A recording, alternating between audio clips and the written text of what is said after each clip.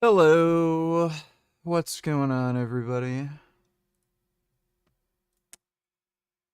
Pee pee poo poo bum bum and such.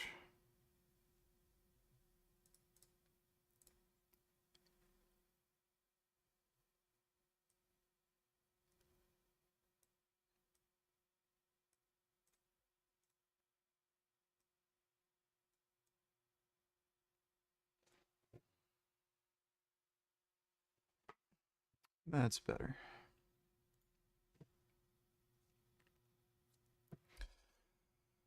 Oh.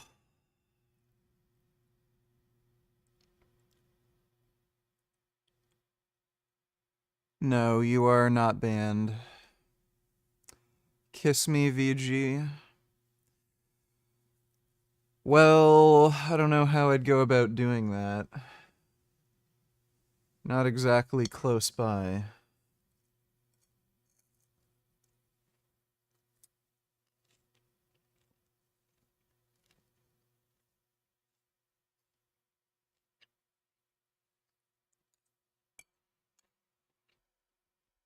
Vince Goodrum banned you from his channel? Why? Why'd that happen?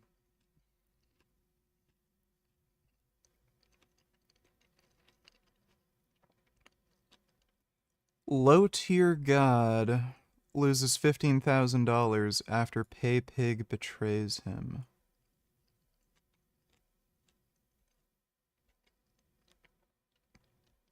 What's that green powder you used to drink? Is it moringa? I don't recall ever drinking a green powder. Any summer vlogs coming up? Probably. I'm definitely gonna make some more like training vlogs and shit. I just don't go out much. Like it's really the problem. I'll just say Rip Porter Park, what happened? I just don't understand why people come here, act like a major supporter, and then just pull dumb shit. It's always some when it comes to me. I don't know what the fuck, but the nigga definitely rug pulled all the fucking candies on Emerald. Yeah, I was like, without saying too much, I was just like, where did XYZ go? I'm calling this, calling that, checking this, checking that. And the first thing that popped up into my head was like, fucking shitcock, show yourself! This shit gotta be a rug pull. So I go through all my shit, I finally get the answers from what I need. Nigga rug pull all the candies. That shit low-key fucked up my whole day. But I mean, I'm still gonna come in here and do what I do. But I was just like, bro, when you see a certain amount of money come out of your account, I'm like, what the fuck? Like, I don't know how Emerald let that shit pop, but I'm just like, bro, I damn near wanted to stop multi casting on some real honest shit. But I was just like, yeah, bro, I checked my shit, nigga. I'm like, see a huge chunk of money gone. I'm like, bro, is this shit a scam? Like, what the fuck? What the?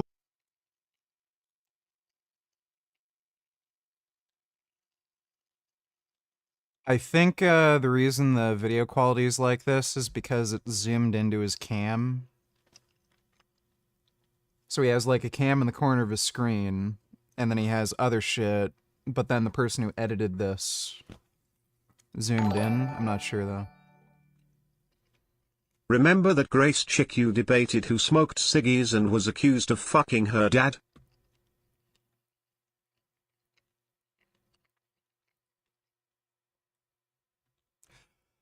Oh. Her. Knickers in my faction don't like axing questions. Strictly gun testing, coke measuring. Giving pleasure in the Benzito, hitting fanny, spending chips at Manny's. Hope you creeps got receipts, my peeps get dirty like cleats, niggers deceased may you rest in peace. Well, those are some sick rhymes, Cam. Thanks for the donation, dude. My gym took away the heavy bag because there was a massive brawl with retards. That does, in fact, sound retarded. As of 5 minutes ago, I have successfully filed a lawsuit in Miami-Dade Civil Circuit Court against Destiny for defamation and intentional infliction of emotional distress.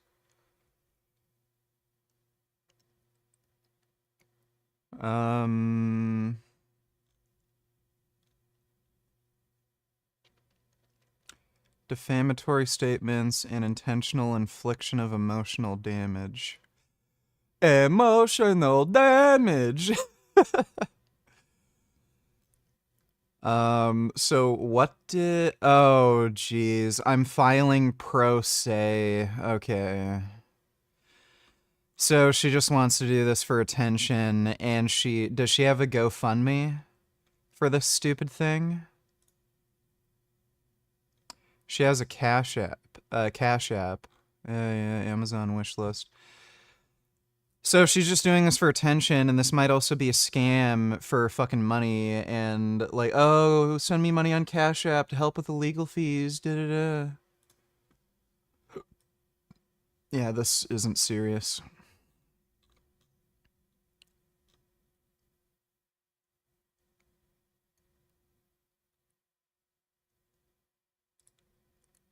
So what is she alleging?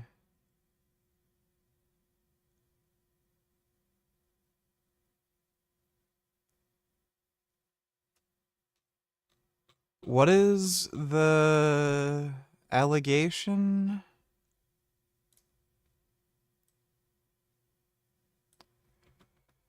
Grace is a fucking idiot.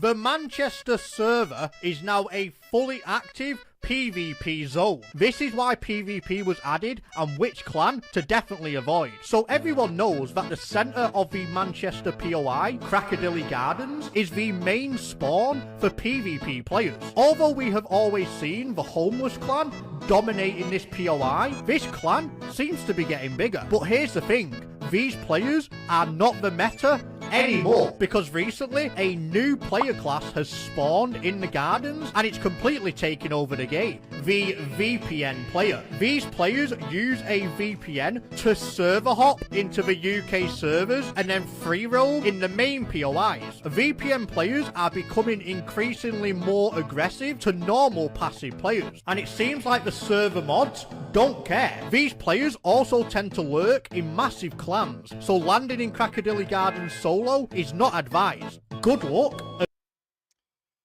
Yeah, it's funny too, because the UK wants to, like, do weird shit with VPNs. But, yeah, apparently VPN IRL players, that's all good. Thanks for the donation, though, retard. Alright. Like, what the fuck happened? No, I'm not going to bother playing the Battlefield 6 open beta. Apparently, like, nobody can even get in. There's, like, massive fucking wait times and server queues. Not sure what exactly she's alleging yet, suit isn't public yet. But I'd bet it has something to do with saying she fucks her dad lol.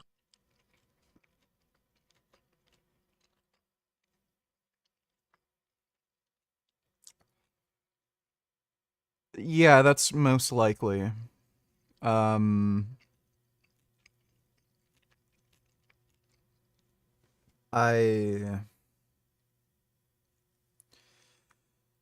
Again, just attention, I guess. It's all this is about. Thanks for the donation, though, retard. So I'm calling my bank. I'm looking on Reddit. I'm looking up all types of shit. I did a claim, everything. Like, I don't know what the fuck. And then, yeah. And then Emerald basically confirmed that it was a rug pull. Yeah, bro. A big chunk of the Emerald money, finito. I'm like, I guess fuck everything I was doing is like 95% of it gone, which is crazy. Like, Twitch doesn't work like that. I remember this nigga tried that shit on me back in the day, like some years ago. Nigga dropped hella candies, tried to rug pull me. Twitch was like, nope. But I guess on Emerald, somebody could rug pull and anything you got, they just gonna evaporate it from your shit. Like, which doesn't even make any fucking sense. Like, bro, what's gone is gone. You feel me? I contacted him on the court. I'm like, bro, did you rug pull? That's really fucking weird that on Twitch you can charge back for like many donations over a period of time. I'm like, if I fucking, you know what I mean? Okay, this shit is fucking hilarious. This was actually diabolical. John Bravo is a fucking genius. Morons out there that watch fake news. One guy wrote me like, where's your Bugatti? So Wes Watson's going broke. You know, everybody knows about like the stupid scam. They know he's not like as rich as he claims. He's got the criminal trial coming up and a civil lawsuit against the guy that he sued. And I think there's like some weird shit with his ex-girlfriend going on too. 810er drinking a green powder, was it moringa?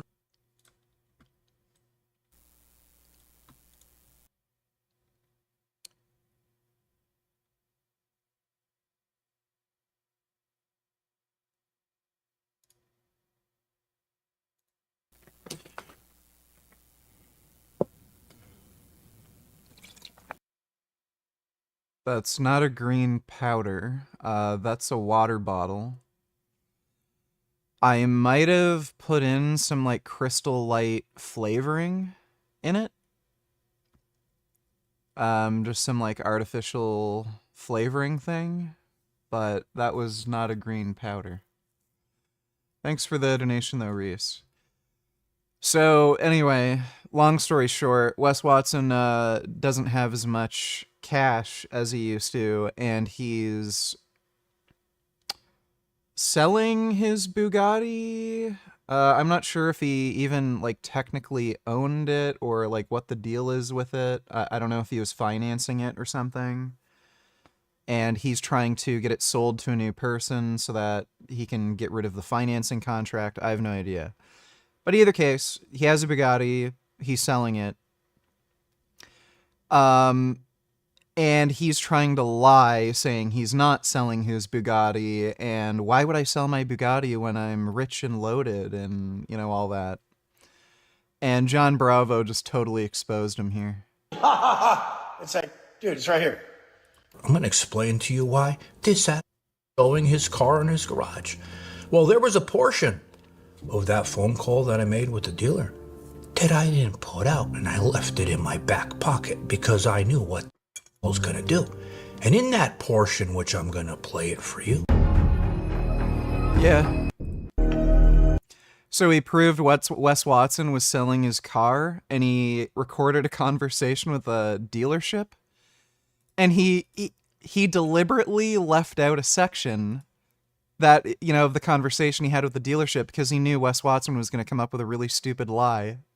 And then he was going to be able to prove that he's lying later. Bugatti, It's like, dude, it's right here. It's 12:48 on Wednesday, Eastern time. What an asshole. There's the Bugatti right there. You guys. Fake news. You need to start watching. I'll show you fake news, you piece of shit.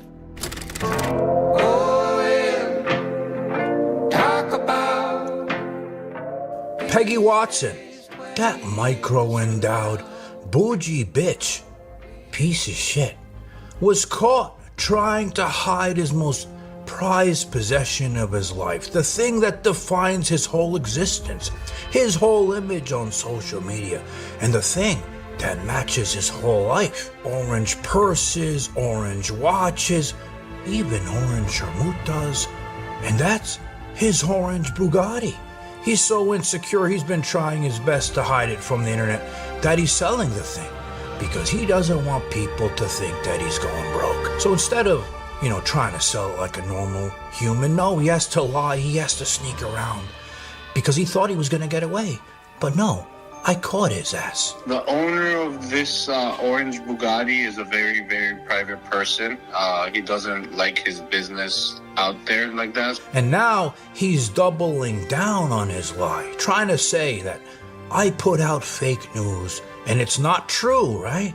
But what he doesn't know is I have another conversation to show everybody, and when he sees this one, he's gonna learn to shut the fuck up.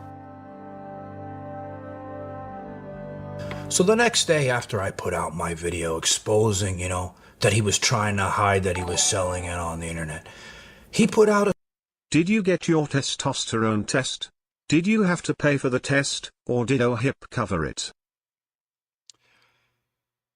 I got my testosterone tested along with other biomarkers. It was at 540 for the total. I also requested some other things, IGF-1 being one of them, and they did charge me extra because some of the tests weren't covered by OHIP. I think the IGF-1 wasn't covered by OHIP, and there might have been one or two others, but most of everything else was covered by OHIP, so like the lipid panel, stuff like that. I'm not sure if testosterone is covered by OHIP, but I know for sure the IGF-1 wasn't. Thanks for the donation, though, Sanderbling. A story on his Instagram, right? And he's saying, I'm fake news, don't believe it. And he points at the Bugatti in his garage, and he says, look, I still have it. Hey, you morons out there that watch fake news. One guy wrote me like, where's your Bugatti? Ha ha ha. It's like, dude, it's right here. It's 12:48 on Wednesday, Eastern time. There's the Bugatti right there. You guys, you need to stop watching fake news. Now this asshole says I'm fake news, right?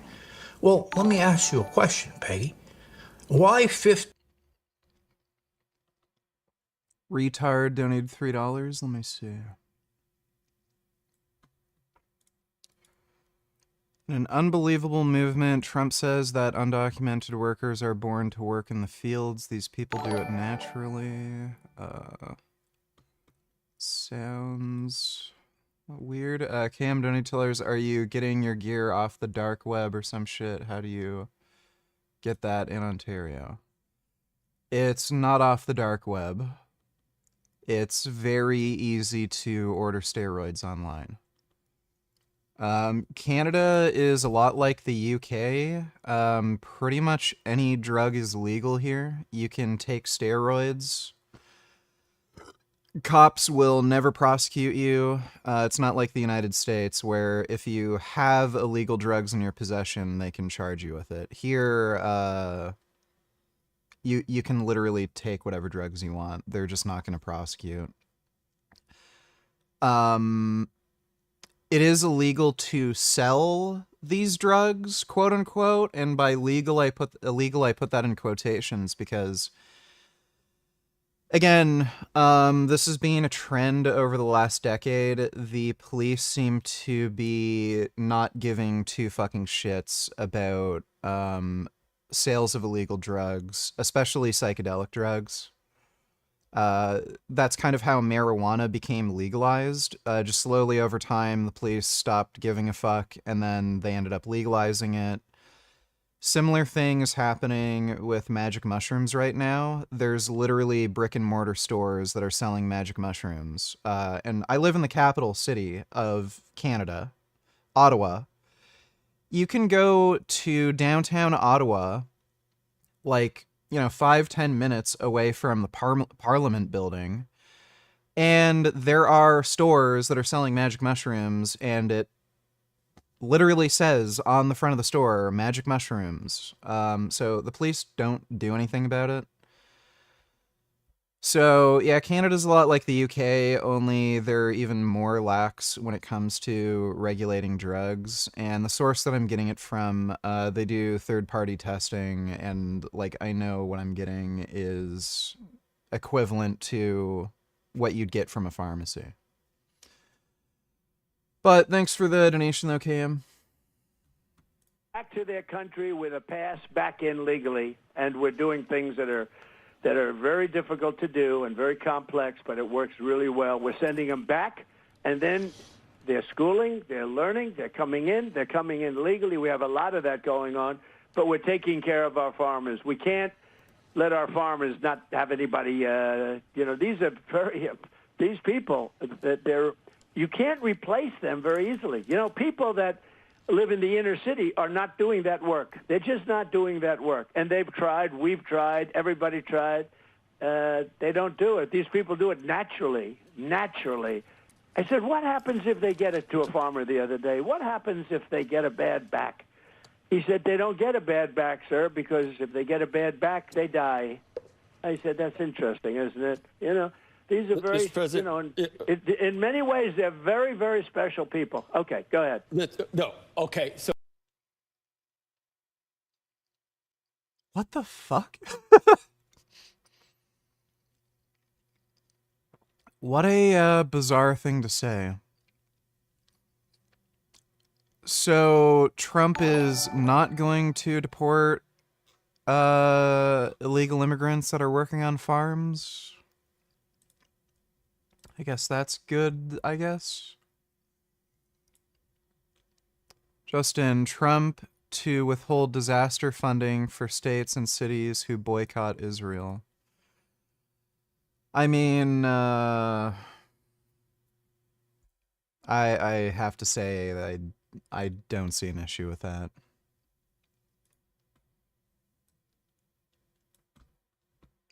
Kennedy Jr. here, your HHS secretary. At HHS, we have a division called the Biomedical Advanced Research and Development Authority, or BARDA. BARDA drives some of our most advanced scientific research. It funds developments of vaccines, drugs, diagnostics, and other tools to fight emerging diseases and national health threats. Over the past few weeks, BARDA reviewed 22 mRNA vaccine development investments and began canceling them. Let me explain why. Most of these shots are for flu or COVID, but as the pandemic showed us, mRNA vaccines don't perform well against viruses that is not true. That infect the upper respiratory tract. That is Here's not the true. problem. mRNA only codes for a small part of the viral proteins, usually a single antigen. So, one, it can do whatever the fuck you want it to do. And two, you don't need it to code for the entire viral protein. One mutation and the vaccine becomes ineffective. This time, again, that's not true. We've seen what happened with some of the COVID variants. Dynamic drives a phenomena called antigenic shift, meaning that the by the way, traditional vaccines that we use for flus, this is an issue if the virus mutates. So there are usually about a dozen different flu strains each year. And there's two that are most that are the most prevalent, which take up 80% of cases. And depending on what vaccine they make, it may be less effective than a vaccine from the previous year because they didn't correctly predict what strain is going to be the most predominant. And that has nothing to do with mRNA technology. Vaccine, paradoxically, encourages new mutations and can actually prolong pandemics as No, none of this is true. The virus constantly mutates to escape the protective effects of the vaccine. Millions of people, maybe even you or someone you know, caught the Omicron variant despite being vaccinated. That's because a single mutation can make mRNA vaccines ineffective. What does he mean by ineffective? The same risk applies to flu. After reviewing the science and consulting top experts at NIH and FDA, HHS has determined that mRNA technology poses more risks than benefits for these respiratory viruses. I can guarantee you he walked in and said, "Hey, everyone, I just learned that mRNA vaccines are haunted, and we're injecting ghosts into our children, and that's why they're all getting autism, because the ghosts are taking over their brain. Like, That's why, after retarded. extensive review, BARDA has begun the process of terminating these 22 contracts totaling just under $500 million. To replace the troubled mRNA programs, we're prioritizing the development of safer, broader vaccine strategies, like whole virus vaccines and novel platforms that don't collapse when viruses mutate. All right, well, that's RFK Jr. He's not very bright. Thanks for the donation, though, retard. E donated $2. Oh. It was just on my normal every single day run. Meow. I'm not a cat person. I shouldn't have done meow. To be like, you need to come pick me up. Well, I only made it a couple miles today. We're thinking of naming it, and Yes, you have gotten a cat. now I feel like I'm keeping it. He chose you. The dog we were most worried Oh. about is honestly the best dog with Sam. Oh my He's goodness. making our family bigger. And we're not looking to have pets as possible, I guess, is okay. That's a kitty. That's a nice kitty.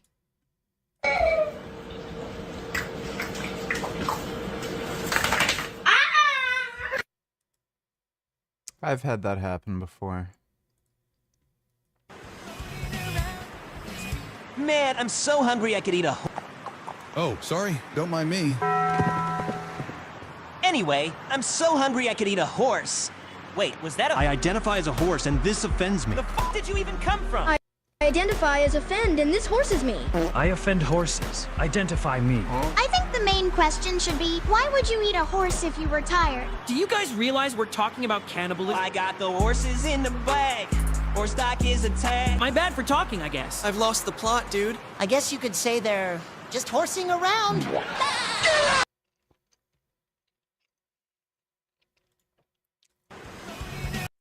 That's not very good. Watch this movie. Oh yeah, Jacob's Ladder. I've wanted to watch that for a while. For whatever fucking reason, it's not on Canada YouTube. I've wanted to watch that. It's hard to find anywhere that streams it. I haven't been able to find a download for it. Thanks for the donation, though, E. 15 minutes after I put out my video, did you call people, I'm not mentioning their names, screaming your head off and going crazy like the lunatic you are, right? And then magically, the ad was taken down, right? And then all of a sudden, you wanted my video taken down too.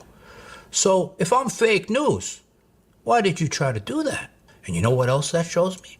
15 minutes after my video's out, it only took 15 minutes, and you started screaming your head off. Whoa. Wes Watson is watching John Bravo's YouTube channel like a fucking hawk. Andy is a fucking liar, clearly. Are you playing the Battlefield 6 beta? No.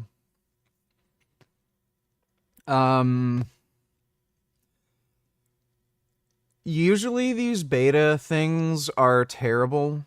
Like, they're glitchy and shit. The worst one was the Battlefield 3 beta. That was fucking horrific. Nightmarish.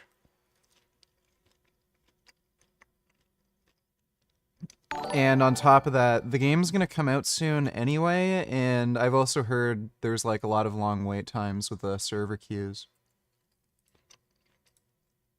Retard donated $2. Destiny featured on CNN. I just got Kirk! Yeah, I just got escorted from Kirk, baby! We're in Tampa, Florida for Turning Point.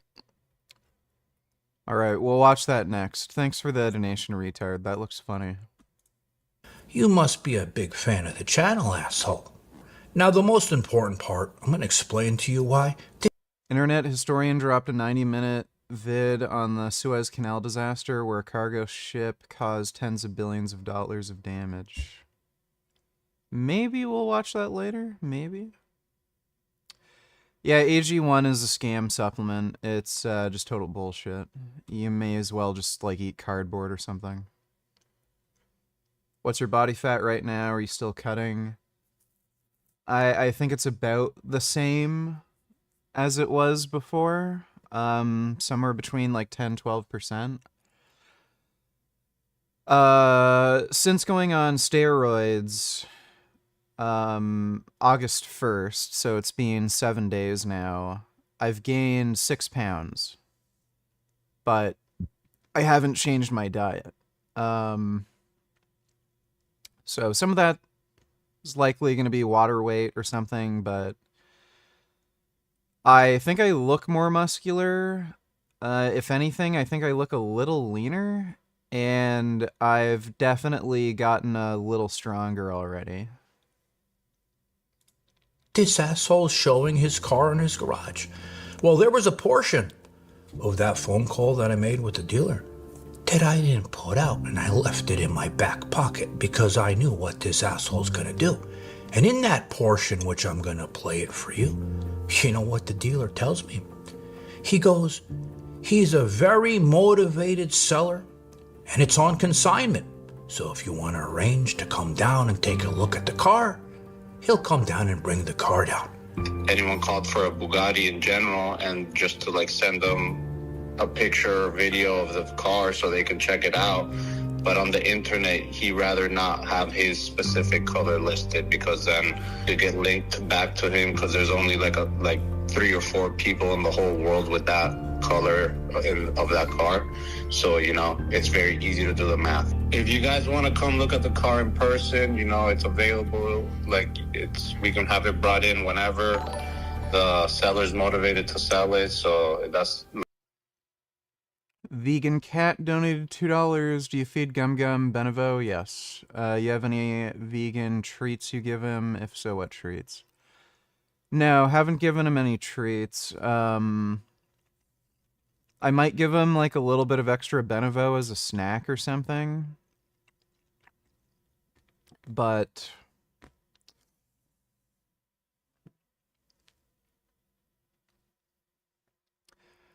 that cat does not need to be eating any more food, I can guarantee you. He is insane and will not stop eating. And you could give him an infinite amount of food and he will not stop, and you will only encourage him more to yell at you for more food. But yeah, I feed him Benevo. Thanks for the donation, Vegan Cat. You know, if you guys want to come check it out, I can definitely make that happen. So of course, Peggy, you're gonna have the car in your garage because it's on consignment, asshole. One guy wrote me like, "Where's your Bugatti?" Ha ha ha. It's like, dude, it's right here. It's 12:48 on Wednesday, Eastern time. There's the Bugatti right there. You guys, you need to stop watching fake news. You know, I was looking at this whole situation and I was like, you know, what life lessons can we all learn from this? Bro. It's so funny when these people are so stupid, you know exactly what they're going to do and you can plan ahead of time and just make them even look that much dumber. Cucks donated $2. Did you react to this bullshit yet? Hello, everybody. Welcome back to another episode of iDubbbz Complains. I am coming to you live from Barcelona, Spain. If you guys aren't familiar with Barcelona, I recommend you keep your eyes on them, because they're looking like a pretty hot team this year. Well, I know the season's coming to a close, but let's just say that some of my boys on the inside have told me that they have been taking steroids, which is going to improve their soccer performance. Today's episode of iDubbbz Complains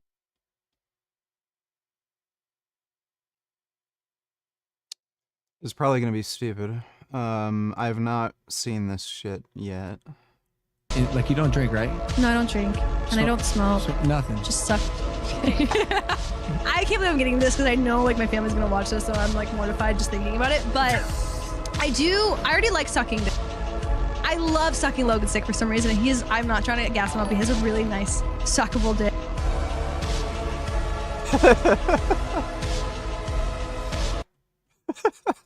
What? Okay.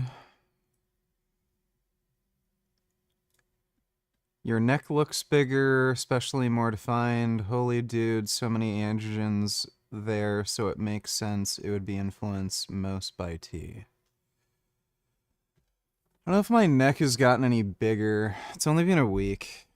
Like, I was looking in the mirror, I do think my muscles look larger and more pumped up, and the weights do feel, like, easier, especially lower body. Like, my legs, especially. Things are just moving easier. Global warming activists standing on ice with nooses around their necks. I get it. I'm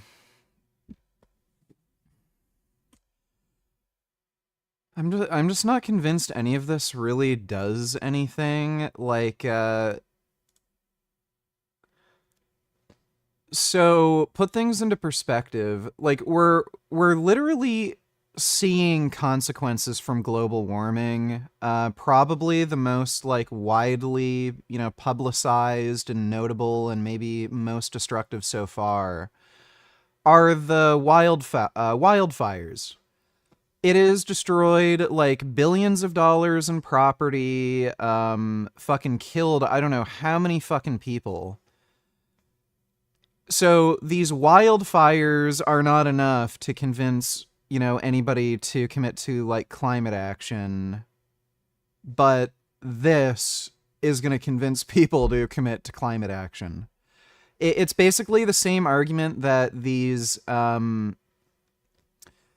it's like the people who say the U.S. was bad for bombing Nagasaki and Hiroshima in World War II. Like, the U.S. never should have used nukes. Their whole argument was, oh, well, we could have made Japan capitulate by using less violent means. Well, there were already worse bombings that killed more loss of civilian life in World War II before the bombings. And even after the bombings, after the nuclear bombs fell, the Japanese government still did not want to capitulate, and they were determined to fighting to the last man. It was only the Japanese emperor that wanted to capitulate and surrender.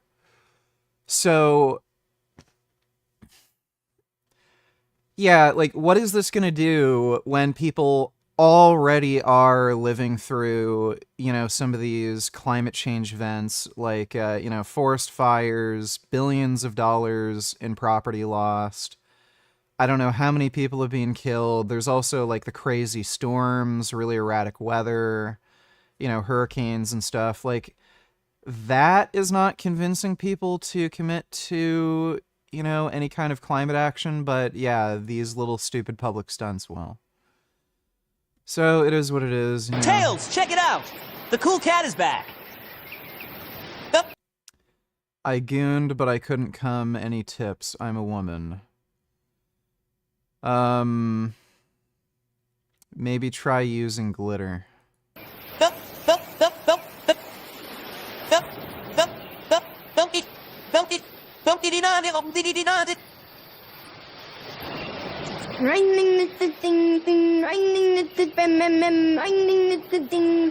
Tails. These are very weird. Tails, check it out. Alright, well, thanks for the donation, iCucks. Retard donated $2. Candace was on Piers doubling down on Macron's wife being a man and accepted a $300K bet from Piers about it. Watch it later if you run out of other ments. I don't think Yeah, apparently the lawsuit is in fact going through, and that actually reminds me, Legal Eagle made a video about it.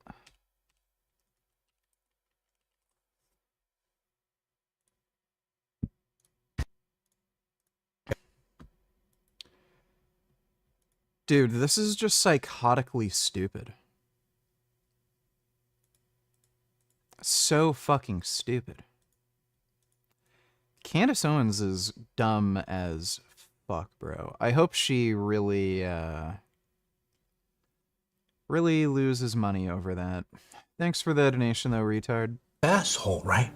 And no, it's not running around with purses or high heels or orange charmutas and these types of things, no.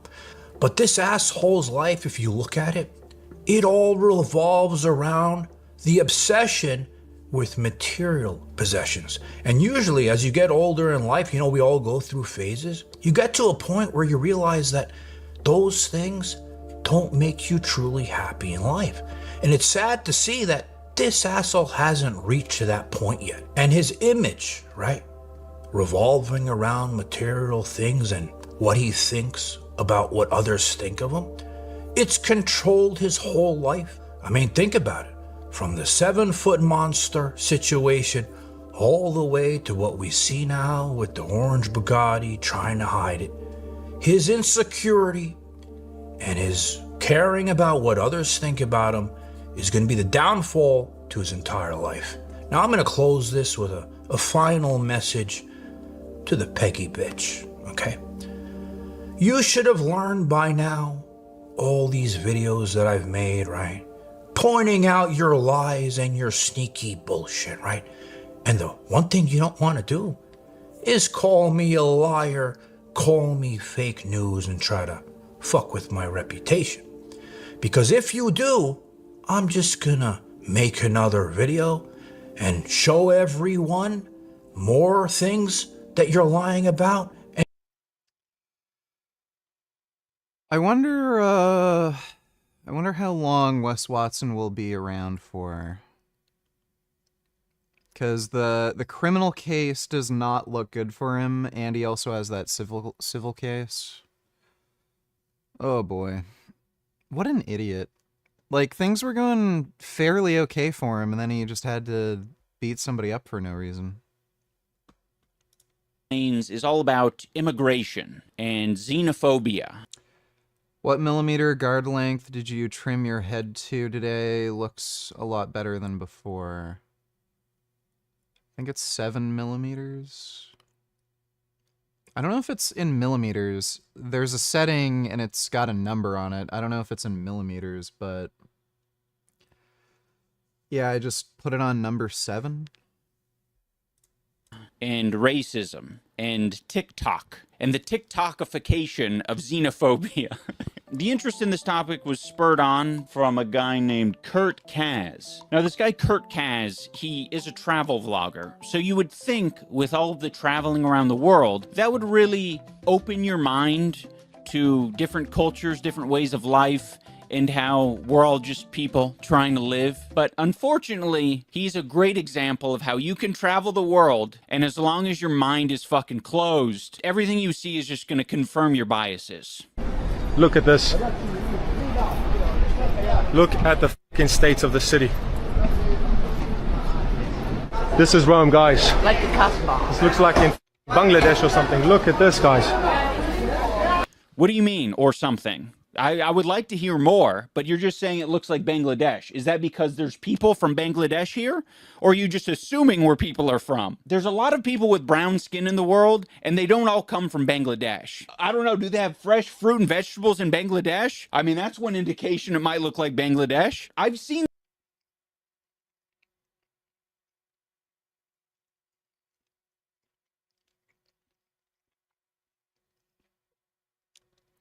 Bro is quite literally lobotomized. Funny listening to someone who isn't from Europe telling everyone what Europe is like. Pay your coaches the money you owe them. American that fled to Canada to postpone the inevitable lawsuit from his complete failure of a boxing event is telling a European what Europeans should look like. I'm still searching for the positive comments. Dude, he is hated. Hated at this point. Son Goku donated $2. The comment section basically proves how retarded and delusional most fitness coaches are, especially the female ones. I believe most women actually eat too much or too little. Too much. If we're talking weight loss, if you're not losing weight, you're eating too much. And if that ruffles you the wrong way, I'd like to apologize for absolutely nothing, because there is reality and then there's your feeling. I'm not here to tell you what you want to hear. I'm here to tell you what you. What if you're barely eating but not losing? Oh my god, what an idiot.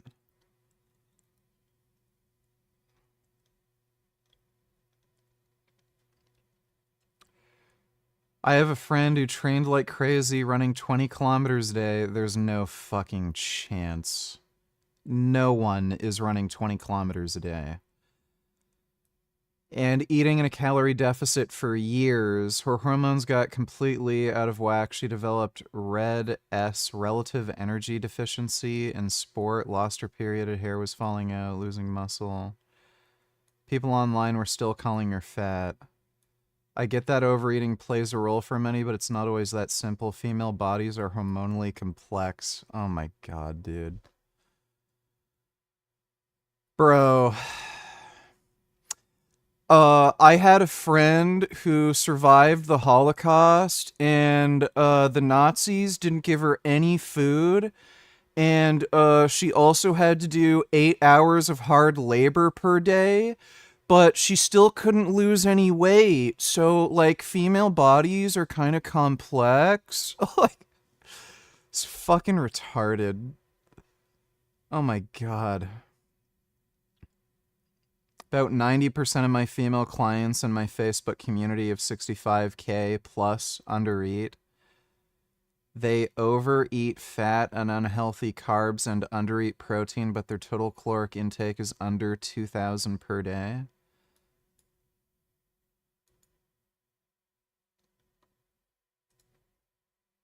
Let me... Okay, yeah, this is a fat acceptance fucking community.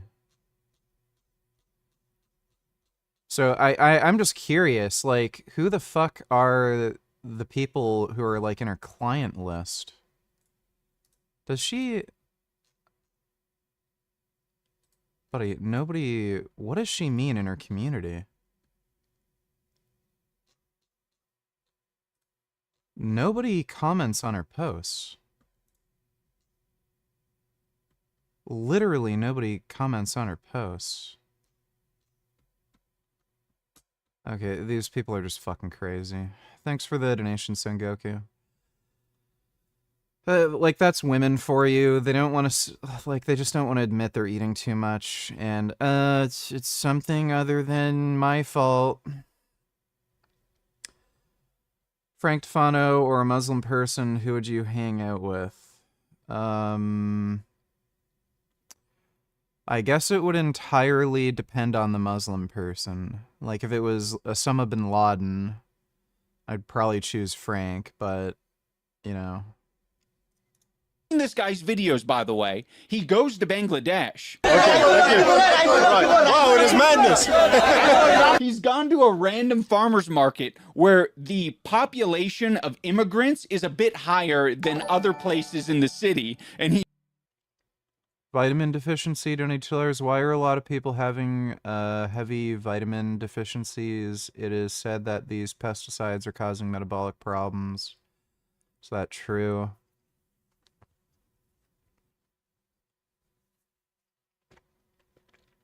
I don't know what you mean by that.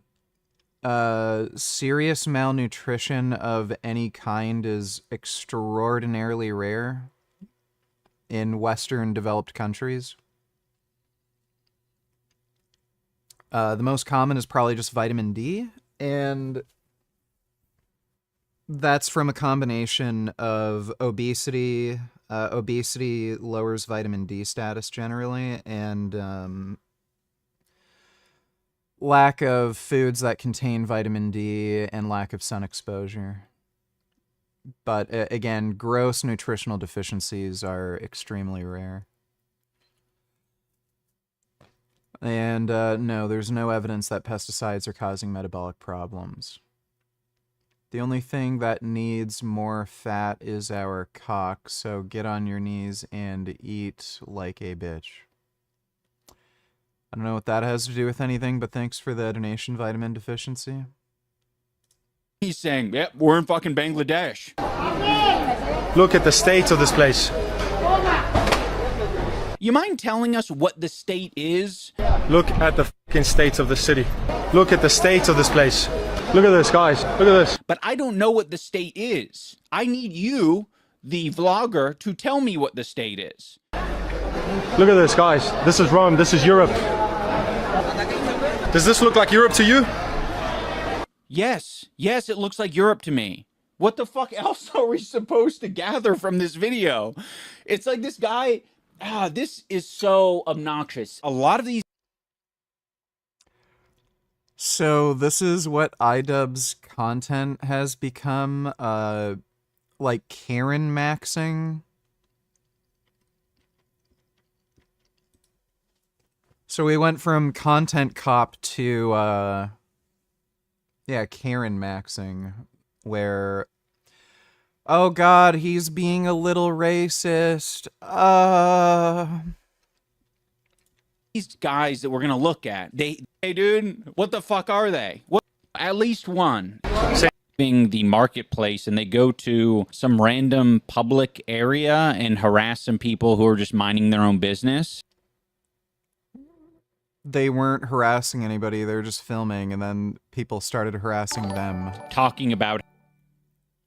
Son Goku donated $2. Accountability is the ultimate female kryptonite. Also, in their world, feelings matter more than the truth. If you tell a female, sky is blue, but she hates the color blue, she's going to argue with you why the sky actually should be red or purple.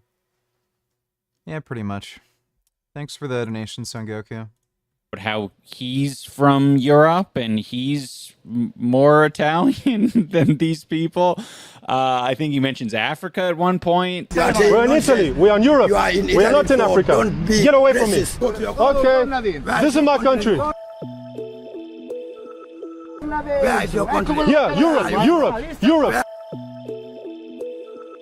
Are you from Europe? I'm from Europe.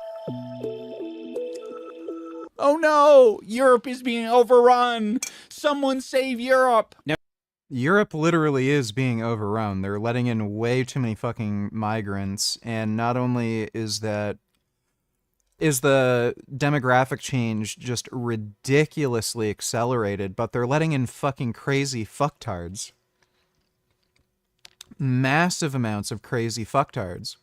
And a lot of these people are just exploiting the fucking welfare system.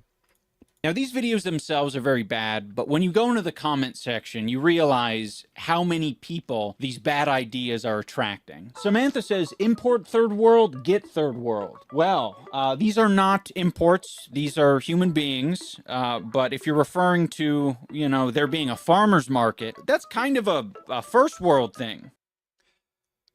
So we're just gonna ignore the black guy from Africa who's a fucking meth addict? That's just called a regular market everywhere else. So yeah, you're wrong and you're also stupid. This is what the liberals want in America. Yeah, and they're getting it. They're getting their farmers markets and they're... Where is he living now? I know he used to live in Arizona. I think he moved up to Canada with Anissa. I don't know if he's back in Arizona or not now. But, like, dude, you've literally never lived in these places. They're loving their farmers markets. Thank you for making this content and hopefully waking up the European people. Oh yeah, this is something that you're going to see a lot, is people just sort of, when it benefits them, they will invoke the continent of Europe, and when it doesn't benefit them, they'll be very specific and say, oh, this is a real problem in the UK. This is a real problem in Rome. Europe is finished. A haircut looks good, VG. You look young and sharp, not like you looked old before. But if I didn't know you and hit to guess age, I would say 25 or 26 probably. Also, can you debate Mophead? He's posting stupid shit again. Plaza.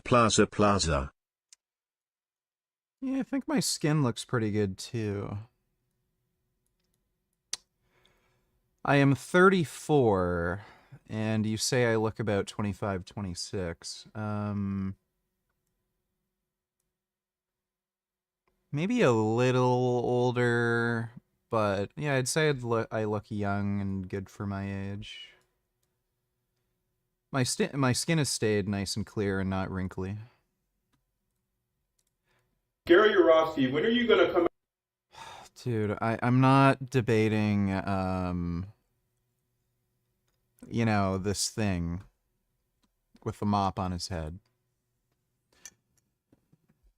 I've been there, done that before, and this guy is a crazy retard who's not worth my time. But thanks for the donation, Dodo. Come out and revoke your stupid, uneducated claims about Palestine. Said that Palestinians are the most psychotic group of people on the planet. Depending on what he means by that, he may be right or wrong. Like, I mean, I'm sure you could find crazy serial killer meth addicts that are more psychotic than your average Palestinian. But I mean, like if we're talking about actual nations of people, and not like weird random villages of hunter-gatherers like the Sentinelese, yeah, they just might be the most insane psychotic group of people on the planet. They may be runner-up to, I don't know, like people in Afghanistan, you know, with the Taliban, maybe Syria. So there's a little bit of contention there. They might be runner-up or maybe third, but yeah, I think it's fair to call them like at least in the top 3. Dodo, react to this. Let me see. Tomorrow, the full conquest of Gaza begins. Israel's authorizing it. They are going to take Gaza for themselves. Trump greenlights the slaughter of Gaza. I'm pretty sure he just said it's okay for Israel to take complete control over Gaza and occupy the whole region. Don't think anything was mentioned about a slaughter. So if you thought the slaughterhouse in Gaza was bad before, they're going to try to move 2 million Palestinians out of Gaza. They're going to continue to starve them. So we're complaining about them being starved and being in harm's way of bombs, but now when they're going to get moved out, you'd prefer them to be starved and get bombed? So what would you prefer? Would you prefer the starvation and bombing, or would you rather, like, them being moved out of the region, open up a humanitarian corridor, have them resettle somewhere else? Like again, this is just it's not about facts. It's not about, you know, what's the best for everybody involved. It's about whatever I can make up to promote anti-Semitic, you know, Jewish hatred. Them to death, kill them to death, bomb them to death. They're moving them to a concentration camp in southern Gaza. And then they're going to do all sorts of lies and tricks, which our idiot media will instantly believe and parrot like morons. And buddy, the New York Times literally just had to correct a story they made about kids starving to death because they went out of their way to publish a story they knew was false, and they showed photos of a kid that was a retarded incest baby with genetic disease. But oh, the idiot media falls for everything Israel does. Yeah, and there's New York, it was New York Times or something. They published a story where they willingly, knowingly lied about kids starving, and they hid the fact that this kid had a genetic disease. Oh my God. And propagandists about, oh, why won't the Arab countries take them in? We're trying to steal their land. Why won't the Arab countries help us steal their land? And I now see Israeli. Yes, that's why Arab countries won't help them. It's not because, I don't know, Palestinians have been a problem literally everywhere they've ever immigrated to, and they end up causing civil wars. They try to assassinate royal families and presidents. Has nothing to do with that. It's just because they don't want to be complicit in a genocide. They're not even the right type of Muslim, too, right? Muslims in Gaza, Shia or Sunni? Yeah, they're predominantly Sunni. Which Arab states are Sunni?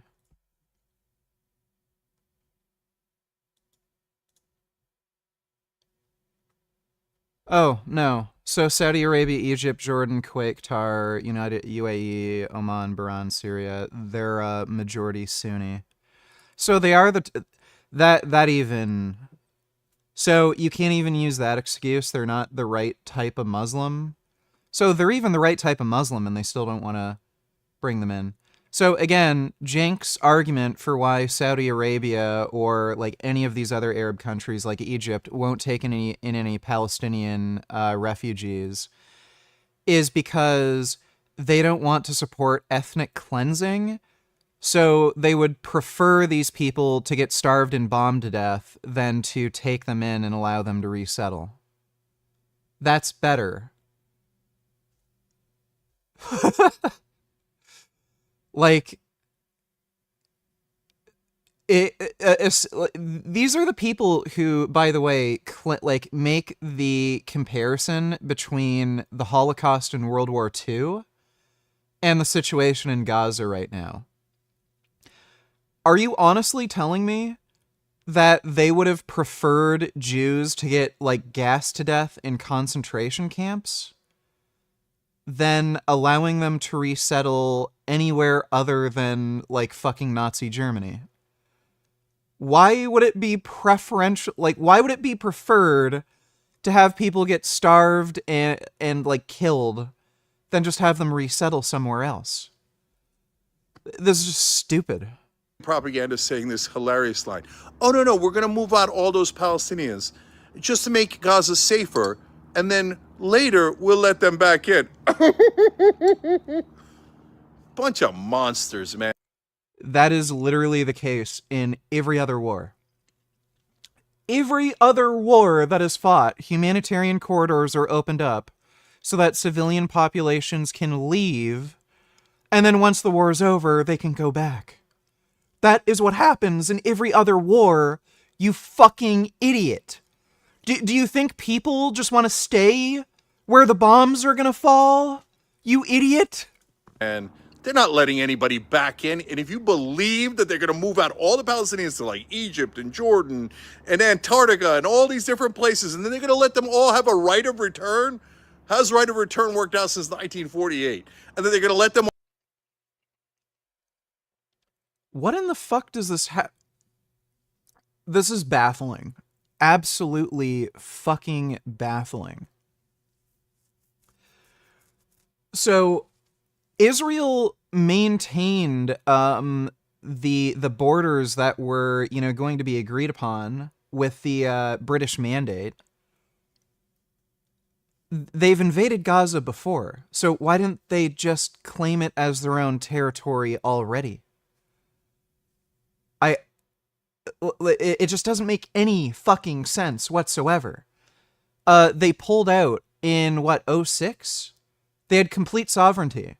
It's just that Israel was controlling the border. if they had an interest in taking over Gaza, why didn't they fucking do it already? Why did they completely pull out? Them all back in, you're the dumbest person in the world if you believe that bullshit propaganda. I hope none of you are that insanely stupid that you'd ever believe an Israeli Yeah, you're telling me. lie that outrageous, or any of these stupid Israeli lies as they genocide an entire population. By the way, if they do that to 2 million people, that goes from genocide to Holocaust. So that's where Israel's headed. Yeah. Israel is going to exterminate all 2 million people living in Gaza. I don't know why they didn't just do it already, but okay. Let's check back in a few months and see if this prediction panned out. Now, if you loved Israel, this should break your heart to pieces, and you should be doing everything in your power to stop them. If you're enabling a genocide now, I don't want you to ever say never again, okay? Shut. You know, maybe it would be better if a genocide did happen so that you could stop fucking complaining. Like, if they're all dead, like, it's over, right? Like, he's gonna stop complaining about it and say, Israel's committing a genocide. Well, okay, commit the genocide, Israel, please. I don't want to listen to Cenk Uygur anymore complain about it. So he can just say, Israel committed a genocide, and then never have to fucking, like, complain about it ever again. And we could just all agree Israel committed a genocide. Please, Israel, wipe out all the fucking Palestinians and do the genocide already so that we don't have to listen to Cenk Uygur anymore. Oh my god. This guy is just such a windbag. I don't think that's TOS. It's obviously a React joke. to this VG.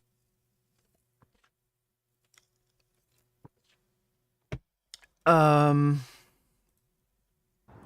wait, I already watched that. Gary, you're right. Now wait until you hear his reasoning for this claim. Why I believe the Palestinians are slightly crazier than the Israelis. First, the Israelis I would say more than just slightly. would gladly live with the Palestinians in Israel. The reverse is not true. Right, so that's the logic we're going to use. And by the way, Israelis do not want to live amongst Palestinian people. They've made that more clear than ever. But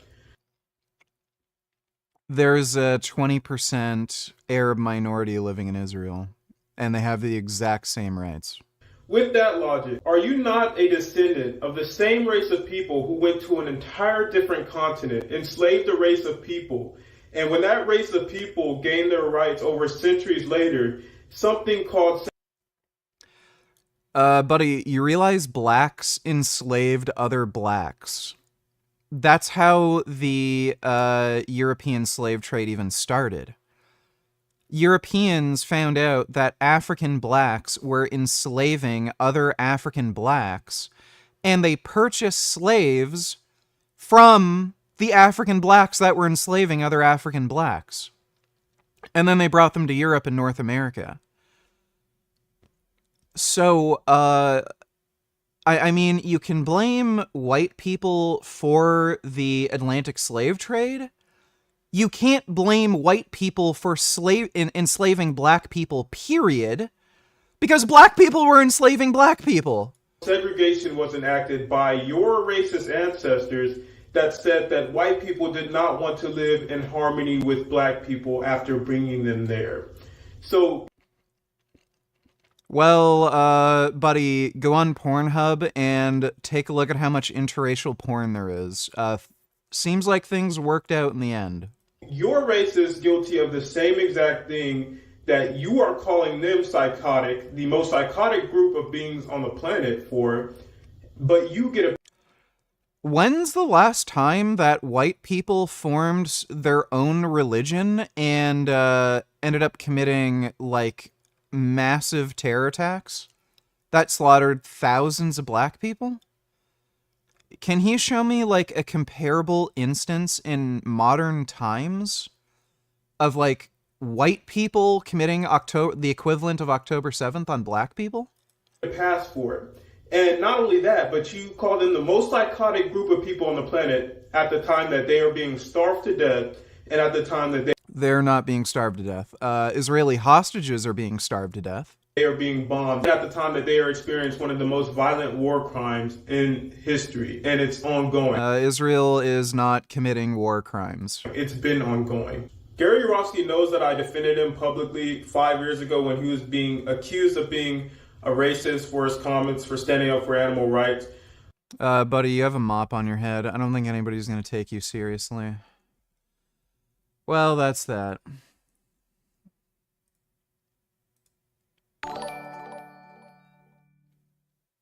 I recently watched Charlotte's Web again. Holy shit, how did people watch it and not turn vegan? I bawled my eyes out again when Charlotte died, even though I don't like spiders. Am I a bitch faggot? I don't get emotional usually, but this movie, man. I don't think I ever watched Charlotte's Web. I watched Babe. Babe was amazing. But I never watched Charlotte's Web. Thanks for the donation, Blake. There will be a lot more anti-Semitism and hate for Israel if Israel gets these Palestinian migrants deported to Europe. Europeans don't want them, but there's a chance that could happen. That would be very bad. That'd be hilarious. Oh, I am in full support of these people getting sent to Europe. Look, it's all these fucking white college kids that are fucking complaining about Palestinian genocide.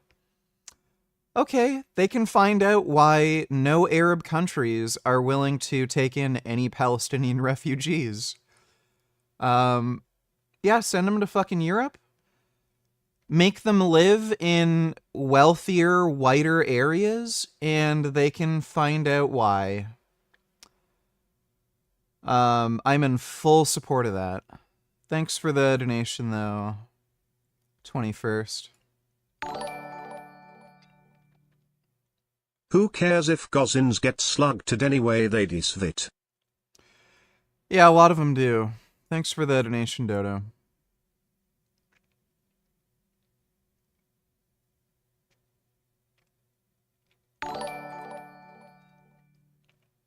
Have you ever considered becoming a singer? I've never heard of something so fucking insane in my life. Why, seriously, why the fuck would you put a public charging station here and not even give people the ability to fucking pay? I've considered it, but I think my gifts are too great for humanity. Thanks for the donation, Killian Titan. Caleb donated $2. Let me see.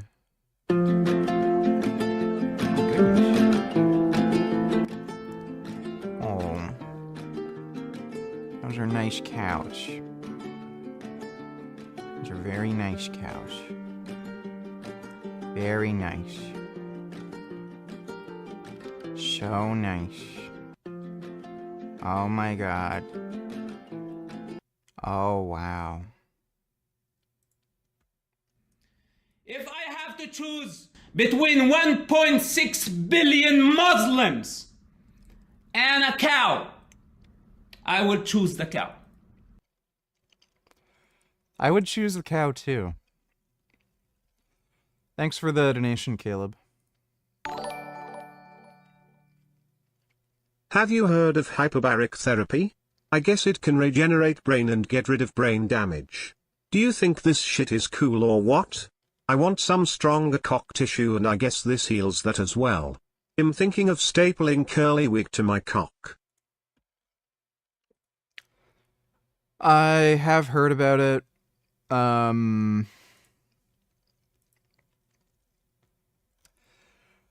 I know Brian Johnson's tried it and he said he had improvements with a bunch of biomarkers and shit. I don't know. think it's just that it's expensive and time consuming and inconvenient. Thanks for the donation though, Vitamin Deficiency. Mophead's hair looks so fucking disgusting and dirty. Would a girl ever date him? He looks filthy and homeless.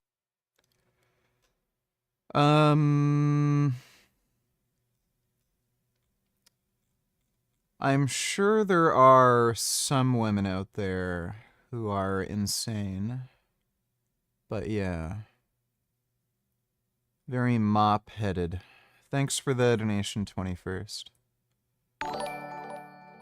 Dodo, donate $2. I would love to see you debate Mophead, even though you said you don't want to because you've been there before, but it's so entertaining watching you mop the floor with his head in a debate also.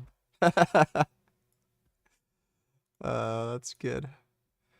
Daily reminder that China's shipbuilding capacity of nearly 2,000... Yeah, 23,500% larger than that of the US. Well, they export more? Why would the United States... Why would we need more ships? Like, I'm sure China also farms more dogs to eat than the United States. I'm not really... I don't see that as a problem that the United States isn't killing and eating as many dogs as China. This Chinese propaganda shit is just fucking retarded. And then, yeah, all they can do is show these videos of one of their, like, big tour cities with LED lights everywhere. Oh, if you put LED lights on things, that means it's futuristic and so advanced. Yeah, dude, one earthquake... fucking half the city is gonna be toppled, and, like, you're gonna hear about 100,000 fucking deaths. Because they don't know how to build buildings properly. I don't like to sleep, bro. I don't like to sleep, man. I want to fight in my winter, bro. Look at me, I'm strong. Look at me. Oh! Oh, man. Dude. That guy fucking put him out with his head. That was one of the most savage headbutts I've ever seen. Well, thanks for the donation, Dodo. We honestly need a remake of Charlotte's Web where Charlotte revels how evil the Plastians are to the world. Yeah, we really do. Thanks for the donation, Dodo. Is that Tyson Hockley kid gonna set up a debate between you and some other big name? I'm not sure. We will see, but I'm not sure. Thanks for the donation, Pooh. People online claim androgens above natural T levels, so roiding basically rapes skin and hair and ages you hard. From anecdotes I see all roiders looking 10 plus years older than their actual age. How will you combat aging, or don't you care about that? It's entirely based on what kind of compounds they're running and how much, and other lifestyle factors. So look, a lot of these bodybuilders, not only are they taking extremely high doses of very harsh drugs, but on top of that, they eat like fucking shit. They're eating tons of fucking red meat. And they also tan themselves all the time. So they're even adding to the bullshit that they're doing by giving themselves, UV damage to their skin. So no shit, they're going to look older. But I know plenty of people personally who are older who have been on steroids for a prolonged period of time, and they look good for their age. Like you'd even suspect them being younger, so...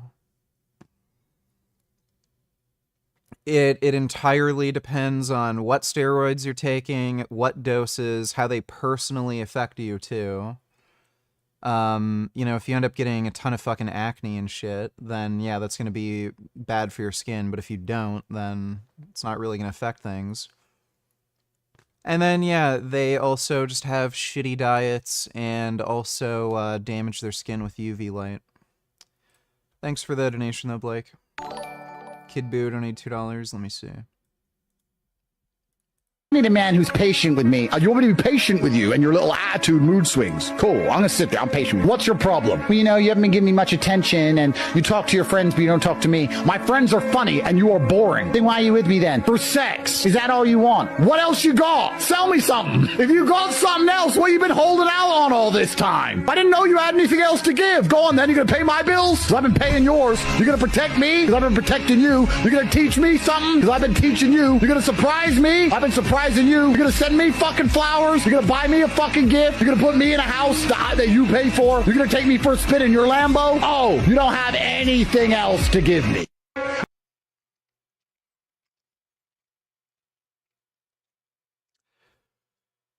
He's not wrong.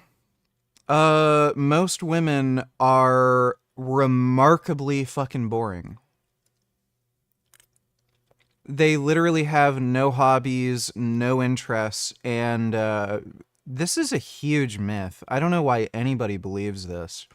People say women have better social skills. They have horrendous social skills.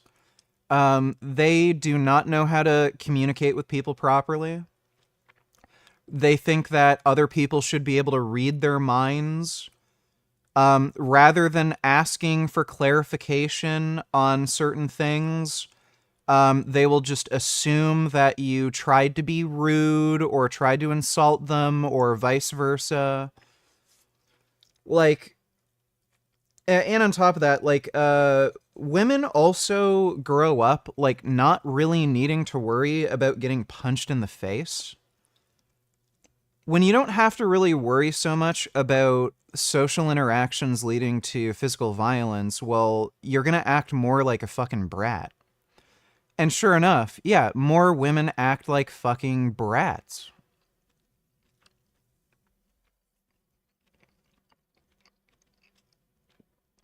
So yeah, most women are boring. And they're not nice to talk to. Thanks for the donation though, Kid Boo. Rome has fallen again. Oh man. Yeah, farmers markets will be the end of Rome.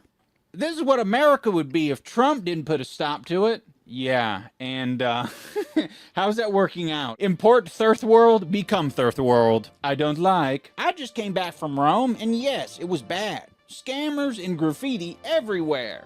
I'm not even Italian, and it makes me sad. Well, don't let your racism affect you too much. For all you know, the Italians are loving it. This looks like Toronto as well. Unfortunately, same in the UK, even worse.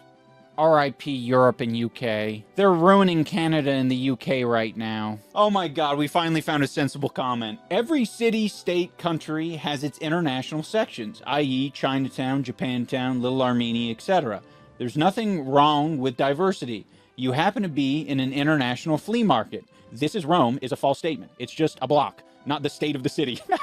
Okay, shout out Jack, the man. You just brought the heat. They turn every place they go into the place that they left. I think some people have a selfish mindset in thinking that because they themselves wouldn't leave the country that they were born in or have become accustomed to, that other people wouldn't do that. And if they are doing that, they're doing it for like sinister reasons. It's just like a basic human thought to be like, I want to bring some of my culture into the place that I'm traveling to, that I'm now going to start my new life in. And of course, it's going to be these places that are desirable to go to and that are very multicultural. There's a reason why people are referencing Canada and the UK. It's because people who are immigrating to these countries like these countries. They like that their culture is either already kind of established there, and there are foods and routines and places to go, and people.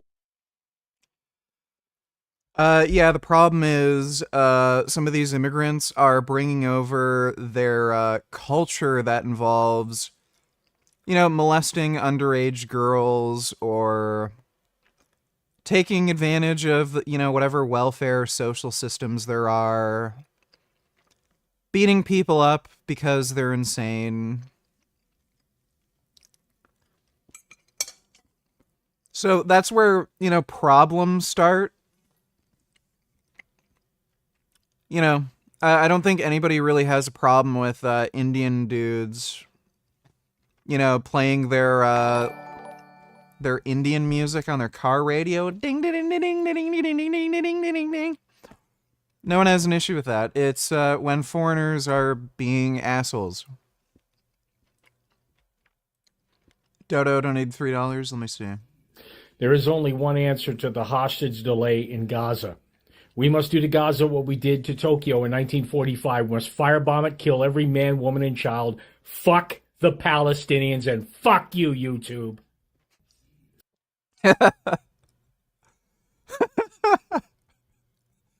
Who is this guy? Oh, that's hilarious. Yeah, dude, it's fucking insane. But yeah, it's TikTok propaganda, you know. Foreign influence. Thanks for the donation, Dodo. To meet that are going to allow them to integrate better into the society. Okay, we got another comment. It says, the world is getting pretty racist. And this person responds with, you can't go into a new country and overtake it like this. You assimilate into their culture. Is there any cheaper alternative to human growth hormone? Is it necessary to take it every month for the rest of your life? Or is it possible to take it every once in a while, let's say every quarter? You don't need to take it every single day for the rest of your life. I would recommend doing it for, like, if you want to benefit from it, probably periods of at least 2 months. Because it's, like, again, depending on what kind of benefit you want from it, like, improved skin, hair quality, injury healing or prevention, it's going to take a while for those effects to really be seen. So you're going to want to take it for like 2 to 4 months. But you don't need to take it continuously all the time forever if you don't want, or like you can't afford it. Or if you tend to, you know, suffer side effects or whatever. Is there an alternative? No. Like, you could take some healing peptides like BPC 157 or TB 500. They're not going to have all the same effects as growth hormone, but if you want something like injury healing, those are peptides that you can use that are cheaper if you want that specific benefit. As far as being able to take something like some growth hormone secretagogue, is that going to be anywhere near as effective or safe as growth hormone? No. Yeah, like MK677 is nowhere near as safe as growth hormone. Thanks for the donation, though, HSH. Son Goku donated $2. I'm so glad I didn't go to college. I saw this headline not long ago. Nearly 2 million Americans are about to have their wages garnished for student loan debt. Defaulting on your student loans means more than bad credit. It means wage garnishment. It means collectors calling your cosigner. It means feeling like there's no way out. And here's the worst part. Private student loans cannot be forgiven in bankruptcy, meaning they follow you. Nobody wants to go through that. That's why I've teamed up with YRefi. This is an amazing company that helps people with their defaulted private student loan debt. They refinance the debt that no one else will touch with guaranteed interest rates under 6%, and they don't even ask you what your credit score is. They work with you to build a payment plan you can actually afford. This is an advertisement, but thanks for the donation, Son Goku. They're also ruining property, so in no way is it racist. It's a pattern. After watching that video... Ben Boy donated $2. Let me see. Oh my goodness. Oh. That capybara reminds me of this cat. See this cat? It's a lot like the capybara. Very similar. You're so similar.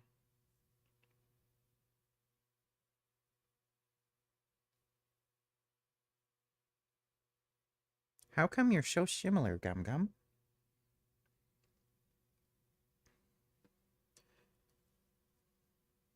Let me see your paws. Wait.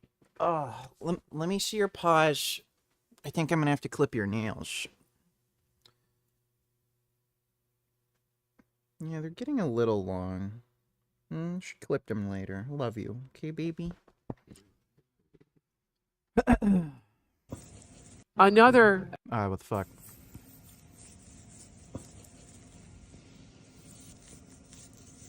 Yeah, that's good. Oh boy, that's good. That's a good fucking capybara.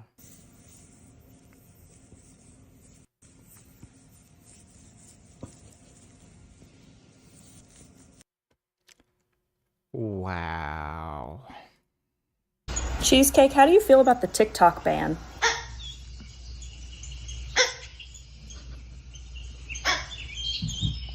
Cheese. Weird, didn't know they squeak like that. Capybaras are pretty fucking cool, dude. You know, sometimes I wish I could turn into a capybara. Then when the police come to break down my door, you know, with their SWAT team, they say, Vegan Gains isn't here. There's just a capybara. I guess we're gonna have to come back or something. And then they leave, and then I turn back into Vegan Gains, and then I don't get arrested. Or if they find me, like, in my sleep, and then they arrest me and I'm in jail, I can just turn into a capybara, and then the guard will say, hey, what the hell? There's a capybara in here. Where did Vegan Gains go? And then they'll just let the capybara loose, and then I'll be free. Well, thanks for the donation, Ben Boy. Sengoku donated $2. When you read manga panels, do you often feel like you have to reread panels for understanding, or is it just me and I'm retarded? It kind of depends if the panel layout is kind of confusing. So, I have that problem with American comics in particular. American comics are way more fucking difficult to read than manga in general, because the panel layout is way more fucking confusing. They don't have the same established standards when it comes to like what word bubbles to read first and like what panel from like left to right is the next panel and shit. Sometimes like everything's staggered and weird. So I find I have to do that a lot with American comics, where I have to reread panels over and over again to get what's going on. But I don't find that with manga. So I don't know what mangas you're reading, but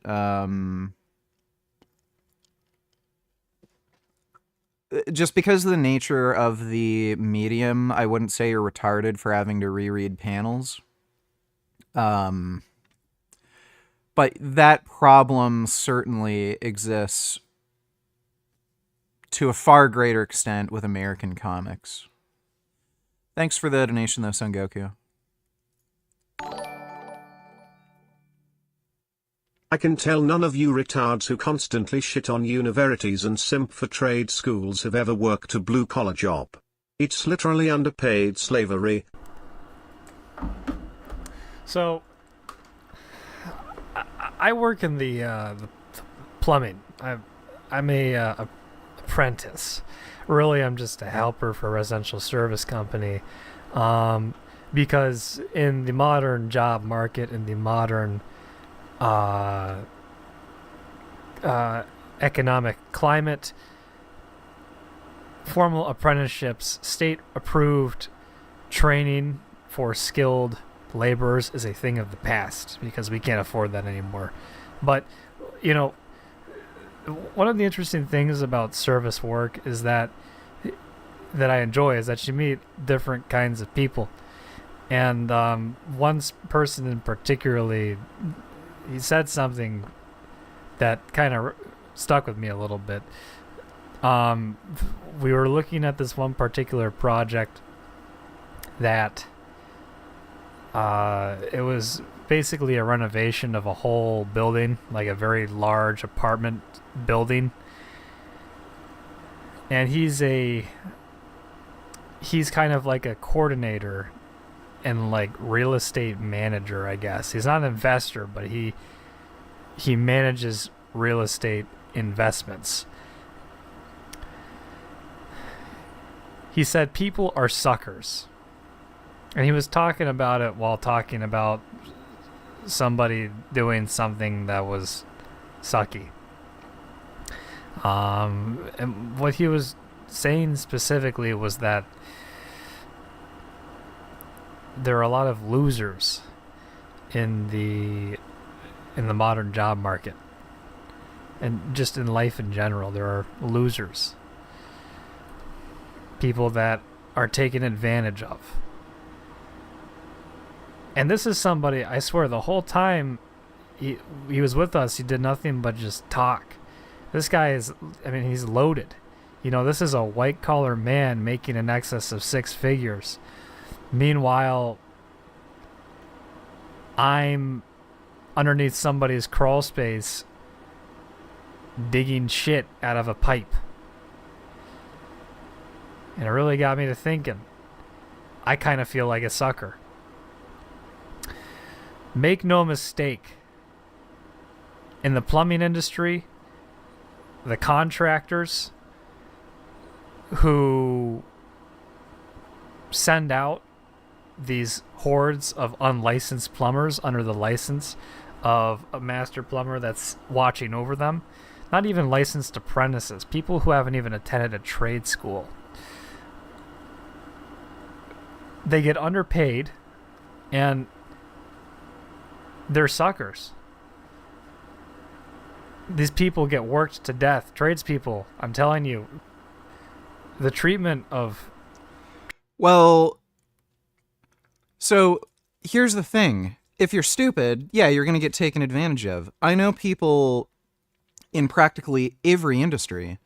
Like, there's this fucking scam, what do they call it? Like, unpaid intern or something? Or some internships are paid, but they're, like, below minimum wage. You have to be an idiot to take an internship in almost every fucking circumstance, especially if it's unpaid.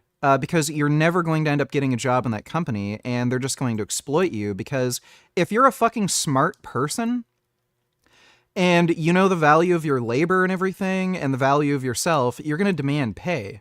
So as soon as they see you agreeing to work for free, they're going to work you until you refuse and then say, okay, well, fuck off, you're not right for the company, and then find some other stupid intern, idiot who will do the job for free. So people get taken advantage of like that, but, like, it's your fault. You just need to demand money and demand certain treatment. I know people who have gone through their apprenticeship for plumbing, and they're making good money now. Now that they're actually a certified plumber. So if you're dumb and you don't know what you're doing and you're easy to manipulate and take advantage of, yeah, no shit. Tradespeople is so poor. And the culture of treating... I hate great white sharks and want them to die. Am I wrong for thinking this? Well... They're not exactly cuddly, and they are sort of vicious monsters that, like, kill stuff. So I can definitely sympathize with you not liking great white sharks. Yeah, they can swallow you whole. They're pretty huge. That is a very big fish. Wonder what it would be like being next to a great white shark. They look very big and mean.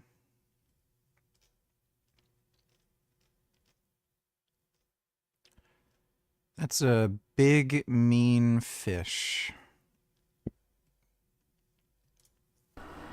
Tradespeople themselves are very masochistic, and the way that they conduct their work, their inattentiveness to safety, for example, the way that they treat each other, the way that they talk about each other, the way they talk to each other, the way they view the world It's very, it's like a race to the bottom, has been my experience.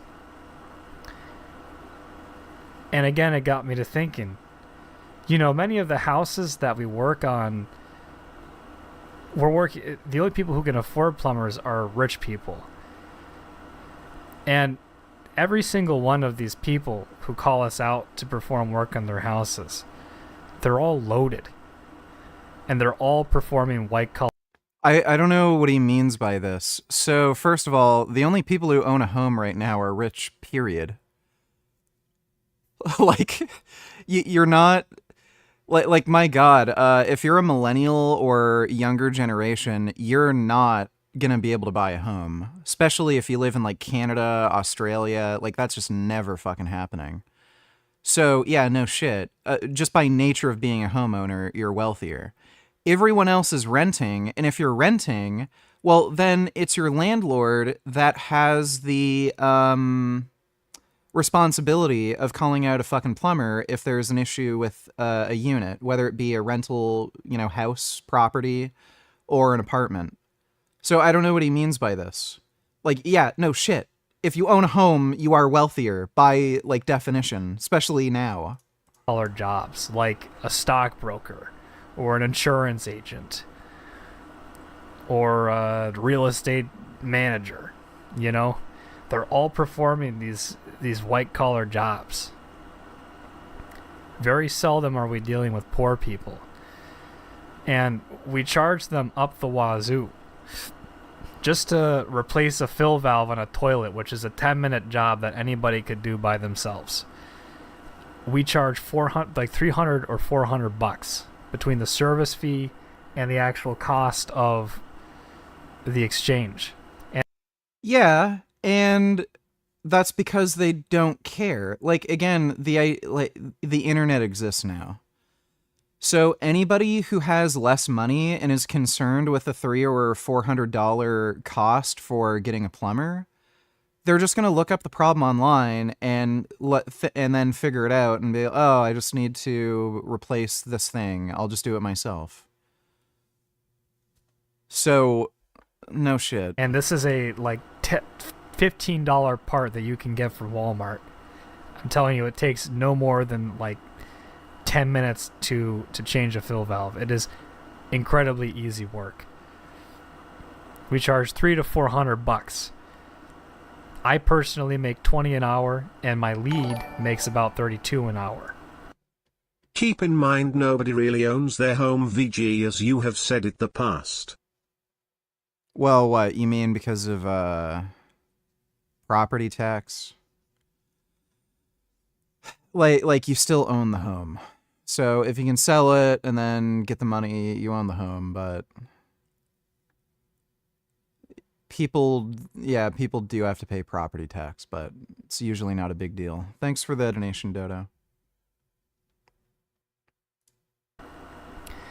So what's a sixth of $52? A little bit under $10. We get paid $10. The company receives $400 in revenue. I think the largest reason that tradespeople see the short end of the stick, the largest reason that they're not making the hundreds of thousands of dollars that they should be, is because they're at large uneducated and they don't speak the language of money, they don't speak the language of business or finance or etc. So they don't understand how poorly they are being treated, just the extent of how little money they are receiving compared to what the company is bringing home. And in our company, the people at the top of the ladder, they stay at home and they 3D print fucking fidgets. Or they take a trip to Hawaii, or they throw some lavish party at their house every other day, getting drunk, smoking crack, you name it, they're doing it. While this animal of hardworking men are slaving over their jobs below them, receiving nothing. Not even health care. Because in today's economy, When you're making $20 an hour, you really can't afford to have health care. Especially if you're only getting $40 a week out of the company. Buddy, you're an apprentice. Like, yeah, it sucks, but I mean, you haven't become a licensed plumber yet. Like, what do you expect to earn? So this guy's just complaining about nonsense. So do I get this right, that you can take human growth hormone over a continuous period of 2 to 4 months per year? And is there another steroid combination that has a synergistic effect when it comes to boosting muscle mass, tissue growth and repair? Well, not really. So look, when you ask a question like that, you should put it in context. What do you want from the drugs you're taking? Do you want to look like a fitness model? Do you just want to look like really nice when you look on the when you get on the beach? Do you want to look a bit more than like a really dedicated sort of gym bro? And do you want to look like you're on steroids and enhanced? So do you want to look like an anime character like Guts from Berserk? Or do you want to be like an IFBB pro open bodybuilder who can compete on the Olympia stage? All those things are going to require different levels of dedication to nutrition, training, lifestyle, and drugs. If you just want to look like a fitness model or just look really good when you go to the beach, you don't need any steroids at all. If you want to look like an anime character like Guts, you may not need steroids. You very likely will, though. But you don't need to really get too far into like the weeds when it comes to drugs. You're probably going to be just fine running a low dose of testosterone and maybe a low dose of growth hormone. You might get some other, tertiary benefits from the growth hormone, like reduced injury risk, better sleep, stuff like that.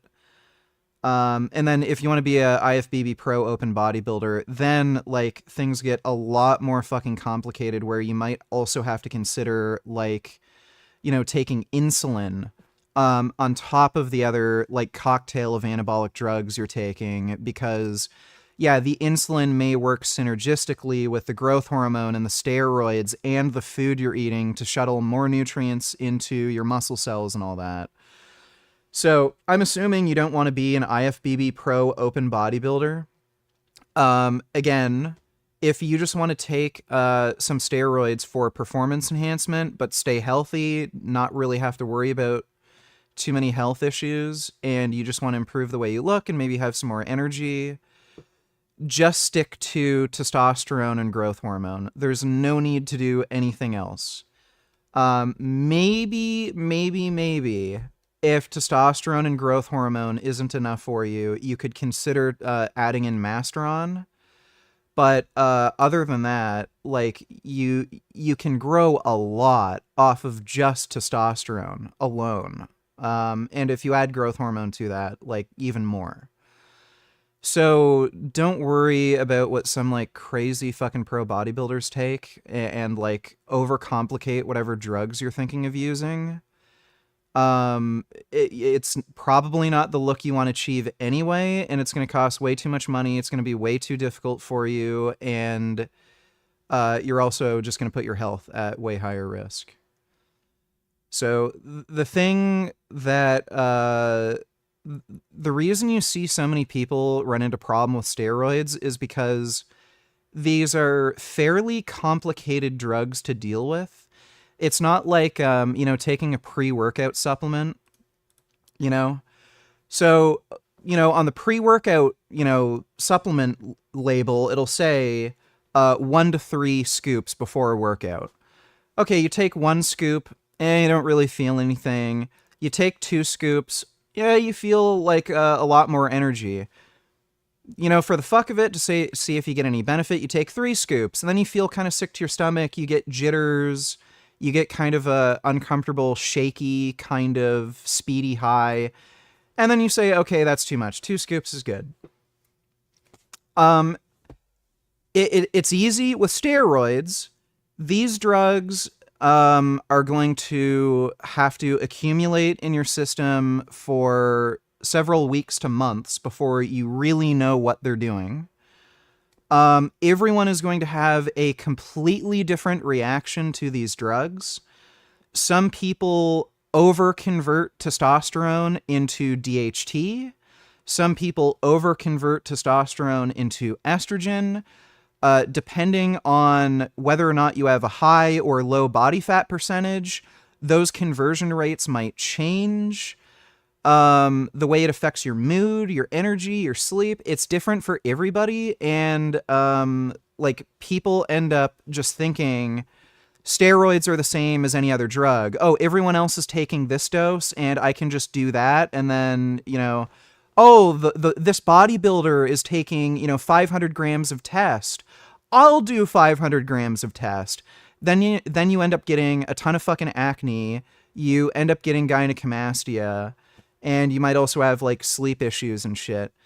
So I don't recommend taking testosterone and other anabolic drugs if you don't really know what you're doing. And I would highly recommend you do a lot of research on the topic.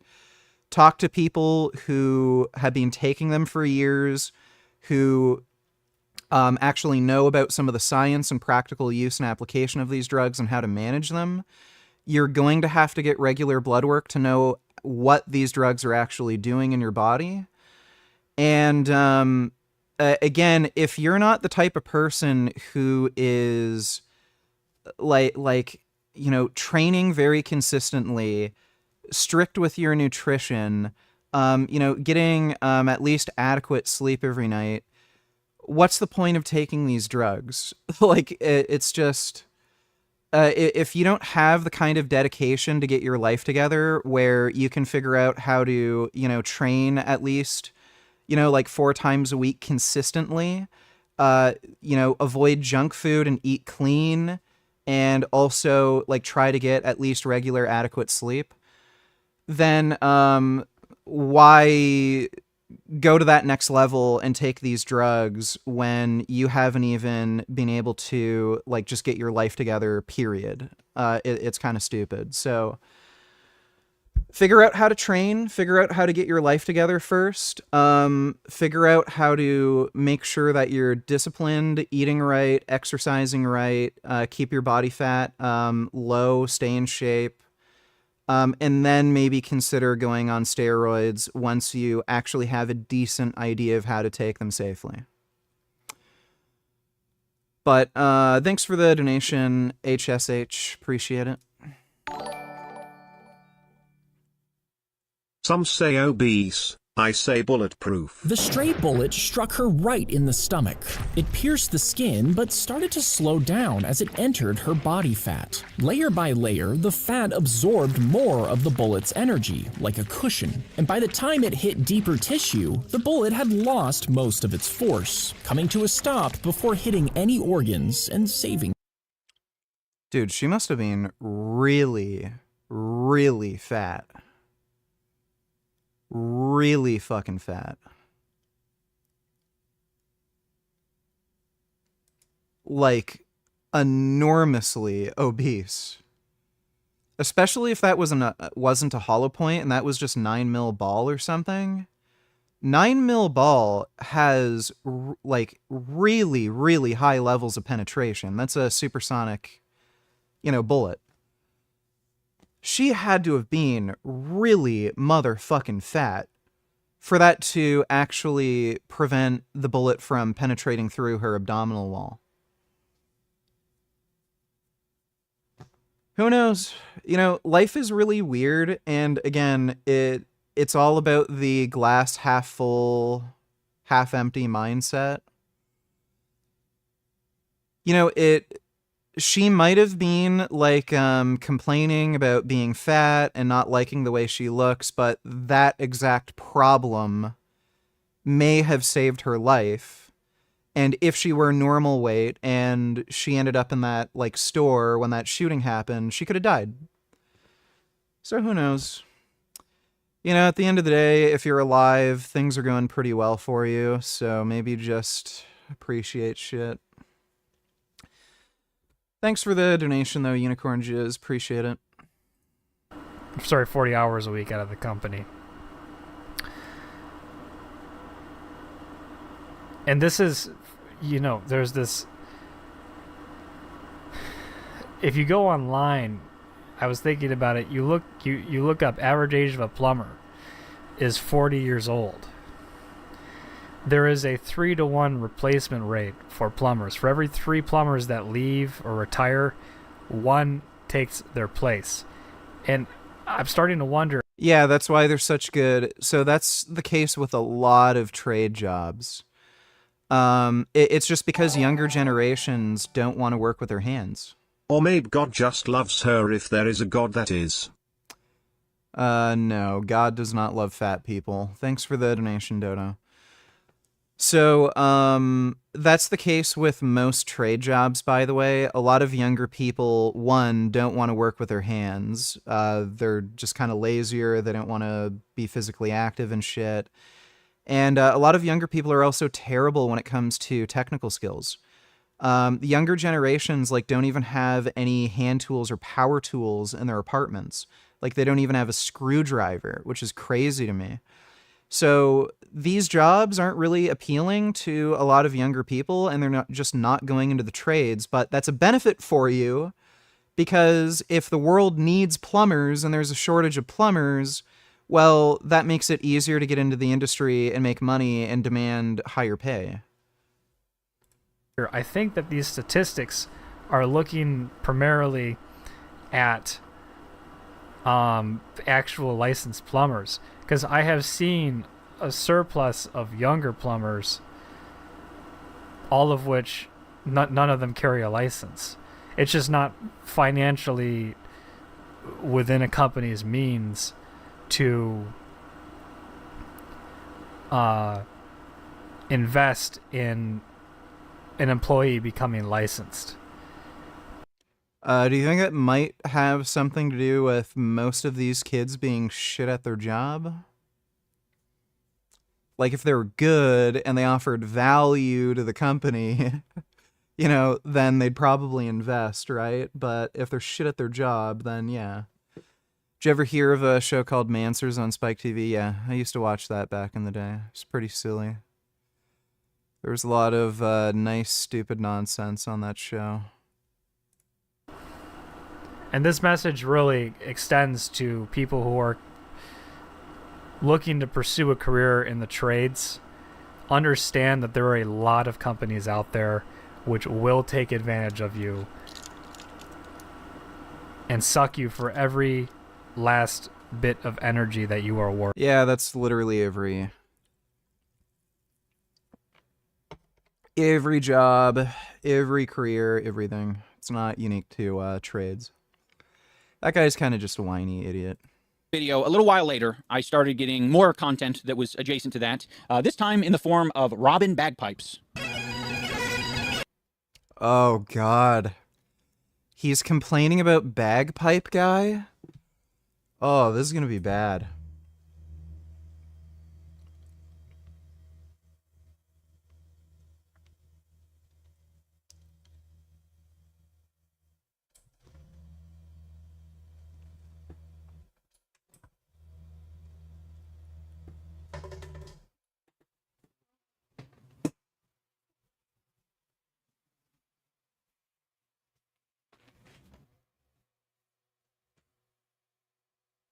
Oh.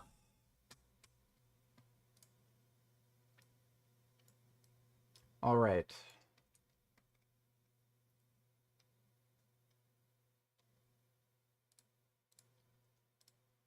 So 1 week of steroids. Tell me if you guys notice a difference. 1 week of steroids. It's been exactly 7 days. I've gotten a full week of test, 210 milligrams.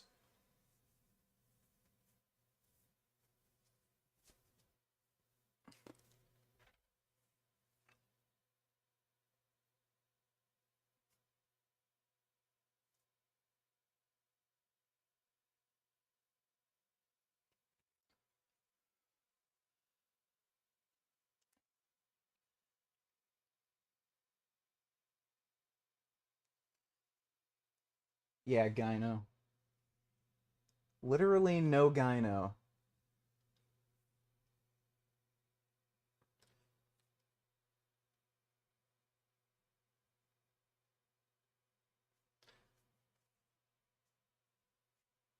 Mm.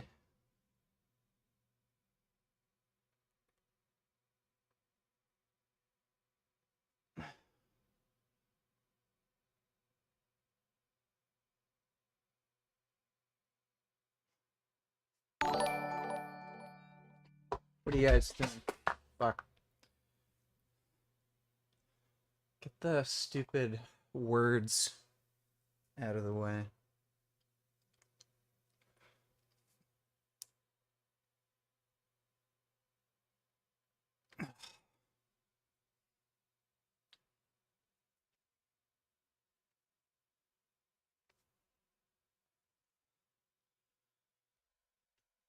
I dropped my can of Coke onto my socks. Now my sock is soaked with Coca-Cola.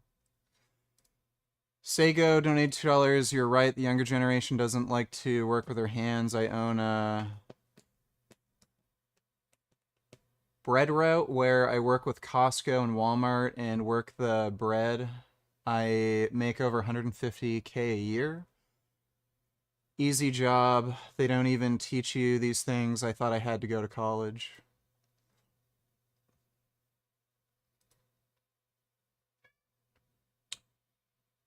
You make 150K per year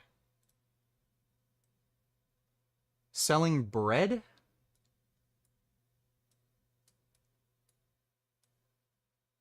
Buddy, could you maybe tell me your fucking secret? Because, dude,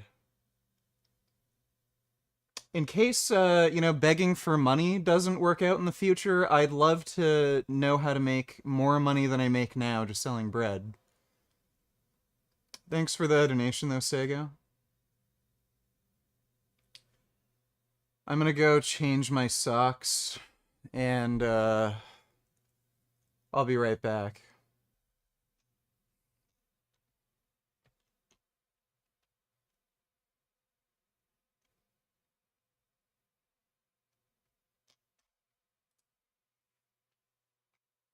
Ah, crap.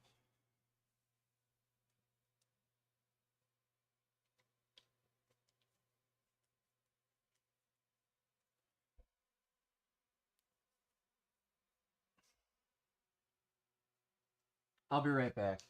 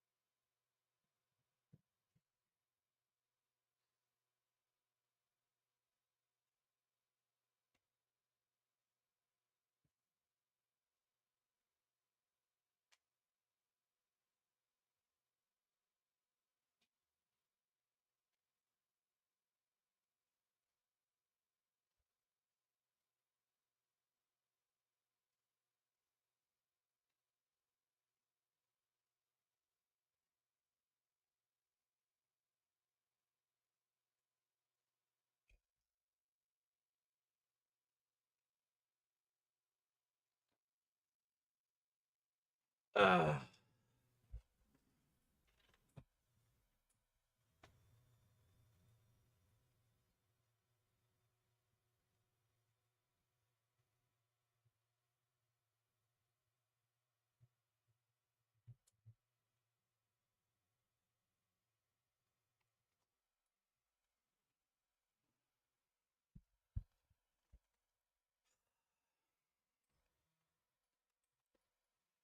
All right, I'm back.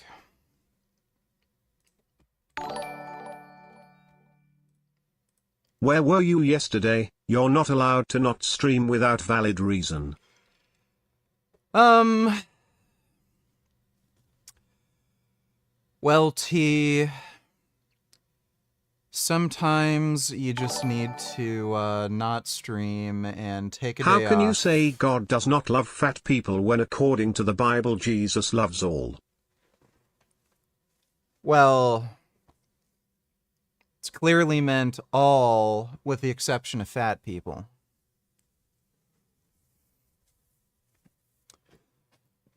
So, yeah, God does not love fat people. That's why they get diabetes. Thanks for the donation, though, Dodo. But yeah, I just didn't stream last night because I just simply needed to take a night off. Just needed a little break to kind of relax and, you know, play video games with my friend and watch some cartoons. But thanks for the donation, T.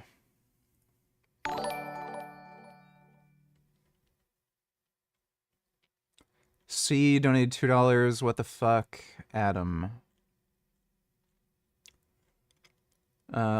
What did Adam do? Thanks for the donation, though, C. These pathetic vegans for jihad falling for the empathy traps daily. These Islamist terrorists literally Google ways to bait people into empathy. They'd literally chop her head off, fuck your headless corpse and eat a donkey for breakfast. Fake vegan retards. Yeah. Again, the only reason they do this pro-Palestine shit is because they're idiots who just watch TikTok videos and they've been indoctrinated into the fucking cult and, you know, drank the Kool-Aid and all that. If they knew anything about Palestinians and Islamic Jihad, they'd have the same position I do. But thanks for the donation, Muhammad Gaines. C donated $2. Did I forget the link? I think you did. Adam Gugamos. Richard, vegan Gaines. Burgess is being accused for sexual misconduct. Ex-wife Jasmine. That's not what she's claiming. Nothing. Oh my god. Why? Thing with sex is it's only meant for having child, not pleasure. They're both guilty. Okay. Well, glad we resolved that. Thanks for the donation, C. Sego donated $2. Look up bread route for sale. It's so easy. The people that work at Walmart and Costco, etc., don't stock the bread aisle. It's the bread vendor, aka me. You can start any hours. No fucking way. Do you need to know how to drive a truck?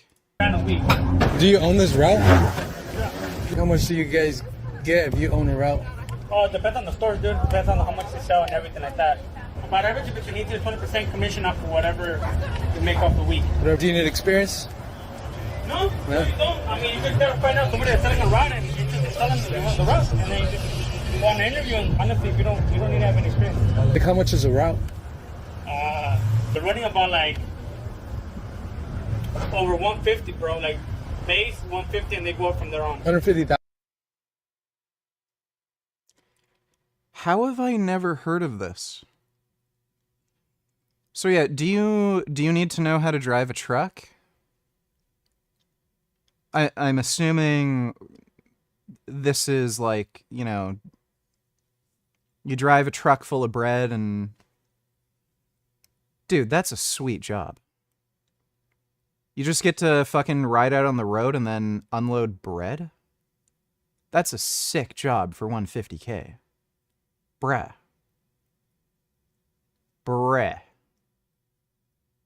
That's actually dope.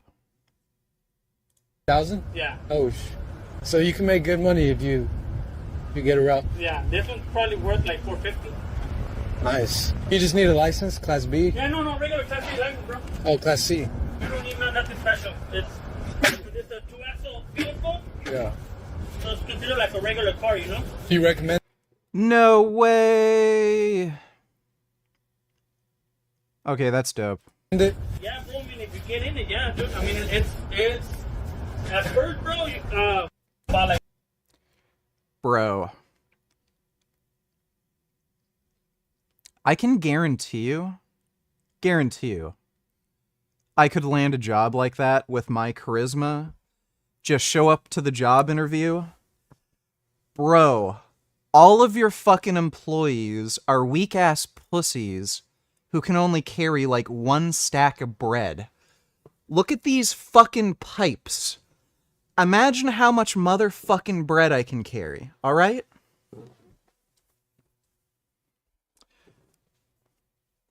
That's actually pretty cool. I didn't know that. Thanks for the donation, though, C.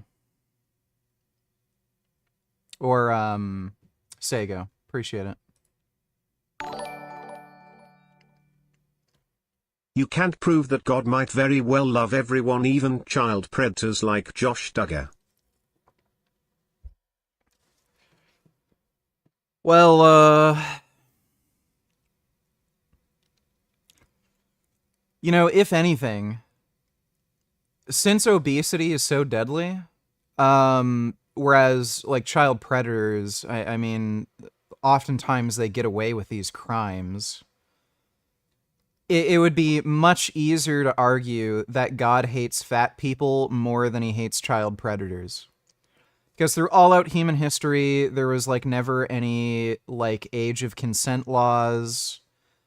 Even to this day, so many child predators just get away with it. And again, there's no direct health consequences with being a child predator. But with obesity, you got diabetes, heart disease, certain forms of cancer, hypertension, kidney disease, liver disease. You know, it just fucks your whole body up and you live a shorter life. So if, like, obesity... If disease is just, like, built into the state of being obese, but disease is not built into the state of being a child predator, you could logically argue God hates fat people more than child predators. In which case, why would you worship God? God is clearly evil if he makes, like, if he allows foods to be made like donuts and Oreos and cupcakes and shit, but they make you fat. But, like, preying on children, as long as you, like, get away with it, you're fine. Clearly God's evil. Why would he make things taste good that make you fat and give you disease?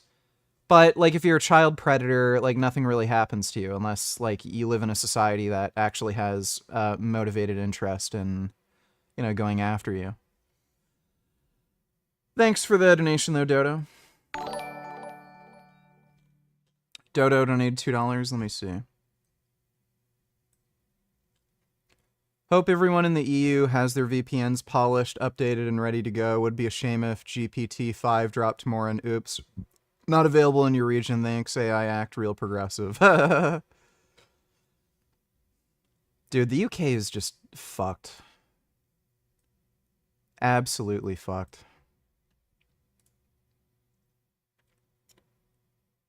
Poor little bird being chased by a laser wielded by somebody who thinks the bird is a friendly celestial being.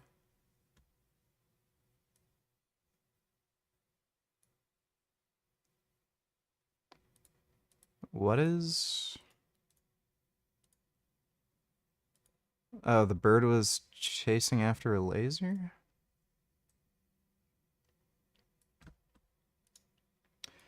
Oh, look, Islamist, jihadist, communist. Assalamu alaikum wa rahmatullahi wa barakatuh.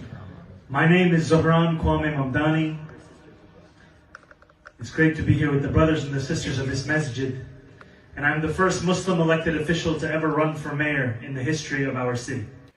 Correction, you're the first Islamic terrorist to ever be elected for mayor in the city. And before I begin, I want to ask everyone here a question, which is if you can raise your hand if you were born outside of this country. Many. Most. As was said by the brother here, I was born in Kampala, Uganda. I came to this city at the age of 7. And I know that the brothers and Yeah, and hopefully Trump will bring you back. the sisters of this masjid are like New Yorkers across the 5 boroughs. Came to this city with a dream of what life would be like. A dream that sustained you on what was often a difficult journey. And yet it is hard to remember that dream when you have to spend each and every day worrying if you have enough money to pay your rent, to pay your mortgage bill, to pay your Con Edison or your water bill, your child care. This guy is probably going to make New York that much more expensive for everybody. Your groceries, or even your Metro card. And I think about the words of Prophet Muhammad sallallahu alaihi wasallam. Yeah, his stupid idea with socially funded housing. This is being tried in places like California. It's more expensive, slower to develop, and it is way less efficient than just creating, private housing. Like, as long as you don't have these, like, weird bureaucratic and institutional roadblocks. Who instructed us to make things easier, do not make them more difficult. Spread glad tidings. And I announced this race on October 23rd, where we began the campaign to become the next mayor of this city, in the hopes of living up to those words. A campaign to make this city affordable once again. This guy is going to fail on every single one of his promises. New York doesn't even have enough tax revenue to update their public transit infrastructure. Like, they can't fix their subway system. So how is this guy going to do, like, all this bullshit that he's talking about where, we're going to have socialized grocery stores, we're going to have socialized, like, houses and apartment buildings. You can't even find enough tax revenue for, like, just fixing the fucking subway. And he's talking about raising taxes. He's not going to be able to raise taxes. The governor won't allow it. To make it such that every New Yorker could afford their rent, could afford to ride the bus, could afford to raise a family. And we had an event where we had about 200 people in Long Island City.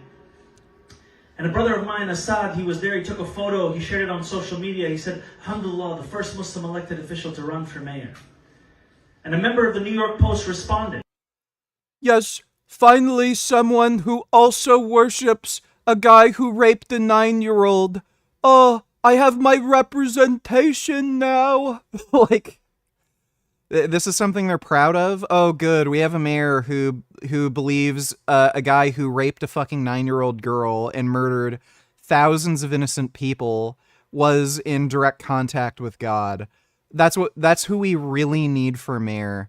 Yeah, next, like, that's worse than a flat earther. I'd rather Witsit Gitsit get elected for mayor than a guy who, like, loves the Prophet Muhammad, a fucking warlord child rapist. He said, is it true they did not allow pagers into the event? And what he was referring to was Israel's blowing up of thousands of pagers across Lebanon, killing scores of Lebanese civilians, including... Killing scores of Lebanese civilians. Wasn't it like 3 people? Yeah, wasn't it like literally 3 civilians that died? It was barely any.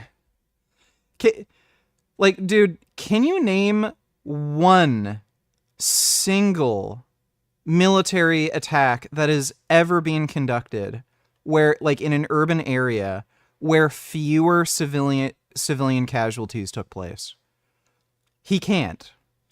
So, by his own logic, every single Muslim nation, including Gaza, including, I guess, Palestinians in the West Bank, under, like, the PLO, Every single attack they've ever made against Israel is by definition a war crime.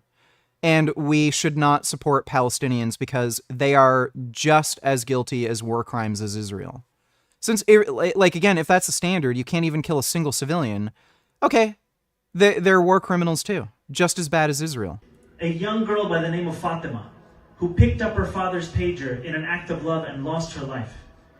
And we know that to be Muslim in Yeah, buddy, her father was a Hezbollah member. public life in this city and in this country is to face these kinds of responses, to be called a terrorist no matter where it is, where you go. And ultimately, I know that what our community wants and deserves is what... So, what I'm getting at is there is no such thing as a moderate Muslim. Every single person in this room is on board with this guy, where, oh yeah, we like Hezbollah, we like terrorist organizations that are dedicated to killing as many Jews as possible. Like, again, not only, even if you hate Israel and you think anything that Hezbollah does against Israel is, like, justified, they're literally, like, they're just criminals. They're the most horrible criminal scum on the fucking planet. They helped the Assad regime massacre his political adversaries, including civilians, and they kidnapped thousands of fucking women from Syria and forced them into sex slavery.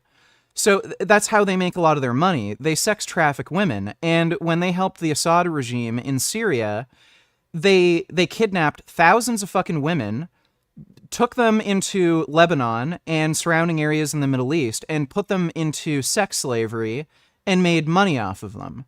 So, like, this is the kind of... So Mamdani is saying, oh no, I support this. I support killing Jews. I support massacring innocent civilians, including, like, fellow Muslims, apparently, since he doesn't have an issue with fucking Hezbollah supporting the Assad regime. And he's totally cool with them sex trafficking women. And every Muslim in this room is like, oh yeah, finally, someone who understands us. Let's vote for the Muslim guy. There's no such thing as moderate Muslims. No one is standing up and saying, hey, dude, Hezbollah is a fucked up organization. What Israel did was actually good. There's no such thing as moderate Muslims. Don't believe it. They're all fucking crazy. Every community wants and deserves. Equality and respect. But brothers and sisters, we know that in this country, you are not given those things. You have to win those things. And we can win them together on June 24th. In 32 days, we have an opportunity in this city. And I speak to you as a candidate who is in second place in this race. A candidate who has... I think I'm going to send this to Destiny. I'm not sure if he's aware of this clip. Let me see if he's online streaming. No, he's not. That's some fucked shit.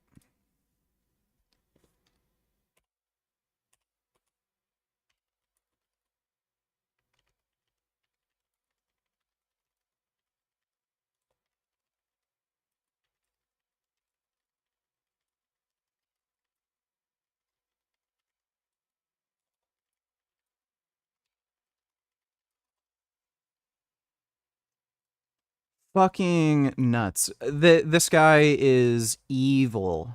Literally evil. Like, don't be fooled and gaslit. This guy is not like some, you know, new age moderate Muslim who's like cool just like any, you know, normal dude you'd meet. He is fucking crazy. This is an Islamic jihadist who supports other Islamic jihadist regimes. He wants more terrorism. He supports organizations, terrorist organizations, that are dedicated to spreading Islamic jihad and killing Jews. Israel may scale back defense ties with the UK if London recognizes a Palestinian state. Those ties have foiled terror plots in the UK, tracked ISIS and Iranian proxies, boosted UK cyber defense, trained elite UK forces, high stakes for political posturing. Yeah, really. Dude, the UK is just... Yeah, you know, it's a silly... As a kid. I've said this before. Monty Python was not like a comedy skit. It was real life. It was a real life documentary. The UK is the silliest fucking place on earth. I had two favorite movies. Google's Genie model makes realistic worlds in real time. Okay, I'll take a look at that. Thanks for the donation, Dodo. Dodo donated $2. Let me see. Putin demanding Fauci extradition for crimes against humanity as part of his Ukraine peace deal. I don't think that's actually happening.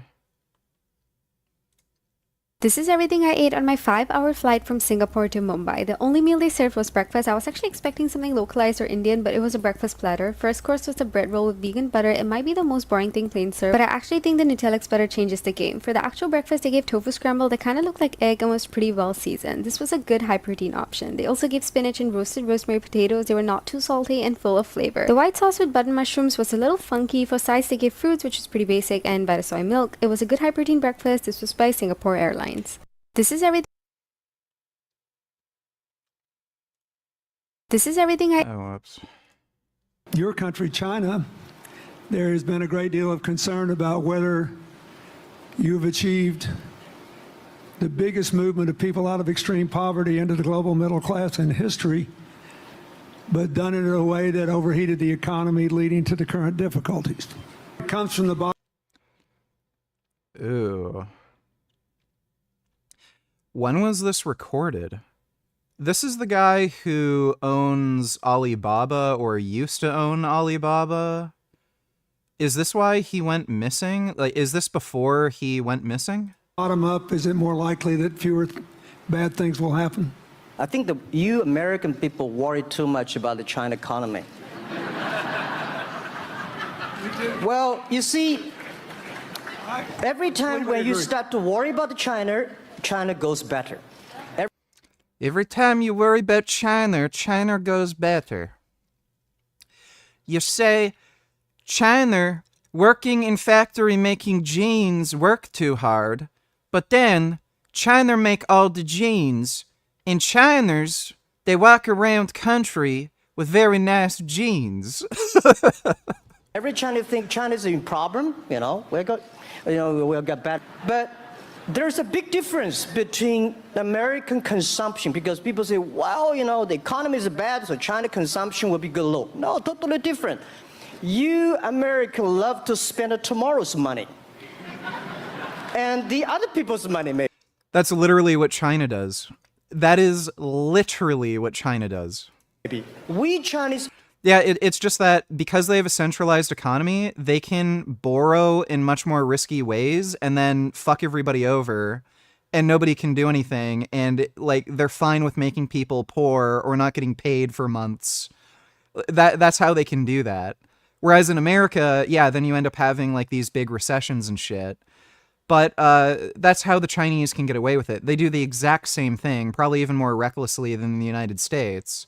It's just that the Chinese government can get away with it because it's a centralized economy. Love to save money because we've been poor for so many years. When we made money, we put in the banks because someday we know the disaster is coming, so we can spend the money.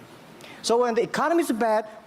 That is not true. Not true at all. We still have the money. You can look at like average household wealth and shit. Like that is not true. To spend. You guys probably don't. You worry.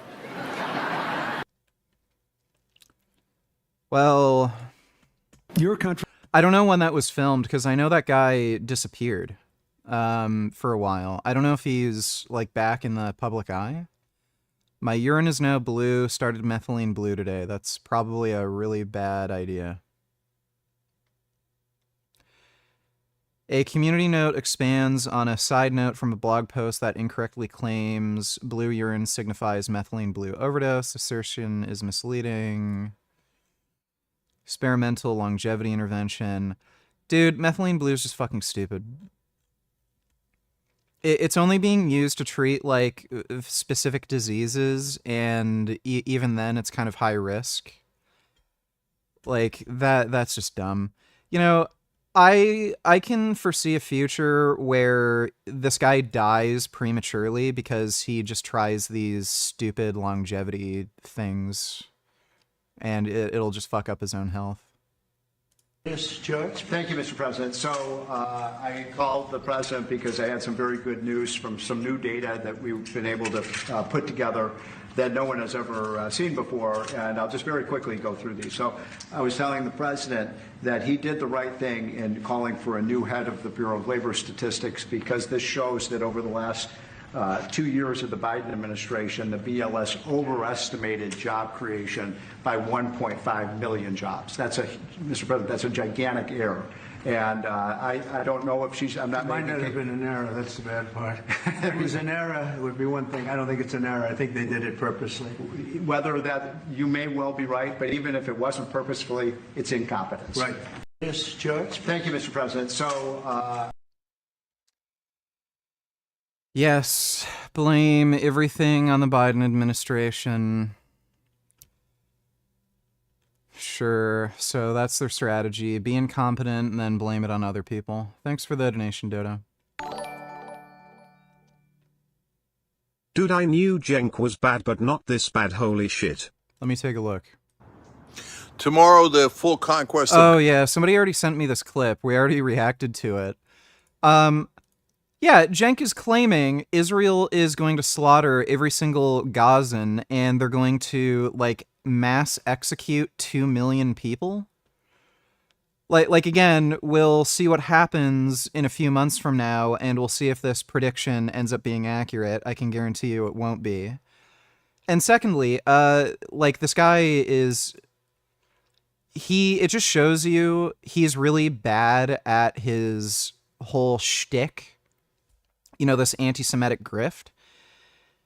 Every single war that has ever occurred, what happens is humanitarian corridors are opened up, civilian populations are allowed to flee and either get refugee status in another country, or they're allowed to stay in a certain area for, you know, a period of time until the war ends, and then they're able to return.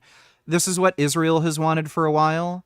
And he's claiming, oh, this is ethnic cleansing. And it's like, even if we're going to have the most uncharitable view of this, where Israel's trying to have the scheme where they can get rid of all the Palestinians and move them to some other country like Egypt or Jordan or something. Is that worse than them being mass executed like he says Israel is going to do? So this is like saying, oh, if Hitler were to have forced all the Jews out of Germany, that would be really bad. They should have stayed in Germany so that they could all be mass executed. That's literally what he's arguing. That the Jews should have stayed in Germany and be mass executed because that's preferable to them being allowed to leave where they're safe and just, you know, resettle in some other region. So the guy's just a psychotic idiot. Nobody takes him seriously. They're even losing credibility among their own audience, and they're just becoming more and more radical. And I think it's you see this with smaller content creators all the time, like people who have like below the mainstream media sort of presence. So, like, all these people who are getting, you know, like 200-300K views per video, that sort of thing. Extremist content makes them more money because extremists are more willing to pay into what they're selling. So on the right, you've got people like Tim Pool who will accept, like, money from Russia. I can guarantee you the reason why he started doing that pro-Russia bullshit is because he was getting paid to do it. Same with all of his weird shit on, like, he goes so extreme with the anti-immigrant stuff. It's literally become ethno-white nationalism, where rather than just saying, okay, there's too many immigrants moving in and we're having like these social political issues with radical demographic shifts, he's literally starting to say shit like Stefan Molyneux, where it's impossible for black and white people to get along. We need segregation. So they just get more money that way because, like, again, extremist Nazis or like political regimes are willing to pay them. same with on the left. You're seeing these, like, this happening with left-wing media where they're becoming more and more radicalized. And I can guarantee you it's just a cynical grift because it just makes them more fucking money. Like, look, this is a fairly wealthy guy who immigrated from fucking Turkey. He's not Arab. I think Turkish or Persian.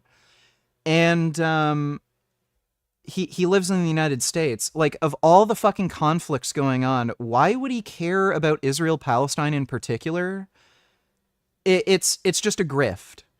There's no reason for him specifically to give a shit about this. He has, like, no ethnic ties to the region, no family there. He's from fucking Turkey, totally different race, ethnicity, nationality, and there's plenty of other conflicts for him to yap on about, but for some reason, this Palestine shit is, like, at the forefront of his attention.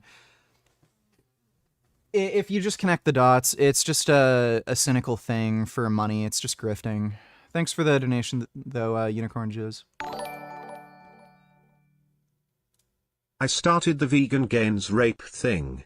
I take full responsibility for making you out to be a rapist by impersonating CDG and got you to admit you coerced Jasmine into having sex with you while she clearly didn't enjoy it, was bleeding, etc. Rapist Richard. Well, if you have a big dick, you gotta be careful, okay? That doesn't mean you sexually assaulted anybody. Thanks for the donation, stupid. THX for the very low bar answer, good sir. My goal would be to take steroids but stay healthy without side effects, and looking a bit more like Guts. Since HGH is too expensive for me, I would likely be taking testosterone alone for the foreseeable future. The safest bet, if you're gonna take testosterone, the safest bet would be to do daily injections, 20 milligrams per day of testcypionate. That would be 140 milligrams per week. That would likely put your testosterone over 1,000. It'll probably be between 1,000 and 1,500. And because of the way exogenous testosterone works, like, your levels are going to be constantly elevated. So if you have average testosterone, like around 500-600, that will double your testosterone levels at least, and they will be constantly elevated, and your SHBG will be lower, so your free testosterone will also be much higher. So that's still performance enhancement, and the likelihood of you having side effects is extremely low. You'll probably notice a benefit from it. Again, there are some things that you want to watch out for. You're probably not going to have to worry about aromatization, where you could develop gynecomastia. But your red blood cell and platelet count might end up becoming elevated, and you may have to donate blood every few weeks. And just make sure you also keep an eye on your blood pressure. And you can just go from there. I'm taking 210 milligrams per week, so 30 milligrams per day. Like, that's also pretty safe. The likelihood of you having adverse side effects, very, very low. So you can always add more drugs later. Don't rush into things. Like, muscle growth is very slow, whether you're on drugs or not. It takes a prolonged period of time. They don't work like magic. So just be patient. You can always add more drugs later. You just want to make sure that you're able to look at your blood work, manage whatever side effects there are, and then once you know that your health is good at this dose, as long as you're still making progress, there's no need to escalate the amount of drugs you're using. If progress stops, and regardless of, like, what changes you make to your training, your sleep, your nutrition, you're not able to grow, then you can consider maybe adding in some more drugs. And then, like, again, just escalate the dose slowly, and then see if you're healthy, see how things are going. If everything's good and you're making progress, then just stay there. And, like, just the trick is to use as little drugs as you can get away with while still, making gains. But thanks for the donation, SHS. I'd recommend taking a look at Dr. Todd Lee. His YouTube channel is Anabolic University. He's a really good source for stuff like that.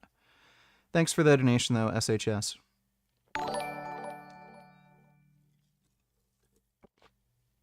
Sego donated $2. No, you don't need a CDL. I have 16-foot box truck, which is more than enough space. Routes cost around $170K. All you need is 5%, and they finance the rest for you. My checks a week are $2,700, and that's after the loan payment comes out automatically. That is a pretty fucking sweet gig, dude. Yeah, again, if begging for money online doesn't pan out in the long run, I think I might be selling bread. But thanks for the donation, Sego. If there is a God, he wouldn't have made Palestinians. I think he wouldn't have made a lot of things. I don't think he would have ever allowed Islam to exist. I don't think he would have made carnivorous animals.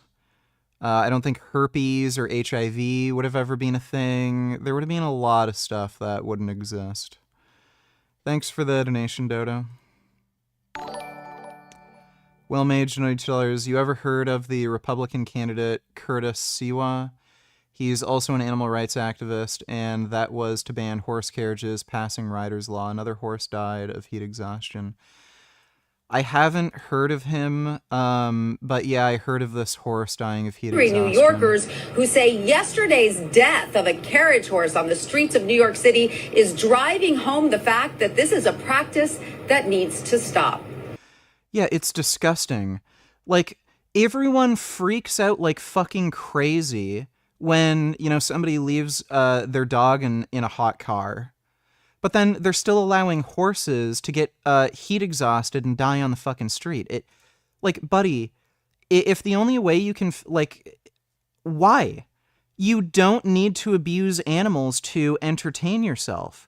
Like, if you want to have fun going around New York City, you don't need to abuse an animal and risk it dying. You can get a pair of fucking rollerblades or something. Or rent, like, a nice car. I'm sure there's, you know, like a Lamborghini or like I'm sure there's rental car services where you could ride a Lamborghini or something if you want. Like, why the fuck do you need to abuse animals? These people are just fucking scumbags. Hopefully they ban it. Thanks for the donation though, Willmage.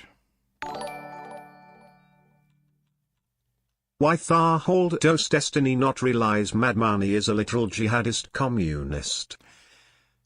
I don't know if he's still coping. Like, I saw some video clips from a few weeks ago where it seemed like he was coping pretty hard and, like, making up some dumb excuses, but I think he's starting to realize, like, yeah, this guy is actually fucking scum. But, yeah... The guy is clearly just, he's Hassan Piker. If Hassan Piker, you know, chose a different route and actually got into politics. Thanks for the donation though, Dodo. If you had to vote for Richard Spencer or Mamdani for president, which you pick? Spencer hates Israel, but he would just want to decouple, rather than ethnically cleanse and abolish them, which says something about how fucked in the head leftists are RN lol.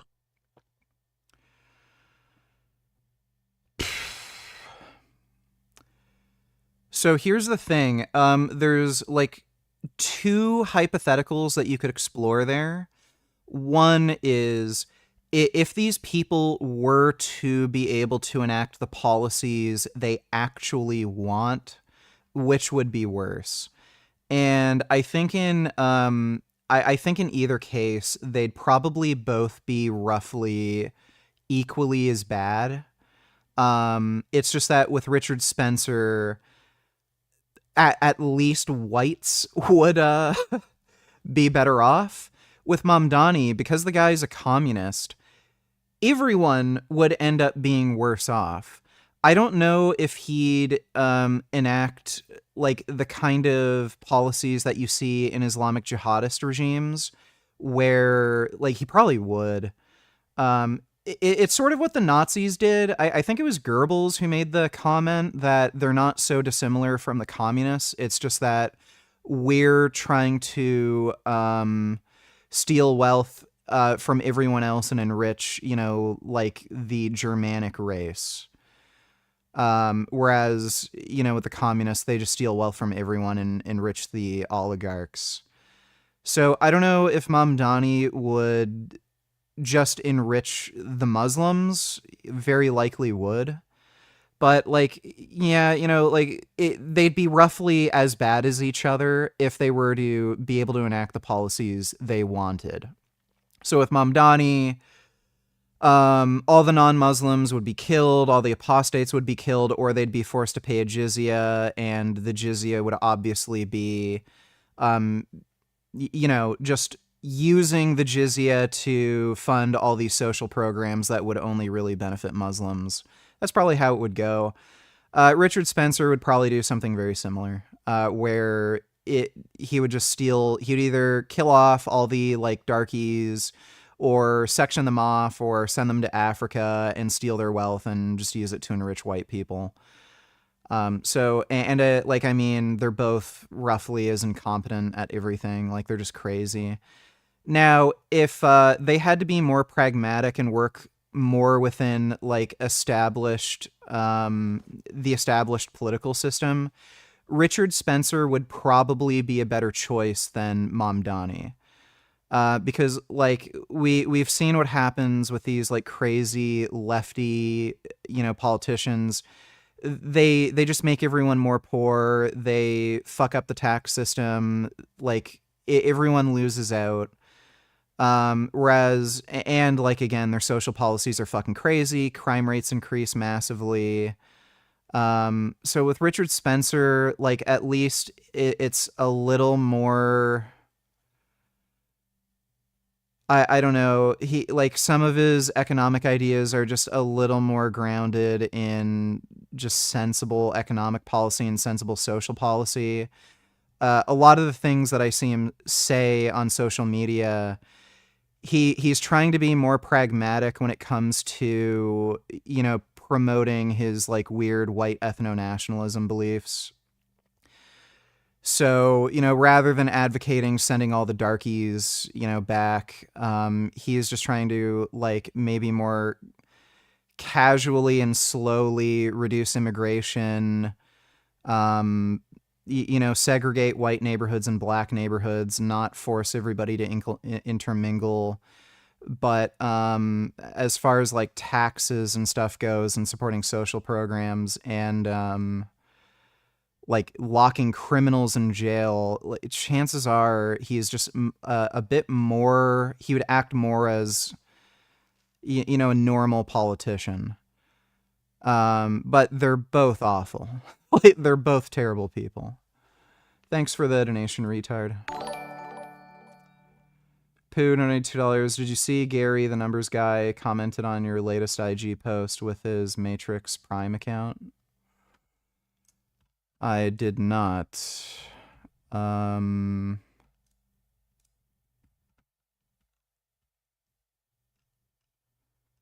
Matrix Prime.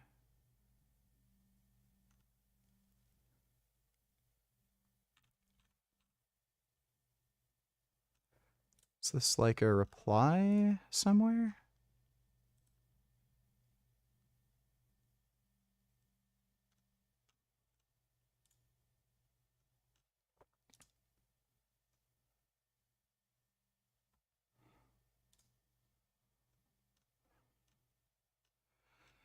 I'm not seeing his account or comment anywhere. I'm not sure if it's being censored or something.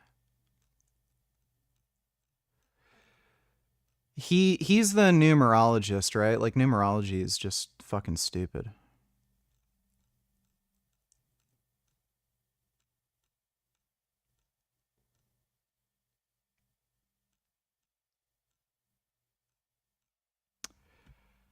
Yeah, I don't see it.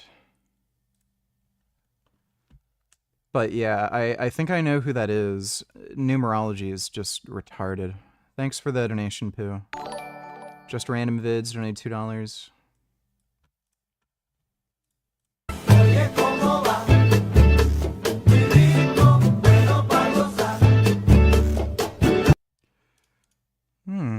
Bears waving goodbye. If not friend, then why friend shaped? It's a month old, but still seems relevant.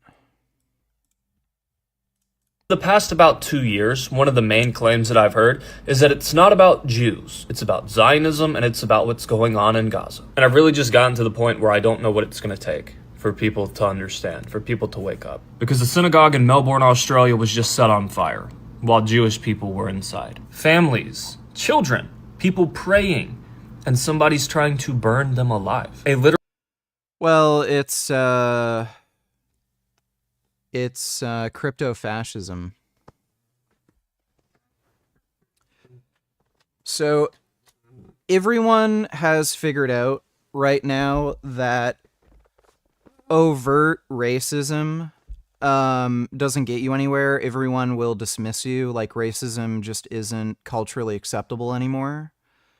Same with fascism. So you have to promote racist and fascist ideas while gaslighting people into thinking these are just sensible political positions that they mostly agree with. And this is why they say, oh, it's not anti-Semitism, it's just being against Zionism. So it's just a gaslighting tactic, but yeah, we all know what it is. So, thanks for the... Oh wait, lol.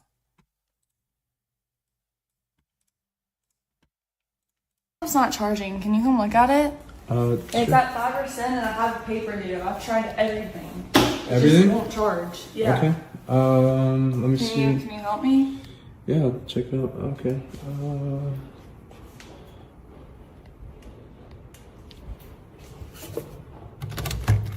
What'd you do? It's working. It's working? Yeah. Okay.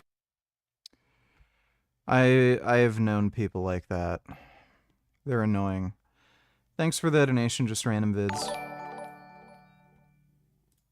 And let's not forget that Hitler himself loved Islam.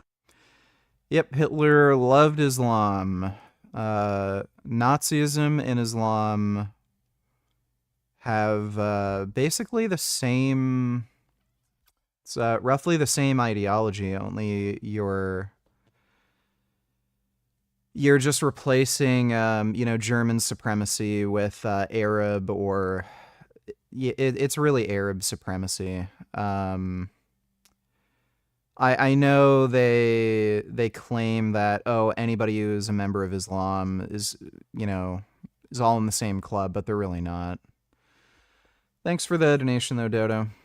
Terminator 2 Judgment Day, and that one where Sinbad played a genie. Well, yesterday, Google DeepMind released a new AI model that's like if those two movies had a baby. It's named Genie 3 and has the ability to create controllable virtual worlds from a text prompt and simulate them in real time at 720p resolution and 24 frames per second. And we're not just talking about video rendering here, but worlds with actual physical properties that you can interact with like an open world video game. Genie is an AI system that understands reality well enough to simulate it. Think of it like the inverse of perception. Instead of understanding what it sees, it generates what could be seen if it had eyeballs like us. And that's a big deal because it gives autonomous systems and robots an unlimited number of simulated environments for training. In today's video, we'll take a closer look at Genie, along with two other big AI announcements that you may have missed if you blinked yesterday. It is August 6, 2025, and you're watching the Code Report. But before we talk about Google's Genie, OpenAI did something I thought I would never see. They released an OpenAI model with an Apache 2.0 license, meaning you can use it freely to build a billion-dollar business. GPT-OSS is a model that's so good it approaches the performance of other state-of-the-art reasoning models like O3, while being small enough to run on your laptop or even your phone. I tried it out on O Llama, and while it's great to have another open model, it still feels overly censored and a little bit behind Qwen 3 in general intelligence. And with smaller models, you get higher hallucination rates, which is understandable because you have to cut out a lot of knowledge. That makes it hard to use for any kind of serious programming, but luckily software engineers also got a big upgrade yesterday from Anthropic with the release of Claude Opus 4.1. The upgraded model made an improvement to its already impressive software engineering bench score, and supposedly this model is supposed to be way better at multi-file code refactoring. And that's a big deal because as your project grows larger, the more useless AI becomes. But large language models are like so boring in 2025, and the shiny new AI object for today is something called a world model, with Genie 3 being the frontier model released by Google DeepMind yesterday.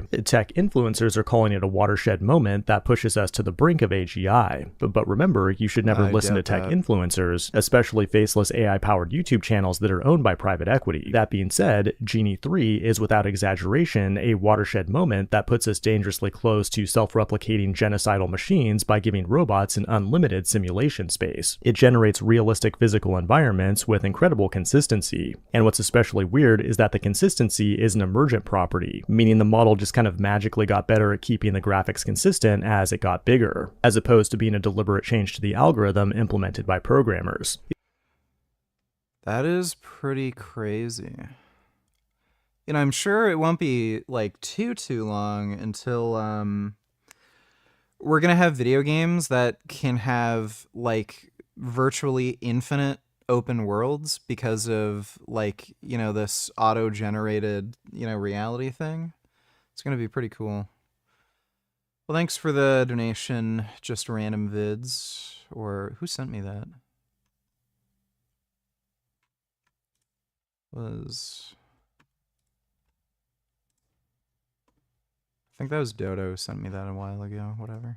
I am proud of European culture. I will not show embarrassment around European culture, and I will continue to spread European culture. You might be... Me after getting my change 69 cents change back then telling the cute employee chick to get herself something nice.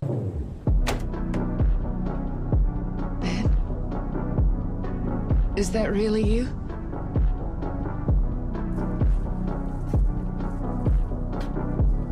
You look so young. You don't.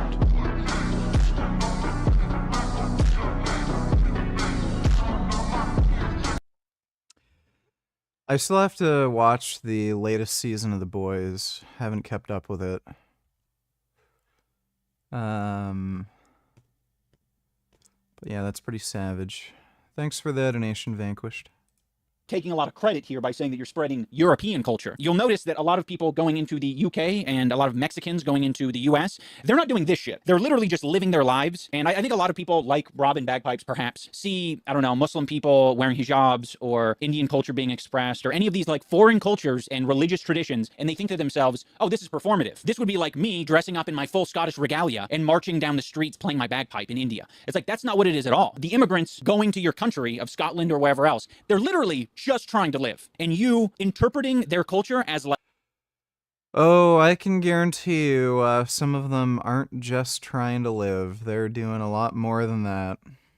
Like this exuberant display or them bringing the third world to your country is just ignorant. He says, I brought cultural enrichment back to European markets. I love this British market. He is performing for these Indian people. It's very interesting to them. And instead of owning the fact that this is a great way to spread your culture and also get views online, he's deciding to bring this sort of disgusting xenophobic element to all of his content. If you hate your own country so much that you want this to replace it, that there's something seriously wrong with you, follow me around the world. You want to spread European culture. Because I think it's like it caught my attention, and I'm sure it caught a lot of people's attention because of the yeah, this is just grifting. Contrast. You don't often see the little ginger kid in India playing his bagpipes. My baby don't mess around. They hate it, and I absolutely love it. Well, you don't know what they hate. It seems like they're very much interested in it. I mean, if you love it so much, then you might want to take up bagpiping culture because obviously it's being... What's funny is I had a friend who had an apartment that was over top of a Persian barber shop. And they were playing this like super fucking annoying Persian music all day long in the barbershop when he was in his apartment. and he ended up getting a wood plank and a hammer and just smashing the wood plank on the floor with a hammer so that it would make a fuck ton of noise because the people in the barbershop wouldn't turn down their like weird Persian music. Overrun by immigrants. He's fighting for his culture. No. You think this guy's wearing this shit every day? He's putting on a show for you. That's what he's doing. He's not fighting for shit. His culture is probably wearing some blue jeans and eating a cheeky Nando's. That's probably his culture. And I don't blame him for it, right? That's closer to my culture. I brought cultural enrichment back to European markets. And you have people genuinely confused saying, is this really somewhere in Europe? They don't know. So it's a double whammy. You can say that this is what Europe looks like, but then simultaneously, you're not in fucking Europe. Dude, Anissa must have put him up to this.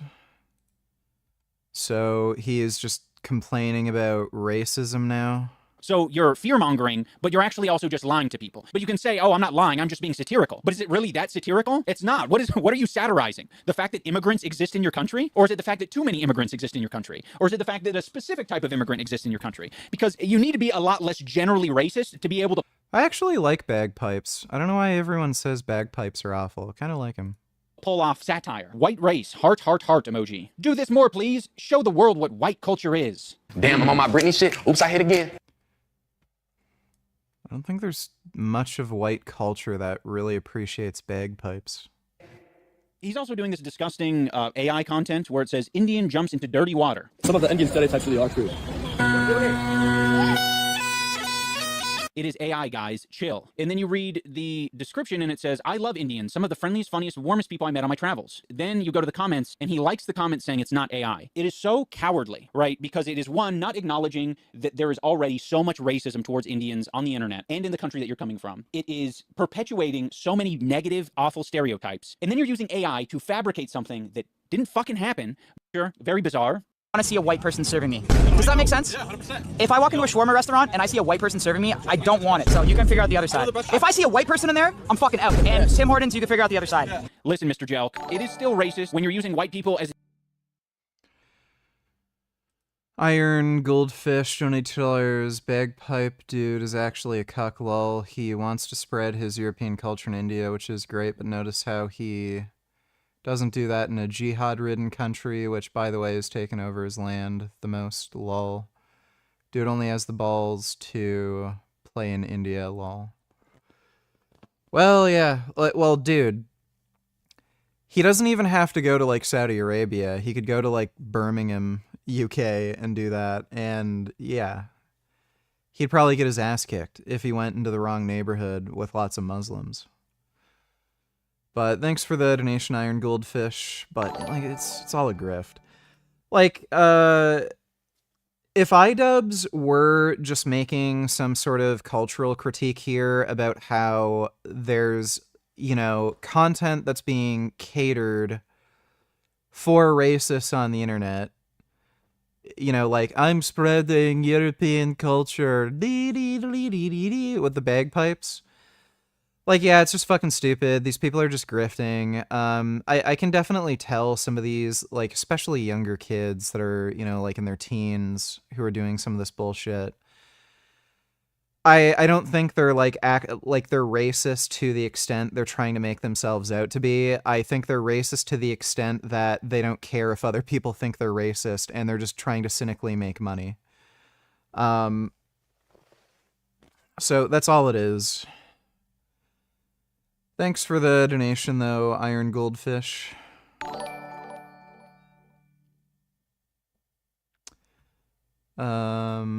Allah donated $3.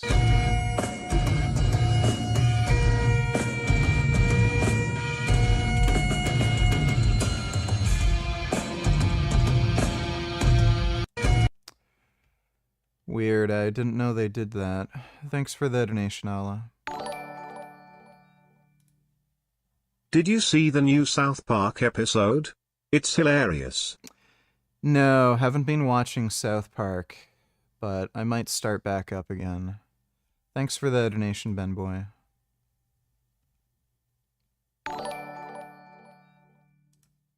And speaking of God.